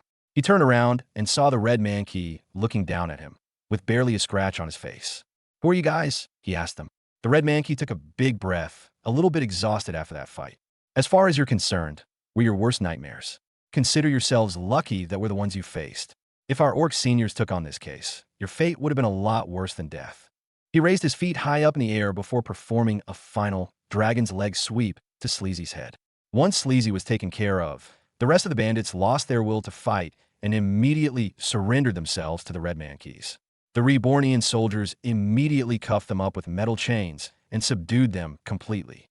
The Red Man Key leader looked down at his shadow and bowed as a sign of respect. Senior orcs, we request that you take these miscreants and send them to prison, he said solemnly, as if praying. It didn't take long before the Red Man Key's shadows converged and coalesced into one big hole in the ground, right where the bandits were subdued. Their personal orc bodyguard, one whose job was to constantly protect a Rebornian they were assigned, transferred over to the bandits. They then used their shadow transportation skill to take them to the parched lands in a matter of a few seconds. After falling for what seemed like a minute, the bandits fell on their butts and saw the darkness around them subside into the ground. The world opened up to them, allowing them to see a large wall enclosing them in, about 30 meters in height, with barbed wires on top that prevented anyone from escaping. They weren't the only ones there. They looked around and saw other people wearing a uniformed orange jumpsuit, looking at them with pity. One of them approached the bandits. "What you in for?" he asked. "What? We tried to rob an automobile. We didn't know they were protected." The prisoner inhaled a sharp breath. "TSK, TSK, TSK. We learned that the hard way. And it seems you were quite lucky you didn't see the orcs." "The orcs? Look at them," the prisoner said, pointing to a group of other prisoners who sat on the ground, grabbing their head intensely and rocking their bodies back and forth like a madman. "If you met them, that's what would have happened to you." After all that was over, the Red Mankeys approached Michael and Barkus back at the top of the plateau. "We have successfully subdued the bandits, boss." The Red Mankeys kneeled in anticipation, waiting for Michael's acknowledgement. "Congratulations," Michael said to them. "You have proven yourselves worthy to be the first platoon in the Rebornian army. I hereby give your group the name, 1st Division Golden Road Troopers." The Red Mankeys rejoiced. All their hard work had paid off. Just then, Michael suddenly saw a notification flash in front of his eyes. New evolution path found for the Red Mankeys.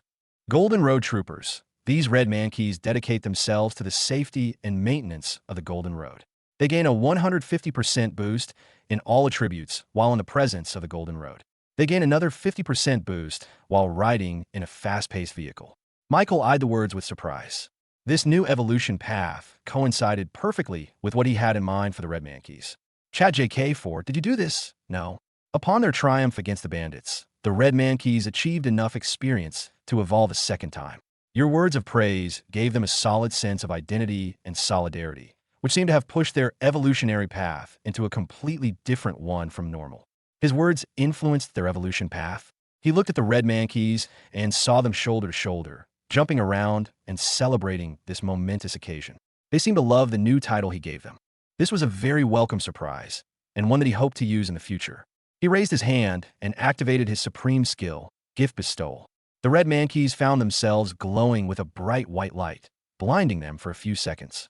Once the light subsided, they looked at themselves and found not much difference in their physical bodies.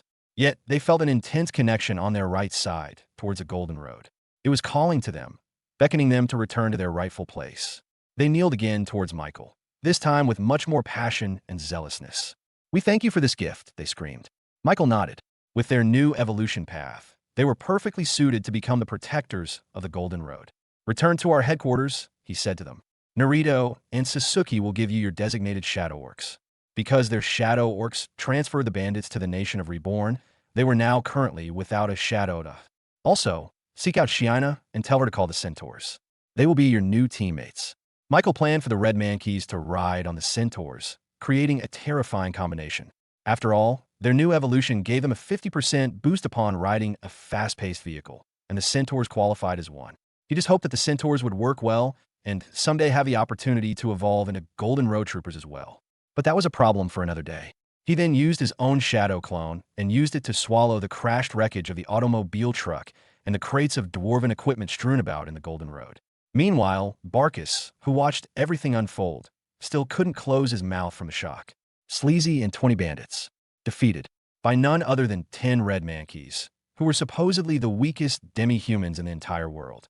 This whole trip to the first settlement truly opened his eyes to the reason why the Reborn company shot up through the Golden 500 rankings so fast. They had it all, money and power both. It was then that Barkus slowly realized the magnitude of what he had just seen. If Michael could turn the weak Red Mankeys into these officer-level caliber fighters, then it meant that he could give any skill he wanted to anyone who wanted them. If that was true, then what stopped him from arming all the Rebornians under his control, civilian or not, to cast a devastating 4-star, meteor shower skill at the same time? Nothing. He could do that if he wanted to. Not even a well-equipped army could stand a chance against 40,000 civilians casting devastation from far away. Only now did he finally realize why the Rebornians were so lax against the looming threat of FlareCorp. It's because they don't see it as a threat, just a roadblock. Back in the center town of the Grafted Cluster, Bullrin, Bark's twin brother, found himself pacing back and forth with worry. As the days passed, the domination of the Reborn company became ever so clear. Their fast construction of their so-called Golden Road felt like a virus that spread even faster than the plague. Bullrin Incorporated sales were already down. It would only continue to plummet even further later. Just then, a resounding knock-knock rang out from his door. "Sir, you have a visitor," said Bullrin's personal butler. The door opened, and Bullrin saw a man who wore bright orange armor with flames jutting out from his chest.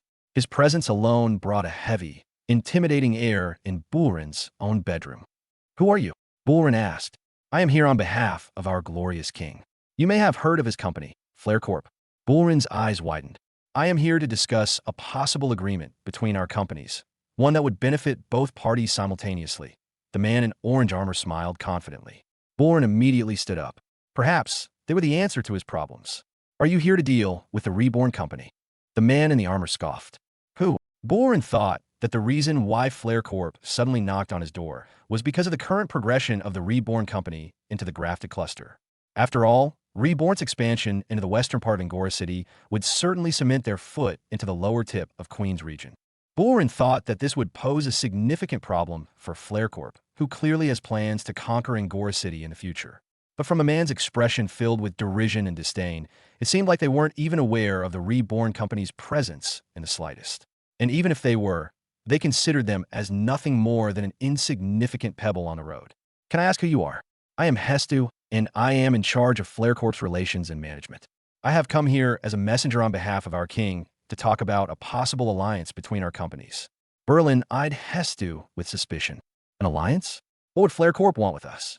"While it is true that a hashtag 486th rank company like yours is too low to become allies with FlareCorp, we still consider your expertise in the Grafted Cluster as something very valuable in our expansion." "So you are expanding?" Bullrin realized. "Yes. Once we have properly set our foot down in Batrock Town, we will start rehabilitating the entirety of the southern tip of the Queen's region. Angora City will fall by our hands." Bullrin balled his fist, quaking from anger. "What will happen to me, to my company? We will subdue you by force, or you can surrender willingly and keep your life and your dignity. In my opinion, it is much better for you now to give up." "Screw you," Bullrin screamed, grabbing the oil lamps, books, and ink pots from his desk and throwing it to Hestu. HPMH. Hestu's entire body went up in flames, creating a boundary of fire that disintegrated the ordinary objects thrown at him. "Guards!" Berlin shouted. "Take him to our dungeon." The door burst wide open, but it was not the Bullrin Incorporated bodyguards that showed up. Instead, there were 4 more orange-armored men that entered carrying Bullrin's employees by their necks. These were his personal bodyguards, each with a 4-star realm cultivation. Yet, they were subdued by Hestu's men and being carried around like lifeless dolls. "Bartards!" Bullrin shouted. "Stone monster's avarice." He punched the ground, creating a stone mound on the flooring that reached in a straight line toward Hestu. As it reached its target, the mound exploded into stone rubble, revealing a giant lizard-like golem that had its jaws wide open ready to consume Hestu in one bite. However, Hestu's bodyguards immediately rushed forward, unsheathing their flaming sword from their belts and fighting against the stone monster's jaws. The monster tried to crunch down on the flaming swords, but found that its own canine teeth were melting into lava from the sword's intense hot fire. "King's Flame Cross," the bodyguard shouted, releasing a miniature flaming crescent from their swords that intersected in the air. Upon crashing together, the 2 flames morphed into the shape of a flaming eagle, one that flapped its wings and dove towards the wary stone monster. The eagle burst through the stone monster's jaws and out its back, leaving behind a molten mess of lava that soon dissipated in the air. Bullrin felt the heat increase tremendously as the flaming eagle broke out of the stone monster and went straight towards him. He raised his hand, turning his entire body into stone through stony skin defense. The eagle crashed into his arms, exploding into a ball of flames that propelled Bullrin towards the wall, destroying the cabinets filled with paperwork. Bullrin unbared himself from the splintered wooden planks. He coughed up blood as he looked up at Hestu. "If this is not enough, Then I shall have your butler explain the gravity of your situation. Hesta gestured for his men to bring down an old man wearing a disheveled suit. Sir, the butler said, crawling to Bulrin.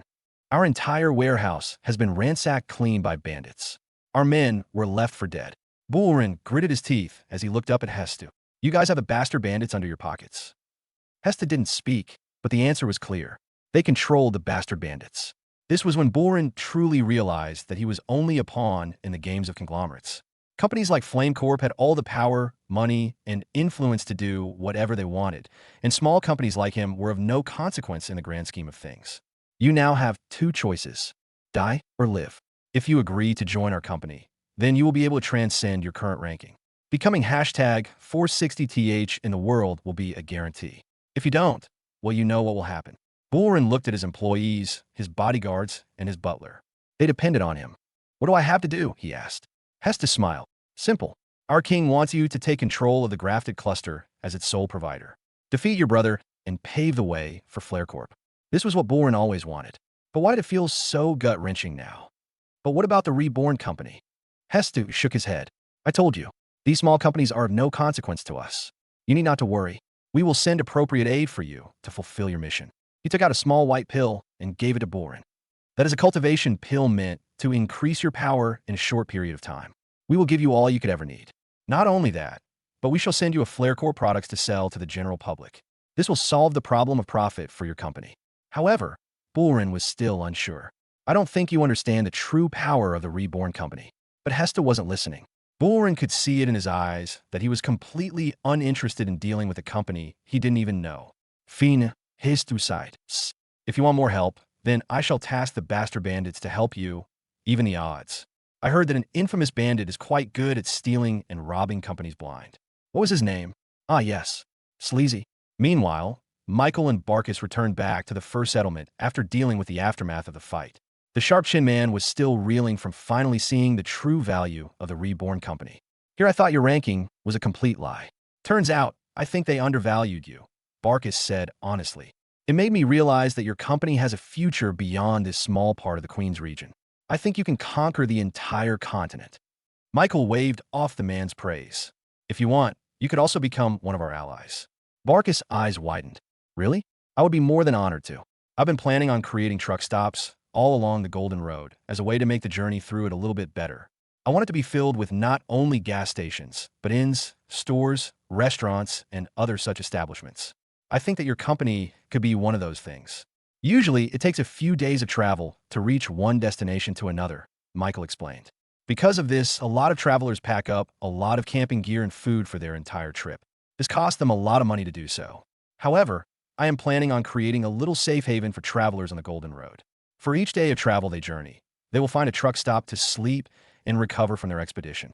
They will find a place to sleep, a place to eat, and a place to replenish their gear. Barkus' eyes gleamed with excitement once Michael told him all of his plans about this truck stop in the Golden Road. He had never heard of such an innovative idea. Michael had already thought of a solution to a millennia-long problem in the world that no one has ever yet to solve. Amazing, this idea of yours is nothing less than extraordinary. Barkus praised Michael. Of course, Michael was borrowing heavily from the ideas in his previous world. There, it was normal to have truck stops or gas stations once every 100 kilometers of highway or interstate. People in this world were accustomed to traveling large amounts of time, camping in the woods, and hunting for food to survive. But once Michael constructed these truck stops, they wouldn't have to pack up a week's worth of food in their inventory, saving them a lot of time and money. For the Reborn company, it would also make transportation a lot more efficient. After all, these long travels with Reborn trucks were sustained only through large tanks of extra fuel for the road. But if there were truck stops all along the way, then they wouldn't have to stock up on extra gas. What do you think? Michael asked him. I used to think that taking full control of the grafted cluster is my only path to success. I thought that if your Reborn company invades our territory, then we will lose our way of living. But I see now that I have been completely narrow-minded. Your ideas and your philosophy in life will completely change the quality of everyone's lives. It will change the world, and I want to be part of that. Barkus looked at Michael with much more respect and deference. Please let my company, Barkus Incorporated, become a subsidiary company of the Reborn company. Michael was a little bit surprised to see such seriousness come from Barkus. The man even kneeled in front of him, like he was some kind of royal. After all, becoming a subsidiary company was akin to being adopted into a bigger company. It was as if Barkis was allowing Michael to put him and his entire company under his own umbrella of influence. This meant that Barkis Incorporated would now fully follow the Reborn company's orders. Not only that, but they would have to share a tiny portion of his profits with Michael as dividends. No company would lower themselves to such an extent, especially not one who was already at the Golden 500 ranking. Clearly, Barkis thought that becoming a subsidiary of Michael's company was a lot more beneficial to him in the long run. He wasn't wrong. You want to become our subsidiary? Yes, I have a lot of resources spread about in the entirety of the grafted cluster. By becoming your subsidiary company, I can help you spread the Golden Road in the Western region much faster than before. Michael didn't know much about the technicalities to something like this, so he consulted a professional in the business. Soon, Michael and Barkis arrived back in Angora City, inside the Reborn company's headquarters. Michael knocked on Yuna's door, who seemed to have been busy playing Uno with Agnes and her demi-human escorts. Sorry to bother you, but I need your help. There's someone here who wants to become our subsidiary company. Who? She asked confusedly. Him. Michael pointed to the man next to him, Barkis, who wore armor made out of intertwined leaves and stems. Becoming a subsidiary company is no easy decision. Are you sure? She asked Barkis. Yes, there is no doubt in my mind, he replied with no hesitation. Yuna was satisfied with that answer. Well, you have made the best decision in your entire life. Michael may be a lazy Larry, but he will definitely lead you into a better future, she said, poking out her tongue at Michael. Hey, Michael felt offended. When was he ever lazy? She then invited them into her work office, which Michael specifically built for her style. As soon as she opened the door, Barkis felt the breeze of cold air hit his entire face, making him feel like he had stepped foot into the top of a mountain. Cold, he exclaimed. How is that possible? Yuna walked over to the metal box near the window and turned down the dial, weakening the cold breeze coming out of the air conditioning unit. This is just one of the perks of the Reborn company. Once electricity is spread in the Queen's region, you can also purchase one of these for your home, Yuna explained to Barkis. This specific unit in her room was different from a normal one because it didn't run on electricity. Instead, it was powered by Unity Mithril, which, by the way, wasn't cheap at all to produce. All 8 elemental mana present in a Mithril artifact creates a powerful explosive force that could be harnessed to become energy. And now, it was being powered for an aircon unit and lights around her room. Did I ever tell you you're high maintenance? He said to Yuna. Did I ever tell you my work for these contracts and legal advice cost a lot of money? She retorted. We're just even. Michael shrugged. Fair enough. Now, how do we go about completing this subsidiary company? Yuna raised her hand, levitating the quill in her desk. With a simple contract creation spell, she was able to whip up a legal binding agreement that would allow a company to become Reborn subsidiary. It only took about a minute before 2 identical papers floated to Michael and Barkis, detailing all the legal writings that would make their agreement solid. This means that your company is entitled to ask for help from Michael. For example, you could be entitled to own automobile trucks, dwarven equipment, and other such material or service that Reborn offers. In exchange, a portion of your profits will be sent to Michael as a form of dividends for all his help. Barkis nodded, agreeing with the terms written on the paper. I accept. Michael didn't even look over the pages and simply trusted ChatJK4 and Yuna to take care of all the legal work. Just simply sign here your name and your company's name, Yuna said to Barkis. Once Barkis wrote down his company's name, Yuna's eyes widened in surprise. Wait, Barkis Incorporated? Aren't you guys the hashtag 487th rank company in the world? Barkis nodded before signing his name in the contract. Yuna looked at Michael in disbelief. You were able to turn a golden 500 rank company into your subsidiary. Yup, Michael nodded before signing the contract as well. Yuna shook her head. At this point, she shouldn't even be surprised if the top 10 ranked company became Michael's ally. Once the agreement was finalized, Barkis immediately introduced Michael to all the resources of Barkis Incorporated. I own this entire farmland, Barkis said to Michael as they both looked over a huge plain field that had plenty of crops being tended by farmers.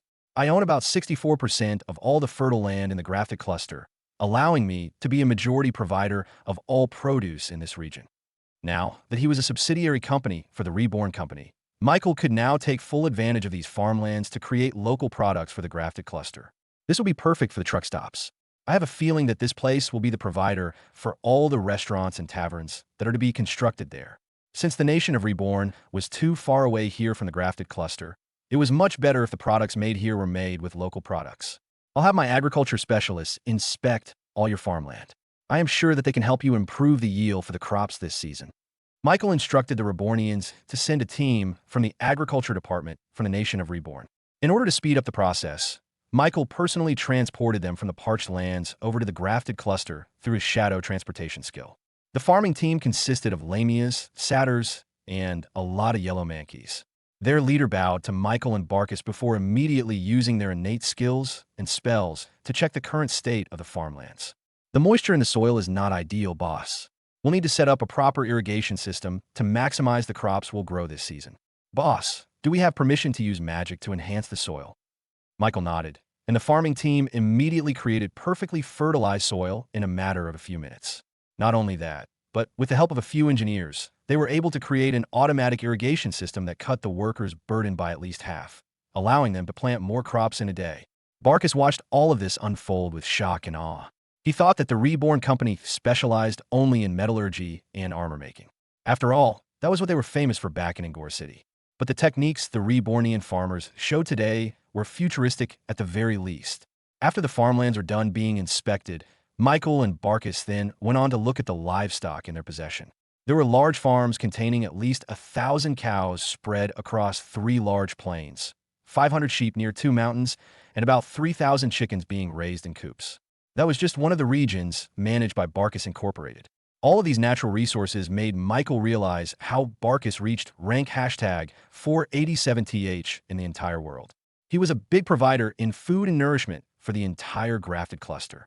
We also gain most of our income through exporting to other cities and territories that do not have a lot of space, Barkus explained. Angora City is one of those, but we are only limited to that city because the meat would often spoil after a long time of transport. Michael smiled. Not anymore, he said. With the modern techniques of food preservation, as well as the fast transportation times of the automobile trucks, Barkus Incorporated could increase their sphere of trade by a very large margin. With the help of the more established Barkus Incorporated, Reborn Company was able to much more smoothly spread the Golden Road through the grafted cluster. About 13 of the 28 territories were finally connected to the Golden Road, with each one easily adopting the ways of the Reborn way of life. For example, comfort. Before Reborn introduced themselves to the grafted cluster, the natives of this region were a lot more isolated within each other. Not only that, but they simply depended on naturally grown produce from their own backyard to sustain themselves. But with the Golden Road and the construction of Reborn stores in each territory, these citizens were quickly introduced to easy commerce. They need food. They no longer had to hunt their own livestock to survive. They could just purchase preserved meat from the Reborn stores. They need water? They could just pump up water underground using Reborn water pumps installed in every home. The connection roads also allowed citizens from each territory to much more easily move across each other, creating more tourism and more commerce, increasing profits for the Reborn Company and all its affiliates. Angora City found itself with a lot more visitors coming from the grafted cluster, which was all thanks to the affordable taxi services that Reborn offered in every territory. And thanks to Reborn's help, Barkus was able to spread his agriculture and farming business further outside of the grafted cluster. Michael helped him get connected with the companies in Angora City needing fresh produce for their own products, which was delivered very fresh through automobiles. It wasn't long before Michael started the construction of the very first truck stop in the Golden Road. This was located in the very middle of the road between Angora City and the grafted cluster, which was coincidentally right where Sleazy and the bandits ambushed the truck. Michael transported himself over to the empty land right next to the Golden Road. There were Rebornian engineers and construction workers already working hard to create a stable concrete flooring for the entire establishment. Boss, one of the engineers approached Michael with a blueprint. This is where we'll install the gas station. The engineer used his skill, blueprint visual, to create a projection of the finished product onto the empty land. The gas station was exactly as Michael remembered back in his previous life. There were about 4 aisles of gasoline pumps, which could serve about 16 cars simultaneously. Below the pavement, hidden underground, was a very large gas tank, housing about 30,000 gallons of fuel at full capacity. Even with the increased capacity, Michael estimated that he would have to send in a refuel tank every single day, all the way from the parched lands to here, just to keep the gas station running. He expected a lot of cars to go through this gas station. After all, it was the only one in this entire part of the Golden Road. And right next to the gas station was where Michael planned to construct different buildings. One section of the truck stop would be dedicated for parking. another section for inns and taverns to spend the night, and another for restaurants. This truck stop would be quite large, about the size of a small town once fully constructed. And once this truck stop was finished, Michael was planning on creating more truck stops along the Golden Road, one for each day of travel. He would have wanted to have the truck stops constructed simultaneously, but it was incredibly expensive to do so. The Golden Road already needed quite a large budget, and it wasn't even finished construction in the grafted cluster yet. I am quite poor, Michael muttered to himself. If Barkus or any other company heard him say that, they would probably vomit out of frustration. Michael was on his way to becoming a large behemoth in terms of monetary power, one that could contend in the global scale. While Michael was busy dealing with all of the business in the grafted cluster, the Shadows of Reborn was busy dealing with all the behind-the-scenes stuff that was happening all around the Reborn territories. Their job was to spread eyes on all the corners that the Reborn company had its hands on. They used their unique clone and shadow skills to have surveillance over every single thing that was happening in their visible world, whether they be insignificant gossip from neighbors or large bandit conspiracies that threatened to disrupt commerce on a large scale. They heard it all. The Orcanine orcs, with their specialties in offense, were given the more aggressive tasks during ninja missions. This included infiltrating foreign territories, surveilling persons of interests, etc. The Orcupine orcs, on the other hand, were tasked with protecting Rebornians and their assets from any ne'er-do-wells with bad intentions. Of course, that distinction wasn't that strict. After all, with the expansion of the Reborn company into different territories, the Shadows of Reborn eventually ended up needing more members to keep their surveillance in many places. They recruited humans and demi-humans alike. As long as they had the talent for espionage, then they were allowed membership into this exclusive group. After all, there were some missions in which a spy was required, where one had to pretend to be a different identity in order to gain the trust of a group or a person. These expanded members of the Shadows of Reborn all had their own groups and their own superiors, but they all took orders from the orc chieftains, Naruto and Sasuke. Those two orcs ran the majority of the Shadows' day-to-day missions. All the major events that their spies and their shadows gathered throughout the day was filtered through their eyes and ears. Once they decide that it was important enough, then they would pass it on to the legendary ninja himself, Fudge. Boring, Fudge muttered as Naruto and Sasuke reported to him about the current affairs of the Reborn Shadows. Naruto kneeled and slapped his own chest. That is not all, Boss Fudge. We have just received word that an individual named Hestu has made contact with Bulrin, Barkus' twin brother. Fudge raised his non-existent eyebrows, intrigued. Who is this Hestu? Judging from the paperwork hidden in his carriage, we have ascertained that he is a major officer from the infamous company, Flare Corp, Sasuke reported. Master will give me a pat once he hears about this. Fudge giggled. Tell me more. What do they talk about? Do they finally realize that our Reborn company is superior?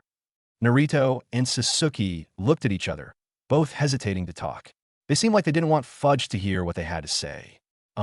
Fudge jumped out of his seat and landed in front of the two. What is it? Are they planning on invading our territory or what? No, Naruto muttered. This is what happened. The orc chieftains began to tell Fudge word for word about the events that transpired in Borin's office. And as soon as they finished their stories, they felt as if the whole room had gone cold.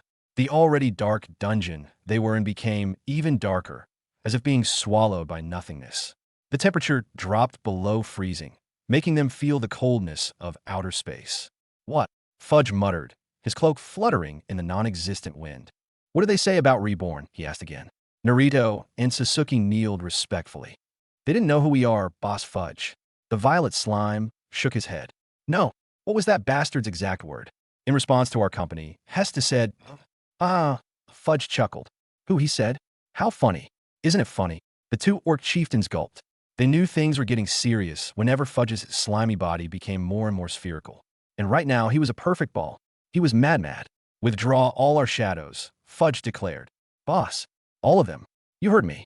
Starting from now on, we will be dedicating all our resources to finally answer that bastard question. Who are we, he asked. We are Reborn. We shall make him experience rebirth. Meanwhile, as the Reborn company reached its stride in conquering the grafted cluster, Bulrin experienced more and more despair as the days passed. Reborn's Golden Road sucked away all the potential profits that his company could make. Even their loyal customers were now choosing to travel the Golden Road and seek out more Reborn products themselves. His main business was gathering earth minerals, mostly stone, quartz, and marble, which were primarily used for construction in the grafted cluster.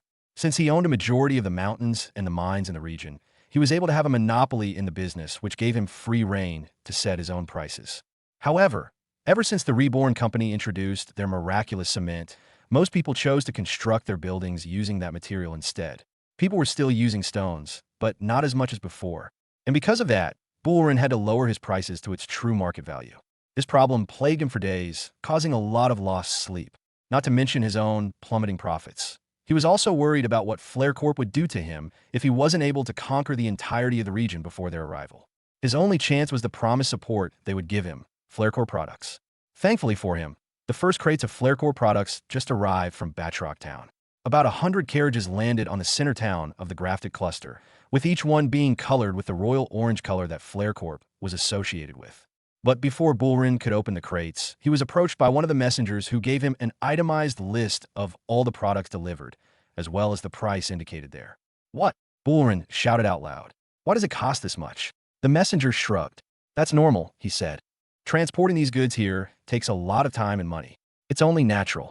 If Bullrun had to buy these products at such a high cost, then that meant that he would have to sell it at an even higher price just so that he could break even. For example, Flare Corp salt, one of the most sought-after spices in the world, costs about a gold coin per pouch to sell. But in comparison, the Reborn salt being sold on the Golden Road was about half that price. No one was going to buy Flare Corp salt. This only made Bullrun realize how absurd and insane the Reborn company's ability was to transport products at such a low cost. A daunting realization came to pass. Bullrun cannot compete with the Reborn company's commercial products. There was no way to beat them. But he couldn't just give up.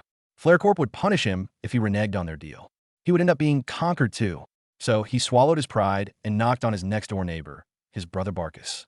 "Brother, listen to me," Bullrun said, walking into Barkus' office. "If we work together and unite our resources, we can defeat the Reborn company." But Barkus didn't respond and just looked out his window in solemn contemplation. "If you do this, then I will put in a good word for you in my meeting with the Flare Corp representative," Bullrun said, pleading. Barkus finally turned around. "You still think you can beat them?" the man asked, scoffing. Bullrun looked at his twin brother and wondered why he seemed to defend or even root for the Reborn company. Just a few weeks ago, both of them were in the same mindset of rebelling against their Golden Road. "Didn't you hear what I said? Flare Corp will conquer the grafted cluster whether we like it or not. But if we help them now, then we can be assured that they will take great care of us once they arrive."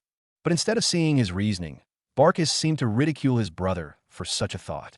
"What makes you think that the Reborn company can't defend against Flare Corp?" Barkus asked. "Brother, are you listening to yourself? Flare Corp is a major subsidiary of a conglomerate. The money and manpower they possess is not something that we peasants could even dream about. No matter how strong the Reborn company looks now, they will suffer the same fate as Batroc Town. I'm just making sure that we don't." The two twin brothers, as usual, could not see eye to eye on their problems. One of them was awakened to the intimidating power of Flare Corp, and the other was awakened by the world-changing power of the Reborn company. Their perspectives on this predicament were even more contrasting than black and white. "So, what do you plan to do?" Barkus asked. "Conquer the grafted cluster and throw out the Reborn company? You think you can do that?" Bullrun gritted his teeth. "With your help, yes. And that's not all. We will have the bastard bandits on our side too." Barkus looked back at his brother. "The bandits?" "Yes. That's how powerful they are. Flare Corp bought their way into controlling the bastard bandits, and they are now willing to help us achieve this mission. I was promised that he will send in a major officer of the bandits, someone called Sleazy, the infamous night killer of the bandits." A raucous laughter came out of Barkus once he heard that. "Ha ha, that's the reason for your confidence? Sleazy?" "Yes," Bullrun answered, confused as to why Barkus was acting weird. "Wasn't he terrorizing our merchants and our trade routes for a long time now? He will surely do so with the Reborn company as well. I have bad news for you, brother. Sleazy already tried that, and he failed miserably." Bullrun froze, completely shaken from this news. "What? How can you be sure?" "I was there. I saw it myself. The Rebornians knew what was coming and foiled Sleazy's ambush." The man started pacing back and forth. His brother may be many things, but one thing, he was not with a liar. This meant that Sleazy was truly defeated by the Rebornians. "Then the rumors about the Dragonborns are true," Bullrun muttered. "It makes sense. If they can defeat a strong caliber group like the Stone Cold Six, then Sleazy is easy pickings for them." Barkus couldn't help but laugh inwardly once he heard that. The best part about it was that the infamous Dragonborns weren't even the ones who defeated Sleazy. It It was the Red Man Keys, who the Rebornians and the Dragonborns considered as their weakest fighting members. It doesn't matter in the end. Flare Corp will come sooner or later, and they will bring their full force. Bullrun reasoned. We have to move now and curry for their favor. Brother, join me. Bullrun raised his hand for his brother to take, but Barkis ignored him. I refuse, he said. I am already affiliated with the Reborn company. What? How? Barkis took off his long-sleeved jacket, revealing a tiny patch of embroidered symbols on the back of stitches. There were two symbols. One was the Barkis Incorporated emblem, but above that was the distinct R symbol of the Reborn company. No, Bullrun muttered. You became their subsidiary company. Bullrun treated this as a complete betrayal. He couldn't believe that his brother would subordinate himself to the Reborn company. There's a distinct difference between us, brother, Barkis said. You want to subordinate yourself to Flare Corp because you fear them. I do it because I believe in the Reborn company. We will prevail sooner or later. I wish you could see that. But Bullrun couldn't see it. In his eyes, the Reborn company was a freshman, a greenhorn, and a fledgling rookie compared to the colossal Flare Corp. Companies like them almost always end up being subdued by the bigger predator in the global market. I guess this is where we part, brother. Barkis raised his hand for a handshake, but Bullrun refused. He simply walked out of the room in silence, and with his head down in contemplation. After the confrontation with his brother, Barkis immediately looked down at his shadow and requested a meeting with Michael. A couple of seconds later, an orcupine shadow orc emerged next to him with a respectful nod. The orc raised his hand and enveloped the two of them in an endless darkness.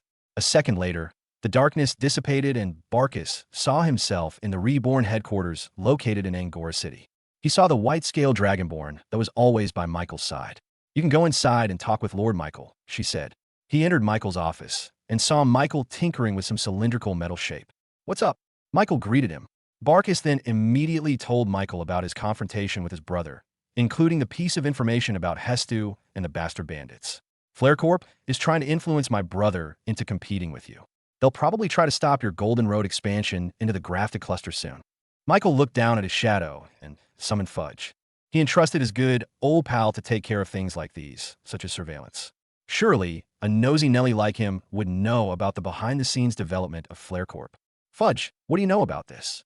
A violet pudgy sphere jumped out from the ground and landed in front of Michael's desk, displacing neatly stacked paperwork into a disorderly mess. What did the shadow orcs find? He asked Fudge. Huh? Oh, that, yeah, Fudge muttered awkwardly. I seem to remember something like that happening. And Michael asked, expecting to hear a much more detailed explanation than that. I don't seem to remember what exactly transpired, ha ha ha. My juniors always forget to write things down, ha ha. Michael eyed Fudge suspiciously, making the violet slime fidget anxiously in place. Don't worry, Master. We have this under control. We have started to infiltrate the Bastard Bandit hideout behind the scenes through our orc ninjas. We have also sent in a few of our own bandits as spies on the inside. Fudge explained, which seemed to have allowed him to avoid Michael's suspicious gaze. You already found their hideout. Barkis impulsively said out loud in disbelief. Yes, Fudge answered. They made the mistake of ambushing one of our merchants, so we sent in our shadows with them when they returned. Aren't I such a good ninja? Fudge scooted over to Barkis, with his eyes filled with an expectant gaze. Barkis slowly and awkwardly put out his hand and patted Fudge's head. There, you're a good ninja. That's right, Fudge declared. But Michael wasn't getting sold on his cutesy performance. He leaned in closer and squinted. He caught a scent of Fudge's shenanigans all over the story. That's it? He asked Fudge. Of course, Master. Oops, would you look at the time? I have to go now, but... Fudge immediately descended into the shadows before Michael could figure out his plans. Meanwhile, back in the center town of the grafted cluster, Bullrun found himself pacing back and forth in worry. It had been a few weeks since Hestu arrived to help him, but he had made no progress in uniting the grafted cluster into Flare Corp's banner. In fact, he was slowly losing his influence in business as everything was being swallowed up by the Reborn company. Hestu eventually returned from Batrock Town, having reported to his king to expect good results in the grafted cluster. So when he arrived in Bullrun's mansion, he was stunned to see Flare Corp crates just sitting around in a warehouse. What's the meaning of this? Hestu screamed. Get me Bullrun. Now, Bullrun arrived in the warehouse with anxious steps. He bowed as he greeted Hestu, but the man didn't seem to be in such a good mood for pleasantries. Why are you not selling these products? These are great items that would have sold a lot in other territories. Instead, you're just letting them rot in a warehouse. Have you given up in trying to conquer the grafted cluster? Hestu was steaming with anger. It's not that I don't want to, sir. It's that no one wants to buy them. Finally, the man stopped huffing and puffing. He looked at Bullrin as if he was sure that he heard him wrong. No one wants to buy them? What sort of excuse is that? It's true, Bullrin insisted. The prices that you have set for me is something that the market is not willing to purchase. Even with the Flare Corp symbol imprinted on them, no one is willing to buy an item that is twice more expensive than other brands. This was extremely confusing for Hestu. After all, he had calculated the perfect price for these products, which took into account the transportation fees, labor fees, and even insurance fees. These were supposed to be the cheapest items they sent out. Yet, people are calling it expensive. How could that be possible? Hesta asked. It's Reborn, Bullrin explained. They're selling extremely affordable products that everyone wants to buy. Bullrin gave Hestu a list of the price comparison between Reborn products and Flarecorp products. The difference was astounding. Even Hestu would be tempted to buy from the Reborn company at these prices. How can they price it so cheap? He asked incredulously. One spool of silk fabric is only 500 silver? That's local pricing. It doesn't take into account any transportation fees. Heck, from what I know, these types of silkworms can only be found in the King's region. And the transportation fees to transport this here is more than 500 silver coins. Hesta was completely dumbfounded by Reborn's pricing. Now you understand my problem, right?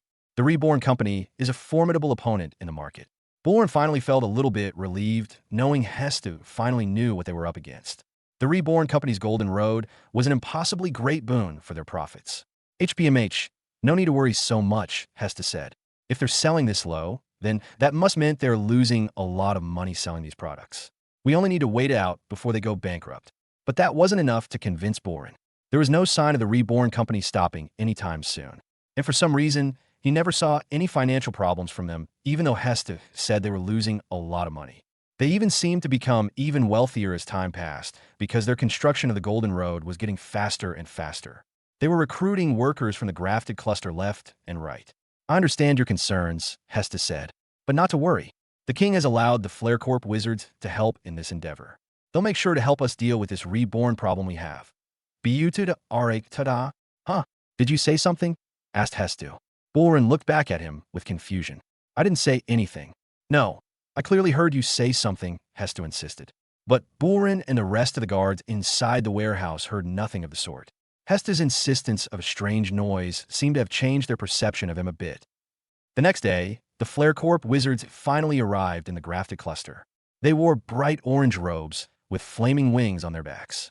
They were quite snobbish, choosing to ignore Bullrin and chose only to speak to Hestu. These were 6-star wizards borrowed from Flarecorp's main army itself. One of their specialties was creating large barriers and domains that would separate a territory from the rest of the world. It didn't take long before they started to travel through all of the territories under Bullrin's occupation and started to isolate them from the rest of the grafted cluster. World of Burn. The wizards chanted with a magic circle appearing in front of their hands. They concentrated for a few seconds before the magic circles lifted off their hands and remained static in the air. The Flarecorp wizards continued to create 4 more of these magic circles throughout the entirety of the territory, creating a pentagram connection between them. As soon as the final magic circle was placed, a large fire erupted from the ground and created a domed boundary that encompassed the entire village. The citizens were alarmed, but well-placed guards assured them all that it was a protection spell that would safeguard their village. They weren't technically lying. They were getting protected, but the main purpose of this flaming barrier was to prevent the Reborn company from constructing their Golden Road wherever they wanted. The Flarecorp wizards installed these barriers over the rest of the territories that were yet to be infected with the Reborn sickness. Bullrin was once again awed at the power of Flarecorp and their wizards. The amount of mana it will take to keep these barriers stay active was a staggering amount. They would have to concentrate for the whole day to keep this intact. Somehow, Flarecorp could make these well-accomplished 6-star wizards into mana dispensers like it was nothing.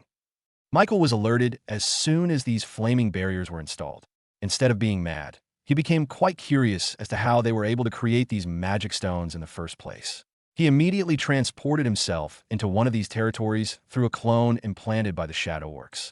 When he arrived, he saw a semi-transparent wall of flame that created a domed structure within the tiny village.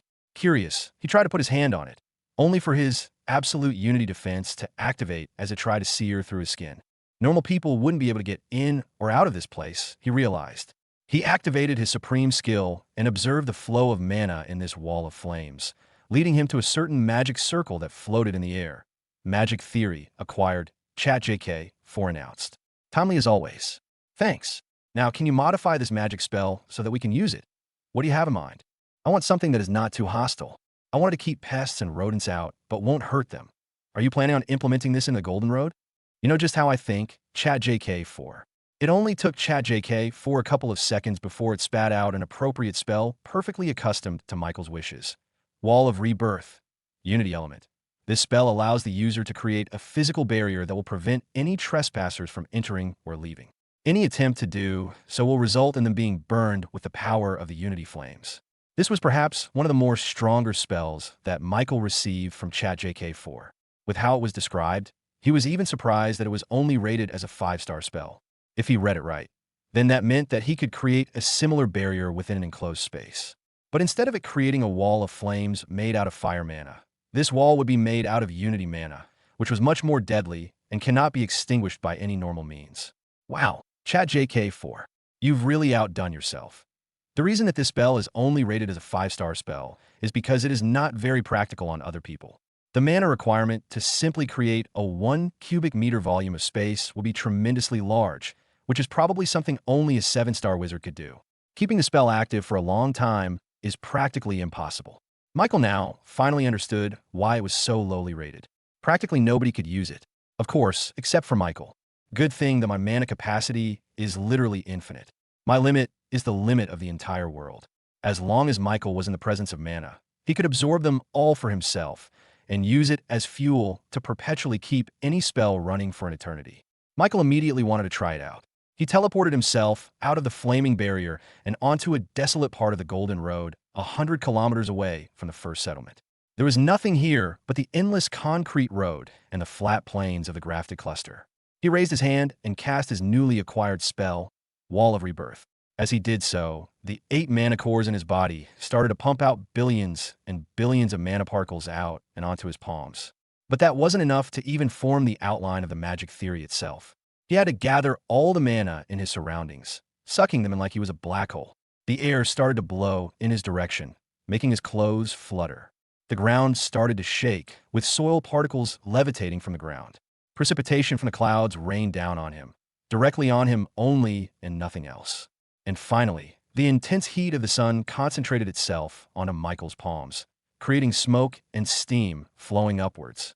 The mana particles in the surrounding were far more abundant than his own cores, allowing the magic circle to finally take shape.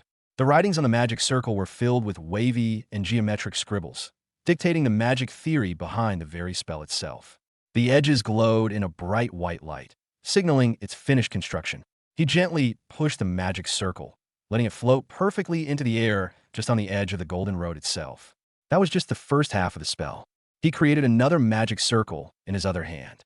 This time, the mana he absorbed from the surroundings were completely different from the 4 basic elements. Light, dark, lightning, and poison slowly but surely gathered themselves into Michael's palms. Some rose up from deep underground, while others rained down from the very heavens itself, outer space. Once the magic circle finished, he pushed it onto the other side of the road, finally creating a closed loop. As soon as it took its rightful place, a translucent wall of golden aura emerged from the circles and spread out towards the outer edges of the Golden Road. It went as far as half a kilometer on both sides, into the skies, creating an enclosed space on this portion of the Golden Road. Michael looked at his creation and was immensely satisfied. This was perhaps the first time that a spell took such a toll on him. He felt the mana from his cores constantly getting depleted by the magic circles and constantly getting replenished from his surroundings. He then picked up a small rock from the ground and threw it towards the golden aura. As soon as the rock touched the Unity barrier, it was suddenly engulfed in a bright white flame that disintegrated its very structure in just a couple of milliseconds. There weren't even any ashes left from the rock. The earth mana was immediately canceled out by the other mana supplied by the magic circles. Michael had no doubt that any bandit or wild animal that stumbled upon this road would immediately find themselves destroyed from their very cores. It's powerful, Michael thought to himself. Maybe too powerful. Now, of course, this did raise some concerns. After all, there could be a time when a person would accidentally touch the barrier and immediately find themselves without a finger. If that was the case, then this barrier would be a lot more troublesome than it's worth. Chat JK4, can you edit the spell a little bit so that it can recognize whether someone is an intruder or not? Is there a way to do that? Unfortunately, the criteria to identify someone as an intruder is far too vague and complicated for me to take into account for the spell. However, there is a way to identify someone as an ally or a friend. His personal AI assistant took a couple of seconds before presenting Michael with a new version of the spell. Gate of Rebirth. Unity element. This spell allows the user to create a physical barrier that will prevent any unwanted trespassers from entering. Any unauthorized attempt to do so will result in them being burned with the power of the Unity flames. Those with authorization will be allowed entry and exit from the Gate of Rebirth. Only those who are in possession of a reborn shadow clone is granted authorization. Michael looked at this new spell and found it to be quite complicated. According to ChatJK4, this new Gate of Rebirth would only allow entry and exit from people who are in possession of reborn shadow clones. Shadow clones, as in my shadow clones and the orc's shadow clones? That is correct. After thinking about it for a minute, Michael finally understood. The thing about the shadow clones seemed arbitrary at first, but when taken into account what they possessed, then it made sense. The reborn shadow clones could access the Rebornian innate skill, Lesser Unity Defense. And if those clones are attached to someone that wasn't a Rebornian, then they were included in the Lesser Unity Defense skill, which allowed them to be unharmed by the Unity flames from the Gate of Rebirth. So in short, only those that were Rebornian or had Rebornian clones attached to them could enter and exit the Gate of Rebirth unharmed. Then this means that I will have to start setting up toll booths. If Michael was going to be completely honest, he wasn't planning on creating a toll booth for the Golden Road so early in its construction. Of course, he planned to make it a business later on down the line when it was more established within the Royal Continent. But he thought that it would be much further later in the future. However, creating this Gate of Rebirth would necessitate him having to create a membership that would allow people safe entry into the Golden Road. For example, at the start of every town, there would be a toll booth to enter the Golden Road. Once they paid a certain amount, they would then receive one of his shadow clones to accompany them throughout the journey, keeping them safe from the Unity flames of the Gate of Rebirth. This was actually a tremendous idea, if not for Michael being a little bit hesitant in making people pay for passage into the Golden Road. After all, his initial idea for the project was to make the road as accessible to everyone as possible so that they would eventually be led down into the King's region and into the nation of Reborn. But if there was a toll booth for this road, then it was possible that people would be hesitant or even refuse to enter because of the fee.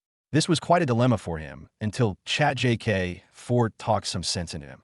Studies have shown that people are much more willing to pay a premium price for safety and convenience. You're right. I guess I have to stop thinking of the Golden Road as just a simple road. It is a guaranteed safe and convenient passage through all the territories in the Royal Continent. Now that he had the Gate of Rebirth, he could be sure that there wouldn't be any unauthorized people from setting up an ambush in the middle of nowhere and stealing any important merchandise. The sleazy and the bandits incident wouldn't ever happen again once Michael installed Gate of Rebirth all around the Golden Road. The best part about this was that there wasn't an obvious loophole that people could exploit. If they purchased entry into the Golden Road and tried to rob someone, then Michael would be immediately informed of what was happening. After all, their safe passage came from the shadow clone attached to their body. Now, Michael could give safety assurance to other people who passed through the Golden Road. Before the Gate of Rebirth, there was still a chance for non-Rebornian people to get robbed while traveling in the Golden Road. But now, that possibility was practically zero. For now, he planned on implementing the Gate of Rebirth and the toll booth in the road between Angora City and the Grafted Cluster. He wanted to treat it as a beta test to see if there would be any problems that would occur before he implemented it to the rest of the Golden Road. The only problem now was its construction. Having to concentrate on this magic spell was, of course, not feasible. Thankfully, he had an endless supply of clones that could fill in a role for him. You know what to do? ChatJK4. Please give me a clone skill that can supply endless mana in the Gate of Rebirth spell. Understood. Creating spell, Shadow Clone Battery, Unity element. This spell allows the user to create a clone that fills in the role of a magic caster. Upon activation of this new spell, two parts of Michael's shadow immediately separated from his feet and latched themselves onto the magic circle. The shadow 3D effect brought on by the skill made the magic circle look more realistic, as if it was tangible in the real world. It didn't look like a hologram. It looked like a floating neon sign. He immediately felt the burden of mana lift from his chest, making him breathe a little bit easier than before. A weight had been taken away from his shoulder and transferred over to the two shadows, who kept on absorbing mana from the surroundings and keeping the magic spell active. The best part was that he could remotely turn the Gate of Rebirth on and off at any time he wanted. For now, he turned it off. There could be plenty of curious, innocent bystanders that could lose a finger because of this. He only planned to make it active once he completed this whole part of the Golden Road and finished the toll booth. That was the only way he could warn the travelers about the dangers of the Gate of Rebirth without getting a Rebornian shadow. Nice, it works. Now, on to the hard part. He still had hundreds upon hundreds of kilometers left from this part of the Golden Road, which would probably take him a few days to finish if he did it all by hand. Chat JK4, any way that I could have my clones install these magic circles? Thankfully, such a thing was possible. He could simply just create all the required magic circles in one place and have his clones transfer them over to their appropriate spot, shortening the required time from 1 week to just 1 day. After Michael was done with the Gate of Rebirth, he went straight to the first settlement and seeked out the Rebornian engineers for another project. Thankfully, Michael found a couple of A-class engineering talents from the grafted cluster who he recruited into the nation. So, while the rookie engineers continued the work on expanding the Golden Road, the more experienced workers started on Michael's new project, the toll booth. It's just a simple barrier that goes up and down.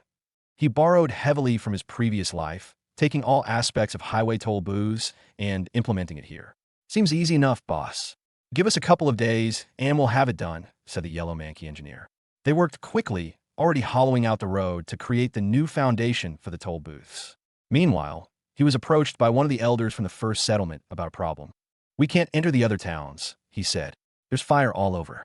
We can't visit our family. The old man was talking about the flaming sphere barrier that Flare Corp put up on the remaining territories in the grafted cluster still not connected to the Golden Road. With people unable to go in or out, there was a lot of frustration building up among the citizens. Naruto and Sasuke emerged from behind Michael and also gave their input about the whole situation. It's total isolation over there, boss. Since no one can go in or out, people are having to rely on Flare Corp products to sustain themselves, Naruto reported. Ra-ta-ta. Sasuke shouted in anger. Even if the prices are a little bit more expensive than normal, people have no choice but to purchase from them. It seemed that this was one surefire way for Hestu to make sure that Bullrun's company was keeping its profits up. It was a slimy business practice, for sure. I'll have to give them another visit, he said. Meanwhile, back in the central town of the grafted cluster, Hestu and Bullrun were just given notice of their huge bump in profits in a single day. See, Hestu bragged, pointing at the papers in Bullrun's desk. It's working. The people are using Flare Corp products. But despite increasing his gains to nearly double its normal amount, Bullrun couldn't bring himself to celebrate. He looked out of the window and saw the outskirts of the central town being separated from the outside world by a semi-invisible wall of fire that prevented anyone from going outside. There were Flare Corp soldiers posted all around the circumference of the flaming sphere, preventing people from hurting themselves as they tried to sneak out of the territory. Doubt began to seep into his heart. This would definitely not be the first time that this could happen. If Flare Corp eventually arrived in the grafted cluster, it was more than possible that this forced isolation would transition from temporary to permanent. He didn't know if he would be able to live with that. But of course, he couldn't say any of this out loud to Hestu. The man was in control of the 6-star wizards in charge of maintaining this barrier. They could easily focus their attention onto him if he voiced out his concerns. Now that we have made sure that the Reborn company can expand their business here, we shall slowly take back the other settlements from their grasp, Hestu said. I'm looking forward to it. After finishing his conversation with Bullrun, Hestu walked out of the mansion and back into his carriage. Unbeknownst to him, or any of the bodyguards assigned next to him, there was a peculiar shadow that seemed to have attached itself to his feet. Bu, ta-ta. Who is that? Hestu screamed, surprising his bodyguards. Sir, no one said anything. I heard it clearly, Hestu insisted. Someone is playing tricks on me. Guards, do your job and inspect our surroundings for any miscreants playing a prank.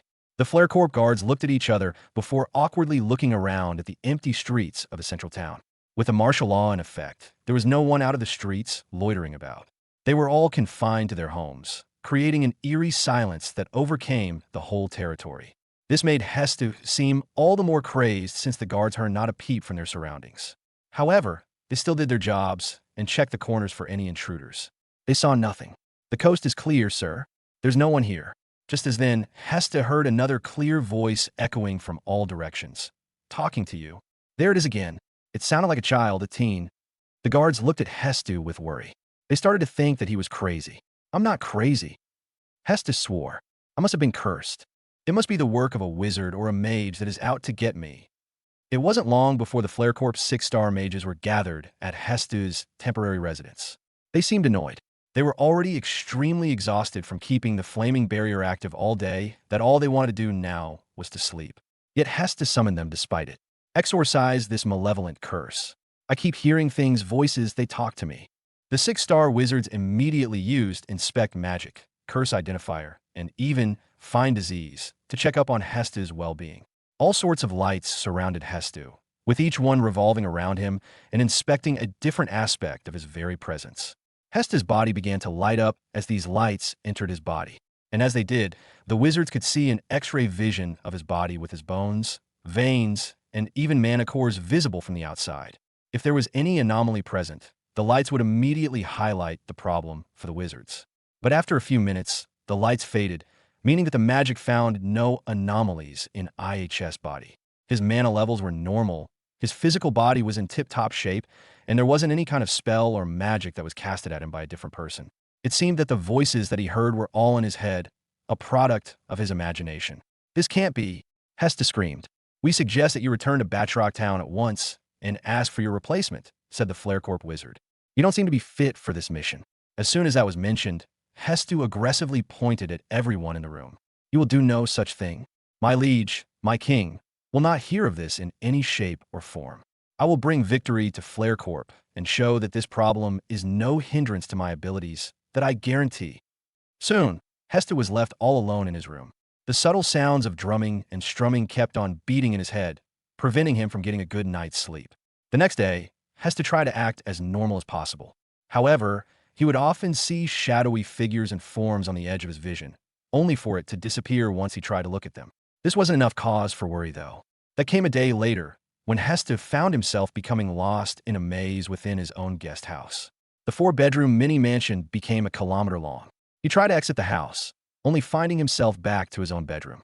The windows outside were completely bolted shut, letting no sunlight shine through, with only the artificial luminescence of the flickering oil lamp illuminating his surroundings. Help! Get me out of here, he shouted, but his words came echoing back at him at full force. Every door he walked through seemed to lead him further and further down the path of insanity. Time seemed to blur. His consciousness became foggy. He just wandered this endless maze in a daze, opening one door and the other for an endless amount of time. He didn't know how long he had been trapped into this door, but after what seemed like an eternity, he finally found the exit. Help me, he said exasperatedly to the guard outside his house. I've been trapped for months, years? I don't know. The guard looked back at him with a strange look. Sir, it's only been a few hours. The wizards were once again asked to examine Hestu's well-being. But aside from looking a bit haggard, the man was in perfect condition. His mind, however, is a complete mess. I was trapped there, I tell you. There's no traces of magic in the house, said the wizard. Having no one believe him made Hestu feel intensely paranoid about his surroundings. He couldn't even take a bath for fear of being trapped in that maze again, making him look even more disheveled and dirty as the days passed. After a week, Hestu's well-being deteriorated to the point that he wouldn't even go out of the house anymore. He kept himself on the corner of the room, hugging his knees and biting on his nails. His eyes were completely sunken. It was at this point that suddenly Hestu saw darkness seeping out of the walls, covering its entirety. Shadows flew back and forth in the air, infecting everything it touched into darkness. In the end, all Hestu could see was an endless black void. He floated in this space, wary of his surroundings, before a giant figure came into view. It was a colossal violet slime. Hestu saw a large violet slime floating in the middle of the dark void. Its colossal figure gave a sense of grandeur that was almost godly in nature, as if this divine being had touched down from the heavens and visited the human plane. Who are you? Hestu asked, his voice filled with confusion, yet with a hint of wariness. He didn't want to offend this humongous being. After all, it was more than probable that they were the reason why he was here in the first place. I am a ninja. Ahem, a celestial, the slime said, its voice transferring directly into Hestu's head. A celestial? What do you want from me? Get me out of here. Hestu struggled to push himself off to try and find a way out of the darkness, but found that no amount of force could displace him from his current location. It was as if he was trapped in the very air itself. I am here to help you, my son, for you are treading a path that will make you stray from your true destiny, the slime said in an ethereal voice. Why should I believe you? True destiny. What are you talking about? The giant slime then grew a pair of stumps on its side, creating its own hands. A shadow from the dark void latched onto the slime's palms, morphing into the silhouettes of humans. Upon closer inspection, Hestu realized that those two human figures bore a great resemblance to himself. The one on the right was a replica of himself in his current state. He almost didn't recognize himself. His usually slicked back hair was a total mess. His eyes were sunken to the point that he looked like an emaciated ghost, and his dashing royal suit was stained so much that the Flare Corp emblem was completely disfigured. This version of himself laid down on the floor, hugging its knees and continuing to mumble unintelligible words. This is the path that you're currently on, said the giant slime. It is filled with suffering and torment. Doubt will poison your thoughts, making you question your very own sanity. Hestu remembered the horrifying hell he had to go through when trapped inside that maze. The worst part about it was the doubt he had in his mind at the very end of it. Did it truly happen, or was he just imagining that it did? But that is not your final fate. You can have peace and serenity in your life as well. The giant slime showed Hesta the other shadow replica. This time, Hesta saw himself sitting in a lotus pose with a calm smile on his face. For a second, Hesta saw himself finally free from the voices in his head. But as soon as he was about to achieve this peace, he suddenly heard that familiar BU, Tatu, and RA, ta rhythm beating in his mind. Why are you doing this? Hesta begged. Have you ever felt that you were meant for something bigger, for something more meaningful, becoming as cool as a ninja, or as amazing as a spy? The slime asked him seriously.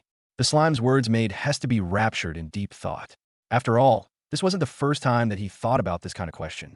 He always thought he was meant for something greater, beyond the Queen's region, and even beyond the royal continent. This was the reason why he subordinated himself to Flare Corp in the first place. He thought that by following them, he could achieve his dream of becoming an influential figure in the world. I do think of becoming more than I am. I don't know what a ninja is, but I want to take destiny in my hands and mold it myself. Hesta declared in a rare moment of courage. The giant slime looked down at him and smiled. That is precisely your fate. You are destined to become one of the greatest figures in the history of the entire world. After all, you are one of my chosen ones. Hesta's eyes gleamed with excitement. He felt like it was only now that he was starting his life. It was only now through this celestial slime did he finally found purpose for himself. I am one of your chosen ones. Hesta asked, pride leaking out of his voice. Yes, I have big plans that are in store for this world, and you are one of the lucky ones that are going to fulfill my wishes. Hesta stepped forward, no longer being afraid of the giant slime in front of him. Now that he was convinced that this colossal figure was not a malevolent being, but a helpful celestial, Hesta felt even more in tune with his words. What shall be my mission in this world, O great slime? It was at this point that the giant slime stayed silent. In Hestu's perspective, it was as if the slime was in deep contemplation, as if he was peering through the different possibilities of the dimensions of the universe. But in truth, Fudge was a little bit caught off guard. He didn't expect Hesta to go along with his lies so easily. He might have acted as this all-knowing figure, but he was bumbling along the way, improvising all of the words out of his mouth. There's a great evil in this world. Yeah, that's right. And it is our job to destroy it. Yes, that sounds good. Despite saying those words without the dignity and assurance that a celestial should have, Hesta didn't even question any of this giant slime's authenticity. He was too enamored with the promises and that the celestial was offering him to see through the lies. I see. I knew it. Hesta muttered to himself. Just like in the stories and legends of old, there is a great evil in this world that must be purged. And it is my job to help you get rid of it. Is that right? Yep. That is exactly right. I knew I chose you for the right reasons. Then that must mean that there is a hero in this world that you have arranged, Hesta said, as if he was discovering a big secret of the world. Sure. It is not my job to ensure that this hero will succeed in his destiny and purge the evil of this world. Fudge heaved a sigh of relief. He didn't even have to do anything, and Hesta did all the work for him. But who is this hero, Celestial Slime? How will I find this individual? Perhaps, is it the king of Flare Corp? Silence. The dark void shook upon the giant slime shout. Hestu found himself stricken, having trouble composing himself. You do not want to anger me any further. I do not take kindly to your words. If you keep on spouting these falsehoods, then I cannot protect you from my own wrath. Hesta bowed deeply, kneeling in front of the celestial slime. He didn't know that helping Flarecorp was a crime worthy of death. I beg for your forgiveness, Celestial Slime. I shall not mention this again. While Fudge was having fun manipulating the events behind the scenes, Michael took it upon himself to liberate the people of the grafted cluster from the tyrannical rule of Bullrun Incorporated and Flarecorp combined.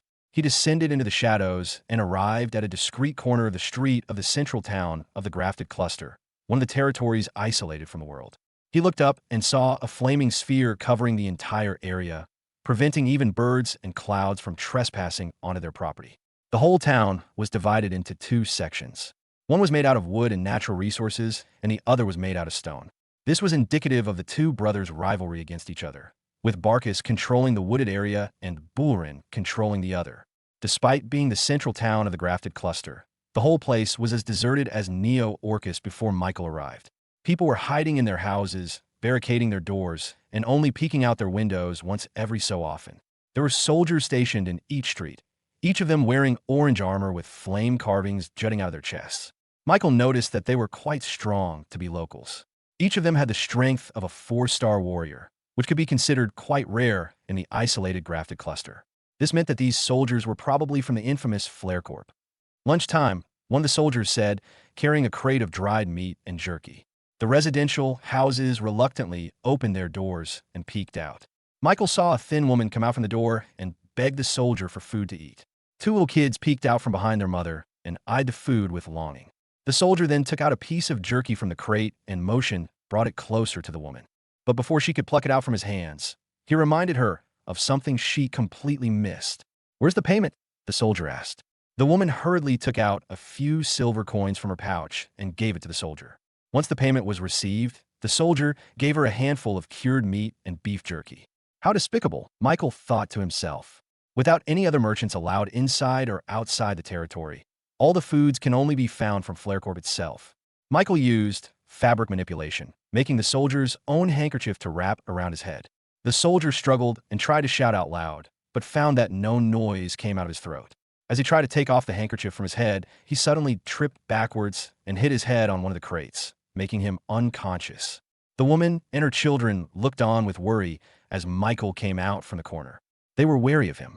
But then, Michael commanded a shadow to float above the woman's door.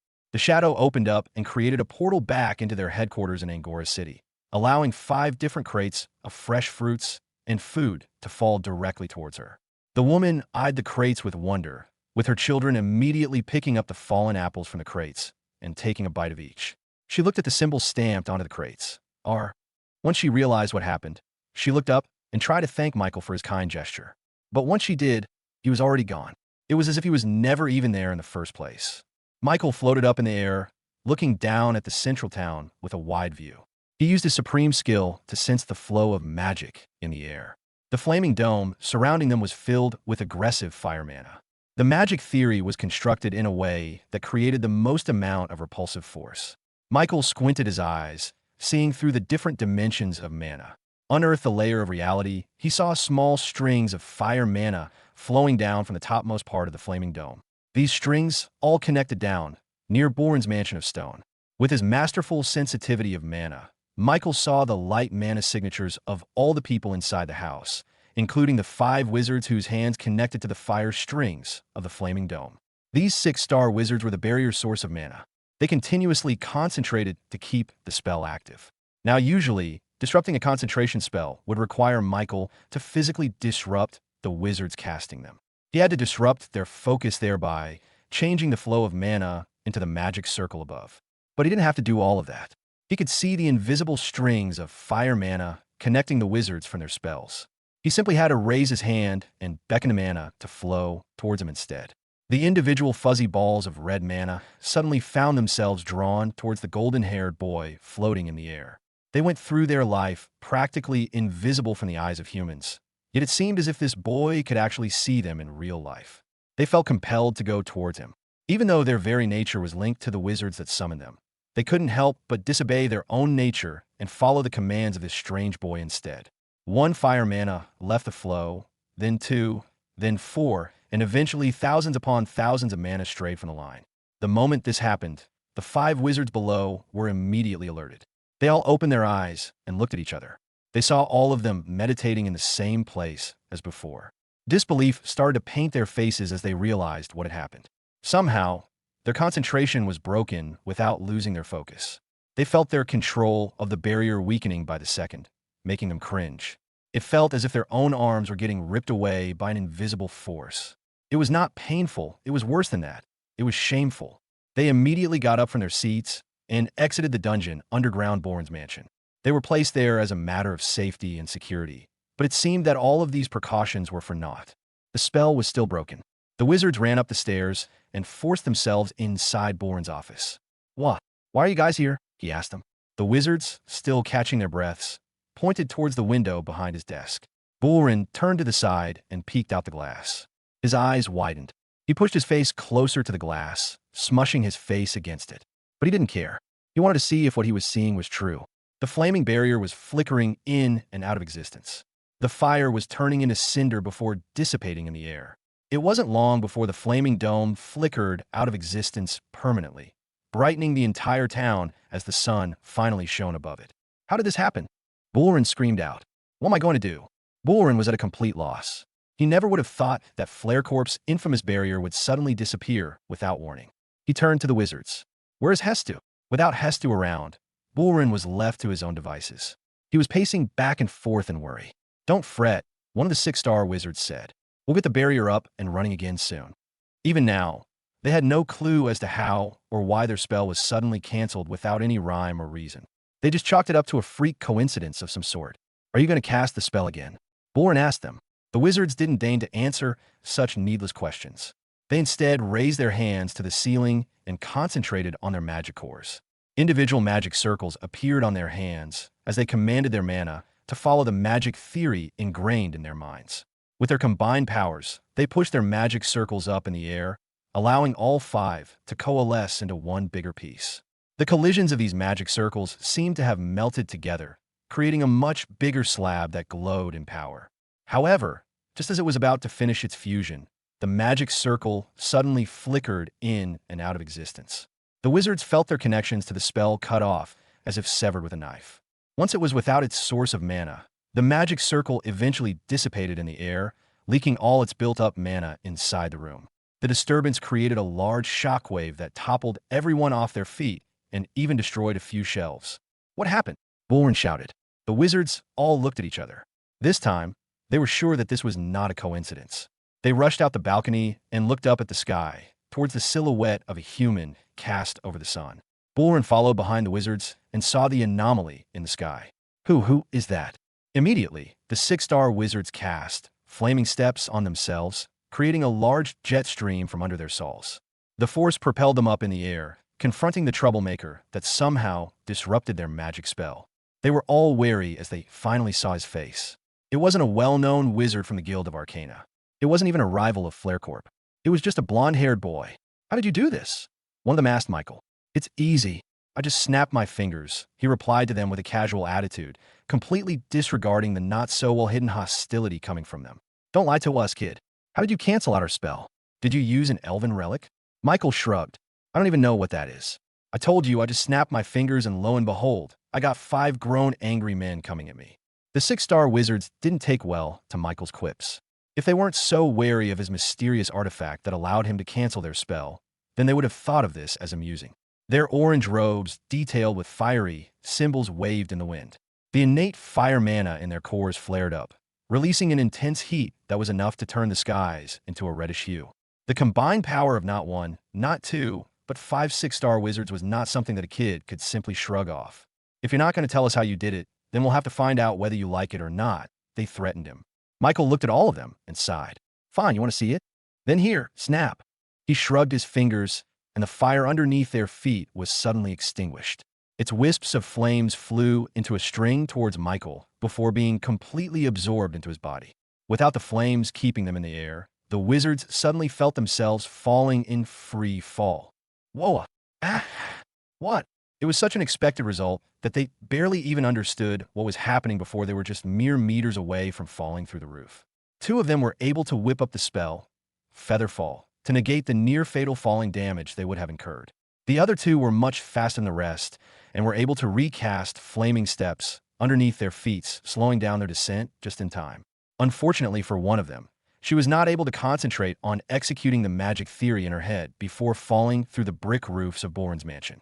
She fell through 2 stories down before crashing on the kitchen floor, creating a large crater in the marble flooring and surprising the maids and butlers preparing food. She was down for the count. The 4 other wizards felt their hearts pumping 1,000 times per second as they looked up at the lone child up in the skies. Michael looked down at them, with his hands on his pockets and with a carefree smile. How did he do that? That's impossible. This is impossible.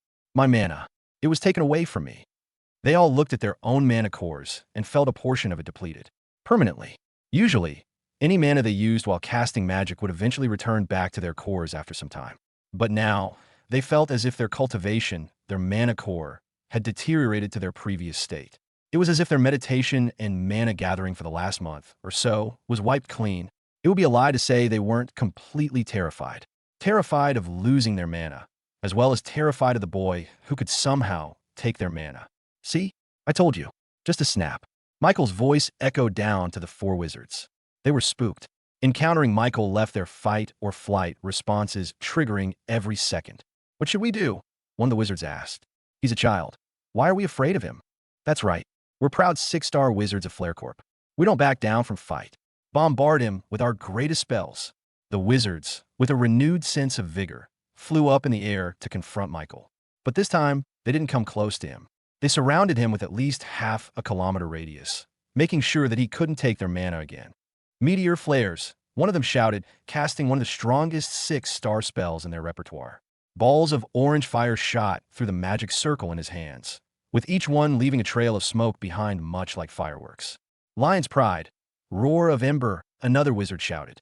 The head of a lion manifested out of the wizard's magic circle. It opened its jaws wide and roared towards Michael, exciting the mana particles in the air and increasing the temperature in a wave form towards him. Bastion of Balrog, the next wizard casted. A fire demon, made completely out of flames, burst into reality as the wizard finished his magic spell. This fire demon looked human-like, except for its hog-like face and its gaseous lower body. Upon its summoning, the demon rushed towards Michael, using its gaseous lower body to propel itself even faster than the first 2 spells. Lesser Phoenix's feather, the last wizard shouted. This time, large black feathers appeared from the magic circle. These feathers incinerated everything it touched, including the air surrounding it. And as it rushed towards Michael, large explosions followed its wake. With these 4 6-star spells coming towards him, even Michael felt a little bit of heat. As a 5-star wizard himself, the best spells he could use right now were only in the 5-star category. If it were any other mage, then there was only one outcome that this could go, and that was his own demise. But of course, he was different. He had a supreme talent that allowed him complete control over mana itself. He looked at the fire demon coming at him fast. Magic theory acquired. Chat JK, Force said. As soon as he heard that, information washed over his mind, detailing all the tricks and mana flow of the fire demon itself. And as it turned out, it wasn't really a creature at all. It was just a clever construct of fire mana that made it look like a demon. He looked at its body and no longer saw just ordinary flames. Instead, he saw highlighted lines of mana that indicated the weaknesses unintentionally left behind by the spell's creator. He might not be powerful enough to completely take control of a 6-star spell, but he was surely strong enough to pick apart its gears individually. With a simple tug, Michael caught the very backbone of the fire demon, destroying the very flow of mana that allowed it to become physical in the first place. Soon, the fire demon's features melted into its own flames, turning more and more obscure as it reached Michael. In the end, it turned into nothing but a ball of flames, the equivalent of a 3-star spell as it reached his location. An invisible prismatic shield appeared around him at the very same moment, nullifying the fire mana in the spell and dissipating pure mana that was soon absorbed by Michael. Not even smoke was left of its remains. What? The wizard shouted in disbelief as saw its spell get dismantled in the air. The other wizards were surprised too, but they chose to focus on their own spells instead. Whatever spell or artifact he used to keep disrupting these high-level spells was probably on cooldown after using it on the fire demon. This was now their chance to hit him square in the face. The flaming meteors, numbering in the tens, finally came close to Michael. Each one felt like homing missiles, following Michael's every move. In response, Michael's shadow suddenly separated from himself and morphed into an exact replica of Michael, superior shadow clone. This was a 5-star version of a normal shadow clone spell, but this time, the clone was as close to being real as possible. Even the Dragonborns wouldn't be able to figure out which one was which. The meteors suddenly changed directions, following Michael's shadow instead. It seemed that this 6-star spell identified Michael's clone as the real thing. The meteors exploded upon impact towards Michael's clone, bombarding its absolute unity defense with great force. Just when the wizard thought he succeeded, Michael suddenly melted back into a shadow form and attached itself back to the clone. This was also one of the perks of Superior Shadow Clone. It allowed him to switch between the two seamlessly.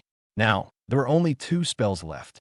And coincidentally, both of these were area of effect spells, affecting a very large area and leaving no chance for Michael to dodge or move out of the way.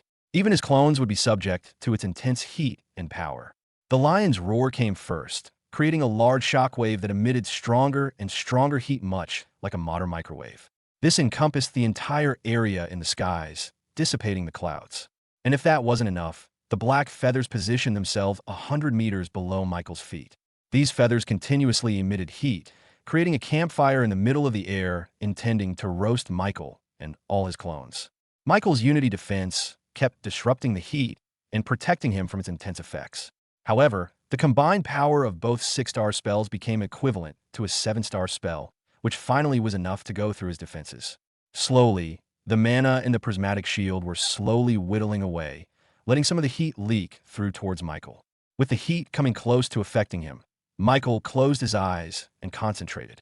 He instructed ChatJK-4 to create an innovative spell, one that would combine both magic and modern physics. He raised his hand and uttered, "Heat sink." He looked down at the central town below and commanded all of the metal to rise up towards him. The citizens were surprised as they saw their buckets, armors, and even kitchen utensils suddenly float up in the air and escape through their windows. People tried to jump and catch their prized metal possessions, only for their eyes to finally see the magical fight happening above. They stared in awe and wonder as giant magic circles floated in the sky, with the intense fire creating a reddish hue that painted the environment.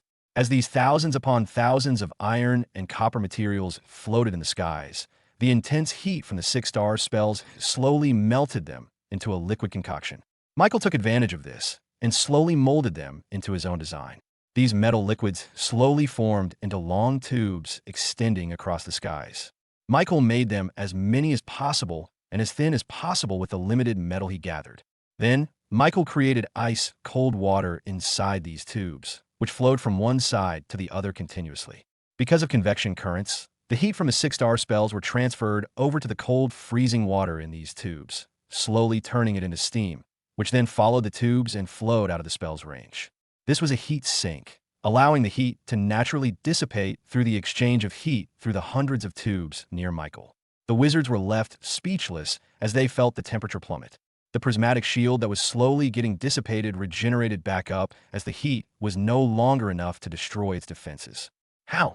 With just a bunch of tubes? The wizard shouted in disbelief.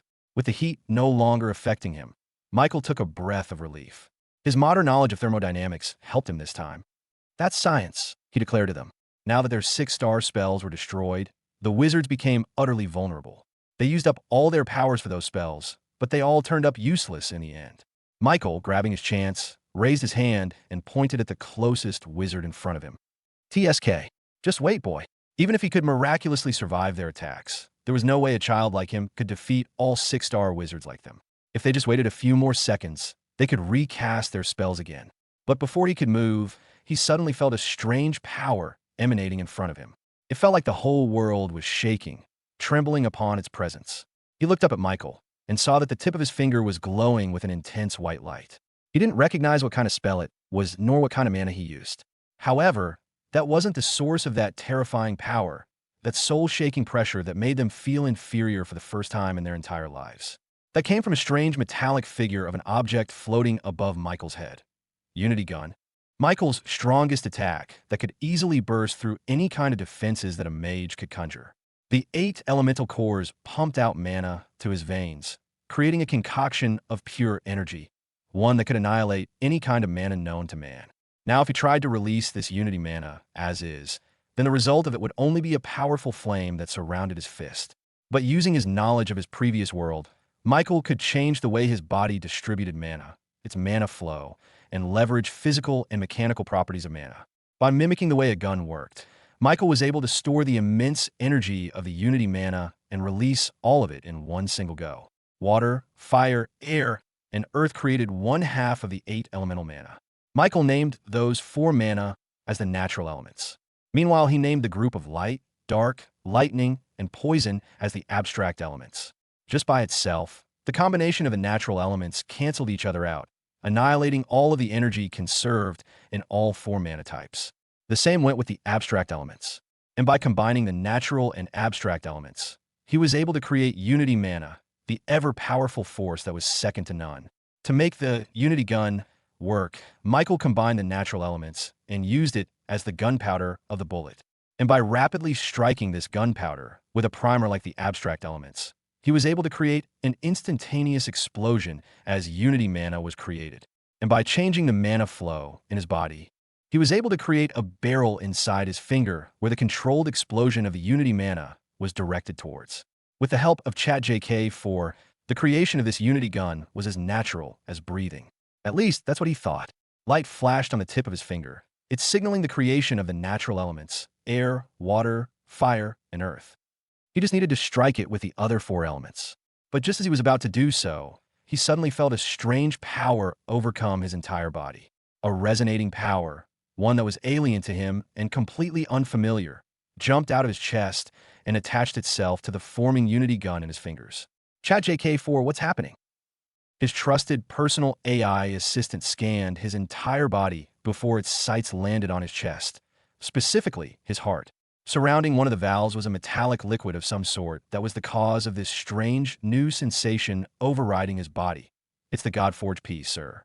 It was suddenly activated as soon as it sensed the formation of the Unity gun. Michael was shocked, to say the least. He thought that the Godforged piece was merely a simple piece of metal that was the same as any other material in the world.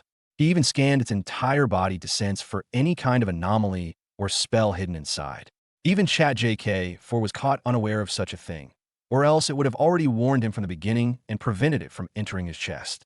All his scrutiny led him to believe that the Godforged piece was a normal piece of metal with a little bit of Unity mana still left inside. But the power resonating from inside the Godforged piece was completely different and alien from any kind of power that Michael had ever encountered. Just the fact that his supreme skill didn't pick up on its presence meant that it was not made up of mana at all. Now, Michael would have been a lot more concerned regarding this strange new turn of events, but the power coming from the Godforged piece was actually reinforcing the Unity gun in his finger. It was making the spell more physical, more real, if that made any sense. Just then, Michael noticed the strange looks that the Flare Corp wizards were giving him. They weren't looking at the bright white light coming from the tip of his finger. They were looking up. Michael slowly turned his head upwards until he saw a giant projection of the upper body of a feminine woman. Its entire face was made out of some kind of metal as shiny as aluminum, but as immaculate as a diamond. Despite how unnatural she seemed, she looked at Michael with a gentle gaze, one that was akin to a mother looking down at her son. She had her hands spread out towards him, as if she was welcoming his very presence. He couldn't help but look at her face. He didn't know if he was looking at a very realistic sculpture or a real living human being. The difference was minute. He could even swear that he was seeing tiny movements and changes of expressions from her face as he looked up at her. But a second look would only make it seem as if she never moved at all. "Who are you?" he asked her. But she didn't respond. She stayed in the same state as she was before, unmoving. He couldn't even tell if it was a projection, an illusion, or a spell. It seemed none of those. It reminded him more of how his shadow moved through reality itself. Except this womanly figure wasn't a shadow of a human, but the shadow of a figure that was beyond the 3 dimensions. He didn't know why, but he just wanted to spend the rest of his days analyzing this projection.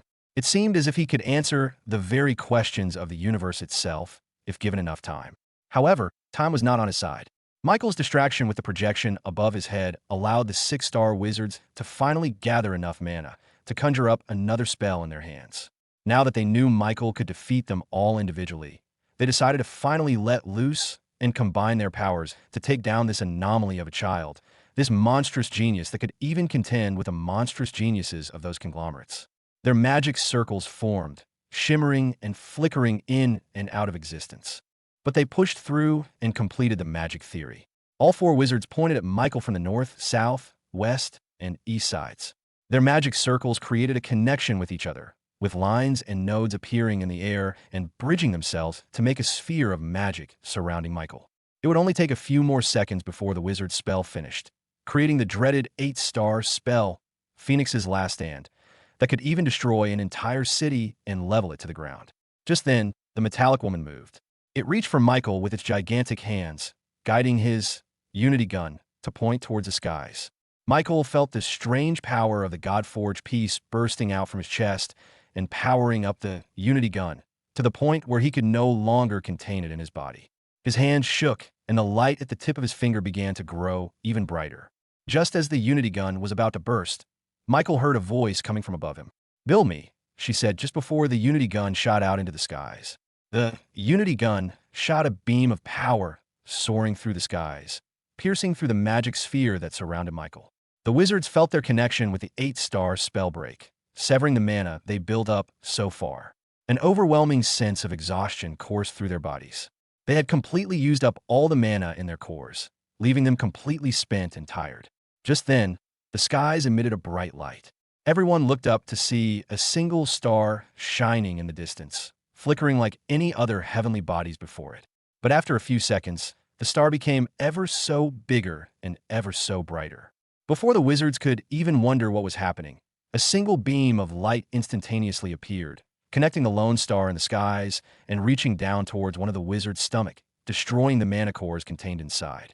But as it turned out, this beam of light had curved and hit the next wizard, and the next, and the next, creating an almost circular connection with the star in the skies.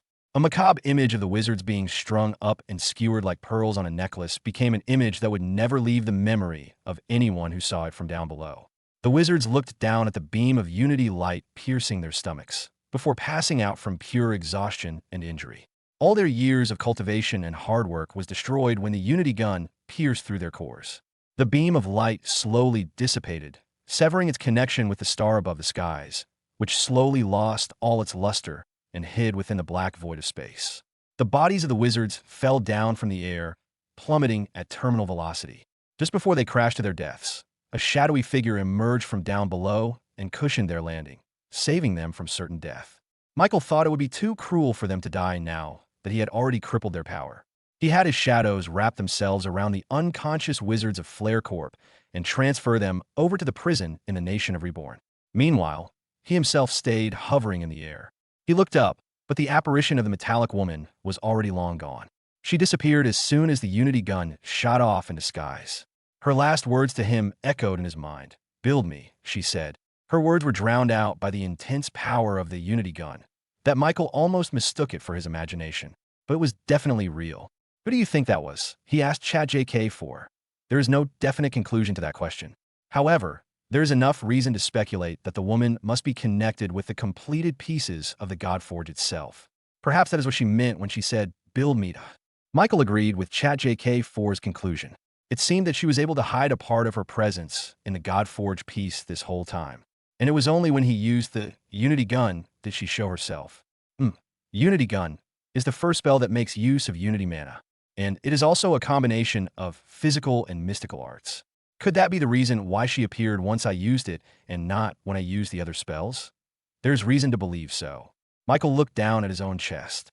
With a simple X-ray spell, he was able to see his own heart in crystal clear clarity. On the left upper chamber was the Godforge piece, which had wrapped itself around his heart. Just like before, this metallic liquid remained stagnant in his body, never moving, never radiating any kind of power. It was as if nothing even happened in the first place. If I used Unity Gun again, will she appear? It was unfortunate that Michael didn't understand what kind of power she used to hide herself in the Godforge piece. If he did, then he would be able to find out if she was still present in this piece or not. Nothing has changed with the Godforge piece. Logic dictates that repeating the same action with the same variables will result in the same effects. Michael wanted to try it out immediately, but he knew that this was not the time to do so. He still had to wrap up the loose ends in the grafted cluster. He slowly lowered himself down to the ground, with everyone's eyes locked onto him. Practically everyone in the central town witnessed the unexplained spectacle in the skies. Ever since Michael kidnapped their metal utensils in the air, everyone went outside and became spectators of the fight that unfolded. Even though this was the first time they witnessed the battle of high-level wizards, they knew that there was something different with the metallic woman apparition that appeared behind Michael. It was unnatural and natural at the same time. It was unfamiliar and familiar at the same time. Her presence made them scared, yet they could not rip their gazes away from her. This was the closest thing to a god that they could have ever seen. And because of that, Michael's presence became even more substantial than normal. They stared at him as he lowered himself down, making them wonder who he was in the first place. It would not be an exaggeration to say that this was a life-changing experience for many of them. But perhaps one among them was more changed than the rest of them. Hestu was still looking up at the skies, with the image of the metallic woman burned in his memories. His heart was still palpitating with emotion, with excitement. There was a wholehearted belief in his heart that the metallic woman was nothing less than a goddess. This must be a sign, Hesta muttered to himself. The slime god was right. Meanwhile, Boren was on his knees as he looked at Michael as he touched down on the ground. He couldn't believe what he had just witnessed. 5 6-star wizards taken down by a single boy. And after looking at his golden hair and his warm smile, Berlin was sure. This was Michael, the rumored owner of the Reborn company. After this realization, things somehow finally made sense. His brother had already told him the truth, but he just refused to believe it. The Reborn company was not a middling organization that was going to crumble under pressure. No, they were a company meant for the big leagues. They were a company that could contend with the very best of them, even Flare Corp. Seeing Michael defeat 6-star wizards handily made him realize how much he had underestimated this company. He thought those rumors of them defeating the Stone Cold Six, a group brought up by the Hephaestus conglomerate themselves, was a lie. But as it turned out, they were more than the truth. They were just the beginning. He had made a mistake.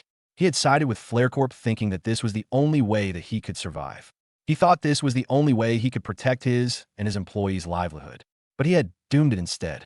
The central town in the grafted cluster was finally free from the grasp of the tyrannical Flare Corp company.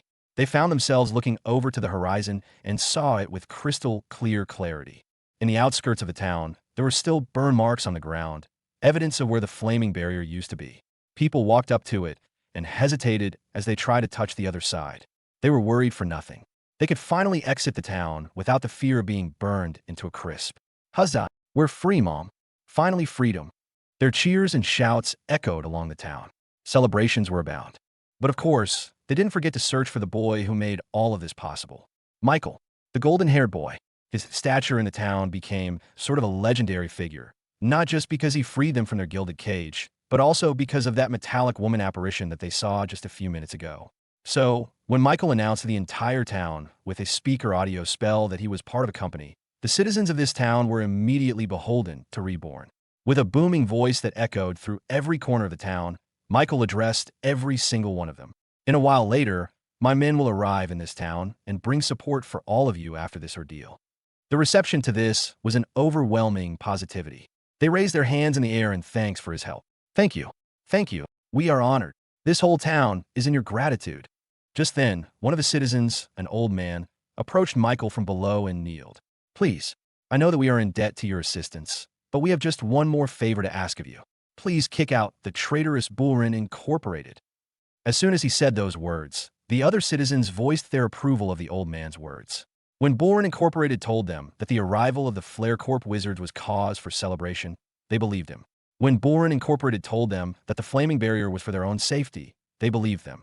But after experiencing the tyrannical rule of Flare Corp, forcing them to buy only product from their company and burning any other brands into ashes, they knew that they had been duped. Their previous loyalty to Bullrin Incorporated was destroyed. They wanted him out and hoped that the Reborn company could replace them. Michael looked towards Bullrin's mansion in the center of the town. The huge manor made out of pristine stone material stood tall in the skyline. Yet, there were a lot of people knocking on their doors and climbing on the walls trying to get redemption against the man that betrayed them. He floated up in the and arrived at Bullrin's balcony. There, he saw the man in tears as he kneeled on the ground. Bullrin looked up at Michael and recognized him. I have betrayed my customers, Bullrin muttered with a hoarse voice. I took advantage of them and made them.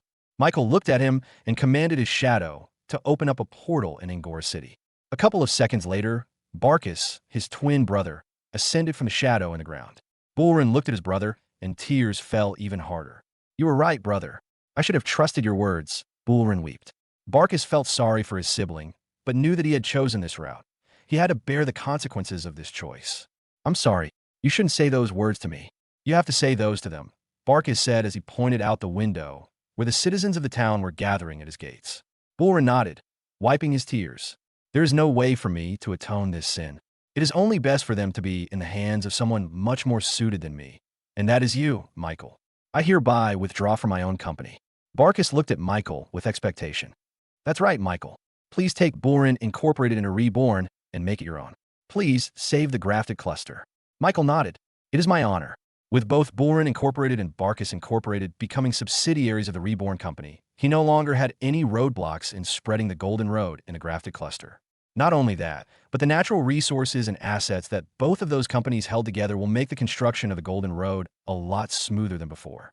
With that done, Michael had his shadows transport Bulrin and Barkus to the nation of Reborn. Bulrin voluntarily admitted himself to the nation's prison in order to atone. On the other hand, Barkus decided to move to the nation of Reborn for now to support his brother. This left Michael all alone in the central town of the grafted cluster.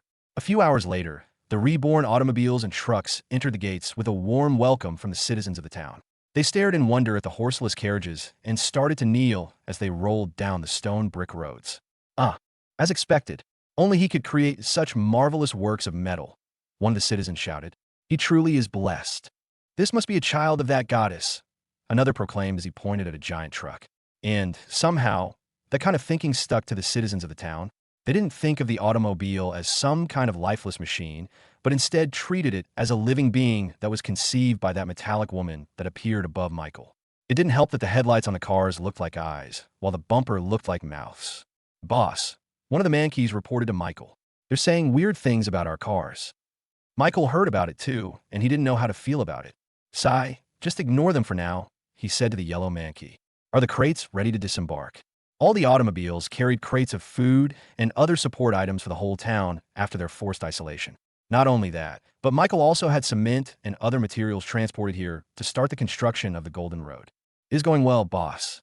Though, our men are feeling quite strange with all of the people kneeling and worshiping the automobiles. Michael knew that this had to stop soon, or else a lot of misunderstandings could happen.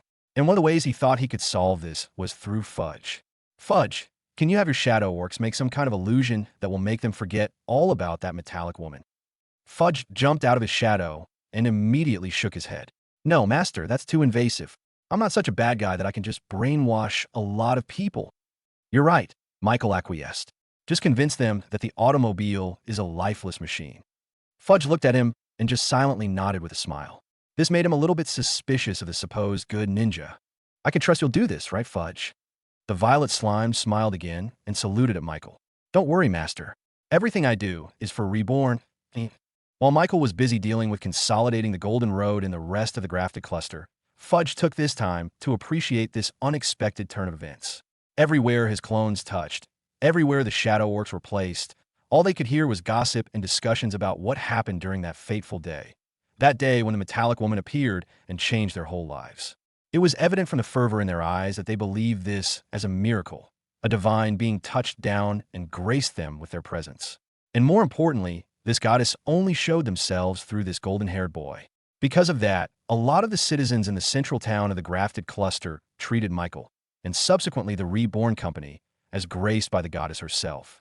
This incident spread quite fast in the grafted cluster.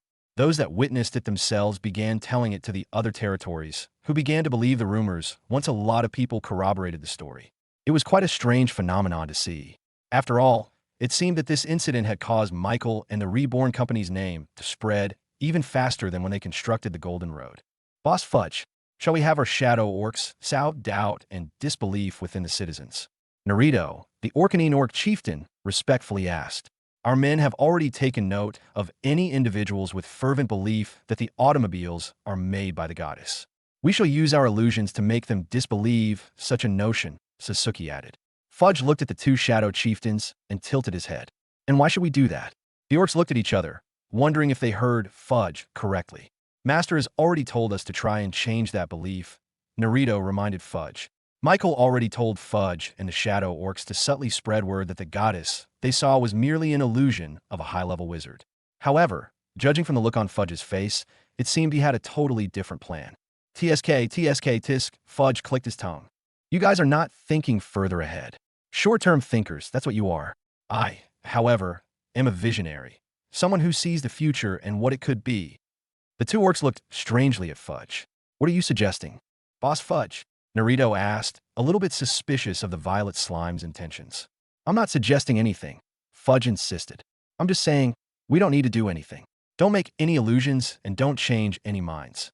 Sasuke leaned forward. But if we do that, they will continue to think that the metallic woman is some kind of god, and that Michael is their chosen one. A smile slowly formed in Fudge's violet, amorphous body. Exactly, he muttered with quite an evil tone. A few days later, there seemed to be a new group that emerged within the citizens of the central town. They were made up of people who completely believed the metallic woman's divinity, to the point that they regularly looked up at the skies and hoped to see her magnificent figure once again. Although these people seemed crazy, it only took a few days before they had hundreds of members within their midst. They called themselves the Iron Maiden. This new group treated her as their savior. She was the one who sent Michael to save them from the tyrannical rule of the FlareCorp company. And because of that, they had an intense fascination with Michael and the Reborn company. All the metallic machines that the Reborn company had in their possession were immediately treated as some sort of divine object or even a product of the divine herself. One example of this was the automobiles. This became the subject of fanatical fascination from the group to the point where they kneeled in the street whenever one of them passed by them. There was even an incident where this group became enraged when an automobile accidentally crashed on the street. They became livid. They immediately alerted the Rebornians to the scene, wanting them to heal the automobile before it died. It was only that point where Michael was alerted of this behavior. I thought this was already taken care of. Fudge, he called out. The violet slime popped out of his shadow and flashed an innocent smile towards Michael. Yes, Master. I thought you dealt with this already. How did this Iron Maiden thing escalate to this point? Fudge tilted its head like a dog. I tried, Master, but it seems that this group is a lot more persistent than I thought. The shadows of Reborn are at a total loss. We can't get rid of them no matter what we do. Michael squinted at Fudge. I seriously doubt that. Didn't you know that their group is growing even larger now? What do you want me to do, Master? There's too many of them. Of course, he couldn't really rely on the mischievous little Fudge. That was why he had his own clones spread around the town to try and see what was happening and why they were spreading so fast. They seemed too organized to be just an impromptu gathering of like-minded individuals. And as it turned out, they were being led by one man called the priest. Nobody really knew who this priest person was. Even when Michael attached his clones to the members of this group, none of them ever met with the priest himself. They only communicated through letters hidden in very obscure places. Fudge, who is priest? The self-proclaimed ninja shrugged his shoulders. No clue, he said. Really? No clue? Yep, Master, no clue. As much as it pains me to say this, but even my powers are not enough to discover the identity of this priest. They are too elusive. They stay out of the shadows at all times, as if he knew that our members are hidden in the shadows. Michael simply didn't believe Fudge even a single bit. The violet slime may act as a doofus 99% of the time, but his skills in the shadows was the real deal. There was nothing that could hide from this ninja. He could force Fudge to tell him the truth, or he could even use his own powers to discover it himself. But for now, Michael let Fudge do whatever he wanted, as long as it wasn't too overboard. Then he was willing to let the little slime have his fun. I just hope you know what you're doing, he warned Fudge. Of course, Master. If there's anything that will hurt the Reborn company, then you can be sure that I will be the first one to stop it. Michael sighed and let the matter rest. Sometimes, Fudge was just too darn cute to be lectured. By the way, do you have any news about that guy called Hestu? He just disappeared all of a sudden. Fudge's body shivered for a moment, as if being seized by surprise. However, he quickly changed his own posture and acted like nothing happened. I have no idea, Master. Well, it's time to go, he. The slime immediately descended into the shadows before Michael could ask any more questions. Typical. Just a week's worth of travel away from Angora City was the town of Batroc. It used to be an independent territory managed by a duke, who was once known for his righteousness and his loyalty to the people. Unfortunately, he was stripped of his title as a new power took hold of the town, FlareCorp. Batroc Town was connected to a lot of territories further down the Queen's region, serving as the main node that connected the lower tip of the Queen's region to the rest of the territories.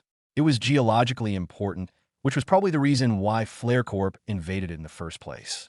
What used to be a bustling exchange of commodities between local and foreign merchants alike was now a completely isolated town with a flaming barrier sphere that prevented anyone from going in or out of the territory. There were merchants from further down the Queen's region who tried to enter the town, not knowing of its circumstances, only to be stopped by Flare Corp guards that immediately threatened to show force if they did not leave. The only carriages that were permitted entry inside were those that bore the symbol of flames that Flare Corp was known for. There was one such man that traveled all alone and tried to get past the guards. Halt! The guards crossed their javelins together to form an X. Only Flare Corp is allowed inside. The strange man then slowly took off his hood, revealing his face to the guards. And immediately, the guards' eyes widened with recognition, then with fear. This man was a major officer of Flare Corp itself, a man that was responsible for any and all dealings outside of Flare Corp territory. It was none other than Hestu. Apologies, sir. We didn't know you were going to visit today. They hurried, retrieved their weapons, and stood at attention. Hesta didn't say a word and walked inside the gates, with a portion of the flaming barrier opening up as he walked through the gates. The guards heaved a sigh of relief. Usually, a mistake like this would have cost them their jobs, or worse, their hands. But it seemed that Hestu was in an extremely good mood for him to not care about such things, which was quite unusual. Phew, I don't know what's gotten into Sir Hestu, but we better thank our lucky stars we didn't get scolded, one of the guards said. Meanwhile, Hesta walked through the streets of Batroc Town, and everywhere he looked, he could still see the evidence of the war that occurred when Flare Corp liberated this place from the Duke's hands.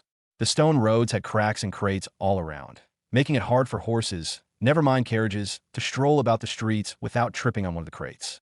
Janitors were sweeping the remaining stone rubble and wooden splinters in the ground brought about by stray meteor spells hitting houses and buildings during the fight. Meanwhile, the citizens that used to inhabit these houses were only given Flare Corp meals and tents to get by in their daily lives. It was a travesty. Hesta quickened his steps and arrived at the former Duke's castle.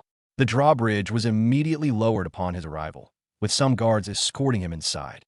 The other officers are waiting for you inside, Sir Hestu. They're expecting great results, one of the guards said. Hesta didn't say a word and kept walking inside. As he entered the castle, he saw the whole place inundated with Flare Corp paraphernalia. There were orange, flaming barriers hanging up from the ceiling. There were orange carpets laid down to cover up burn marks on the floor, and the previous paintings of the Duke were taken down and replaced by pictures of a middle-aged man with a mustache wearing a noble orange uniform. The guards led him to the dining area, where the table was already filled with scrumptious meals enough for a whole village to eat. Except, there were only 7 of them sitting at the table. Strangely enough, the extravagant throne-like chair at the end of the table was empty. Their king was not present, unfortunately. Hestu, this is an unexpected surprise, one of the men at the table said, raising his glass. I'm guessing that the grafted cluster was primed for our arrival. Surprising if that is so, said the woman opposite the man who talked. It has only been a few weeks. Are you that good at your job? She asked teasingly.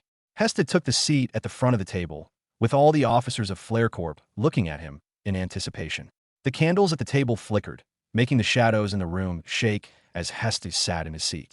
So, don't keep us all waiting, the man right next to Hesta said, tapping his foot. Hesta cleared his throat before nodding. That is right. The grafted cluster is clear of any competition. Flare Corp can easily take this territory without using too much force, he said with a straight face. The other 7 officers showed elated expressions. They weren't surprised by the outcome, only that it came so soon. What shall our next move be? The man sitting next to the throne asked. He was the second in command. Hesta cleared his throat once again and gave a suggestion. Since the grafted cluster is clear, then you don't have to personally send in your forces, Sir Arsonius, he said. How about we send in our third in command to secure our foothold? Everyone looked over to the woman sitting opposite Arsonius. She was Blazel, the third most influential figure in the Flare Corp organization. Arsonius looked at Hestu and stared down at him. Blazel holds a very important piece that is near and dear to our king's heart. Are you sure that there is no competition in the grafted cluster, and she won't be in any sort of danger? Hesta felt a little bit paralyzed as the man looked at him. But as the candle flickered and flashed a shadow on his face, he became much more relaxed. Don't be absurd, Arsonius. I can protect myself, Blazel admonished. Or are you saying that our Flare Corp is afraid of a little competition? Arsonius scoffed. I am merely being cautious, Blazel. Our king has given you a very valuable treasure that cannot be replaced. It is of utmost importance that you do not lose it, lest we lose our heads. Blazel looked at Hestu with excitement. I'll have to ask you to guide me there, Hestu. Hestu nodded. Very well, Arsonius declared. Blazel will consolidate our power in the grafted cluster, while the rest of us focus our strengths on defending our territories. We must take a firm foothold in the southern part of the Queen's region. The rest of the officers raised their glasses to Arsonius' words before they continued on eating the delectable food on the table. While the rest of the officers talked casually and ate their fill, Hestu excused himself to the garderobe or the bathroom for some privacy. The candles flickered as he entered the room. Hestu blew on the flames, leaving the entire place as dark as the night skies. And with no one else watching him, he kneeled on the floor and whispered. Priest here, Hestu whispered. I have done what you have asked of me, O slime god. The rest of the officers have no idea that your grace has already spread to their shadows. The progress for the Golden Road had gone smoothly. After the smooth handover of both the Bullrun Incorporated and Barkus Incorporated to the Reborn Company, thanks to Yuna, Michael was able to speed up the construction of the roads and infrastructure to get the entirety of the grafted cluster into the nation of Reborn. Bullrun's assets consisted of a lot of mountains and mines that were ripe for the picking, which was extremely useful since there was a lot of materials that were needed for the creation of concrete and cement. He visited each mine, with Shiina taking account of all the new resources that the Reborn Company had in store. There are a lot of iron, coal, copper, and limestone in this part of the mountain ranges, said Shiina as she wrote her notes. One of the problems Michael had in expanding the Reborn Company was not due to a lack of money, but due to a lack of resources, both manpower and materials. All the metals and minerals that they used on a day-to-day basis were all sourced mainly from the Dwarven Kingdom and a couple of other mines back in the King's region. A good estimate for all the ores and minerals they excavated on a day-to-day basis was only about 10,000 tons daily. Now, that may seem like a lot, but in the context of the entirety of the territories in the nation of Reborn, it was extremely small. About 7,000 tons of materials that Michael gets daily from the Dwarven Kingdom and other sources will be retained in the King's region, where it would be used for the nation of Reborn. Even now, their territory in the parched lands was continuing to be built day to day. There were buildings, houses, and infrastructure that needed a lot of raw materials to finish its construction. Michael wasn't even taking into account all the requests from the cities and towns in the King's region who wanted to become a part of the nation of Reborn. They, too, want their territory to become as advanced as the paradise in the parched lands. However, Michael had to reject their proposals for now because he simply didn't have enough resources to do it. He didn't have enough raw materials to make it, and he didn't have enough workers to do it. He could allocate the rest of the 3,000 tons of ores and materials that he gains every day, but that would mean that he would have to stop his construction of the Golden Road. And for now, Michael prioritized his expansion into the Queen's region. In fact, he was already getting low on supplies after the grafted cluster was added into the branch of the Golden Road. He even thought that he would have to lay low for a few months to back up enough resources to continue his expansion eastward of Angor City. But after seeing all of the natural resources that Bullrun Incorporated had in their midst, he realized that he had found his solution. Good evening, sir. I know this is rude, but have we lost our jobs? As Michael was ruminating on the business of Reborn, he was suddenly approached by a few miners from Bullrun Incorporated. They had coal and grime all over their white shirts and brown pants, which seemingly hadn't been washed in over a month. Their eyes were reddened, evidence from spending 12 hours every day in the mines and inhaling all the smoke and powder inside. They had heard about the handoff to the Reborn Company, which made them unsure of their own fates. From what they heard, the Rebornians were blessed by the Iron Maiden, meaning that they would probably be replaced by those metal machines that they brought in the grafted cluster. On the contrary, I'm going to need your help now more than ever, he assured them. Michael looked over to Shiina, who walked forward and explained to the miners about their new job. How many men do you have in total? She asked them. One of the miners answered, we have about 1,000 in total, 300 here, and the rest are spread around in the grafted cluster. Shiina dutifully noted it down. And how much do you think that you can mine in a day? The miners all looked at each other, a bit clueless in how they would answer Shiina. We can gather about 2 of those large containers. They pointed to a very large bin near the entrance of the mine shaft. Michael asked ChatJK for how much capacity those bins had. Each bin can gather around 200 tons each. That means they gather about 400 tons of ores and materials, Michael muttered, which Shiina jotted down on her notes. The other mine shafts can also gather about the same materials each day, the miner added. Once Michael added it all up, that meant that Bourne Incorporated excavated about 1,200 tons of ores and materials each day. This was quite impressive for just a single company. The fact that they could gather this much material with very primitive methods spoke to how competent the company was in mining materials. You should have expected this. After all, both companies were ranked in the Golden 500 before they became subsidiaries of Reborn. Very well, Shiana said, putting down her notebook. Lord Michael welcomes you all to the Reborn Company. Your first order of business is to officially become our employee, which means that you are eligible to awaken your talent if you haven't already. Not only that, but in a couple of days, our Rebornian engineers will come here and start construction of conveyor systems, drill rigs, and ventilation shafts to speed up the process of mining. Shiana began to go on a spiel about the benefits of becoming a Rebornian employee, which thoroughly made the miners completely overwhelmed. Talent awakening? Permanent residence in the nation of Reborn? Monetary benefits? These were all words that seemed too good to be true. Just trust Lord Michael, Shiana said to them. The miners all looked at their leader to see what he would do. And eventually, he steeled his resolve and walked towards Michael. We are already extremely grateful that we can keep our jobs. That is enough for us, he said sincerely. Michael and Shiana both shook their heads. You guys are now Rebornians, and we hold ourselves to a higher standard. He raised his hand and activated his supreme skill, gift bestowal. The miner was surprised to see his chest glowing in a bright white light. A warm sensation came over him as a disembodied voice whispered unintelligible words in his head. A couple of seconds later, the light subsided and the miner opened his eyes. There was a new glint in his gaze, a glint of understanding. There was power now in his body, power that had been bestowed onto him. It allowed him to sense the mana in his surroundings. It allowed him to intuitively gather them in his body, forming a very small crystal core in the depths of his stomach. Not only that, but there was now complex knowledge of geology embedded in his mind. Talent. A-class mineral resource collector. What do you think about your new job? Michael asked him. The miner kneeled. With the knowledge you have bequeathed and the technology that you are about to give us, then I am confident that we can give you almost 5,000 tons of ores every day. And that's the end of today's chapter from the Dimensional Diary. If you enjoyed wandering these worlds with me, don't forget to like the video, share it with fellow adventurers, and subscribe so you never miss the next story that unfolds.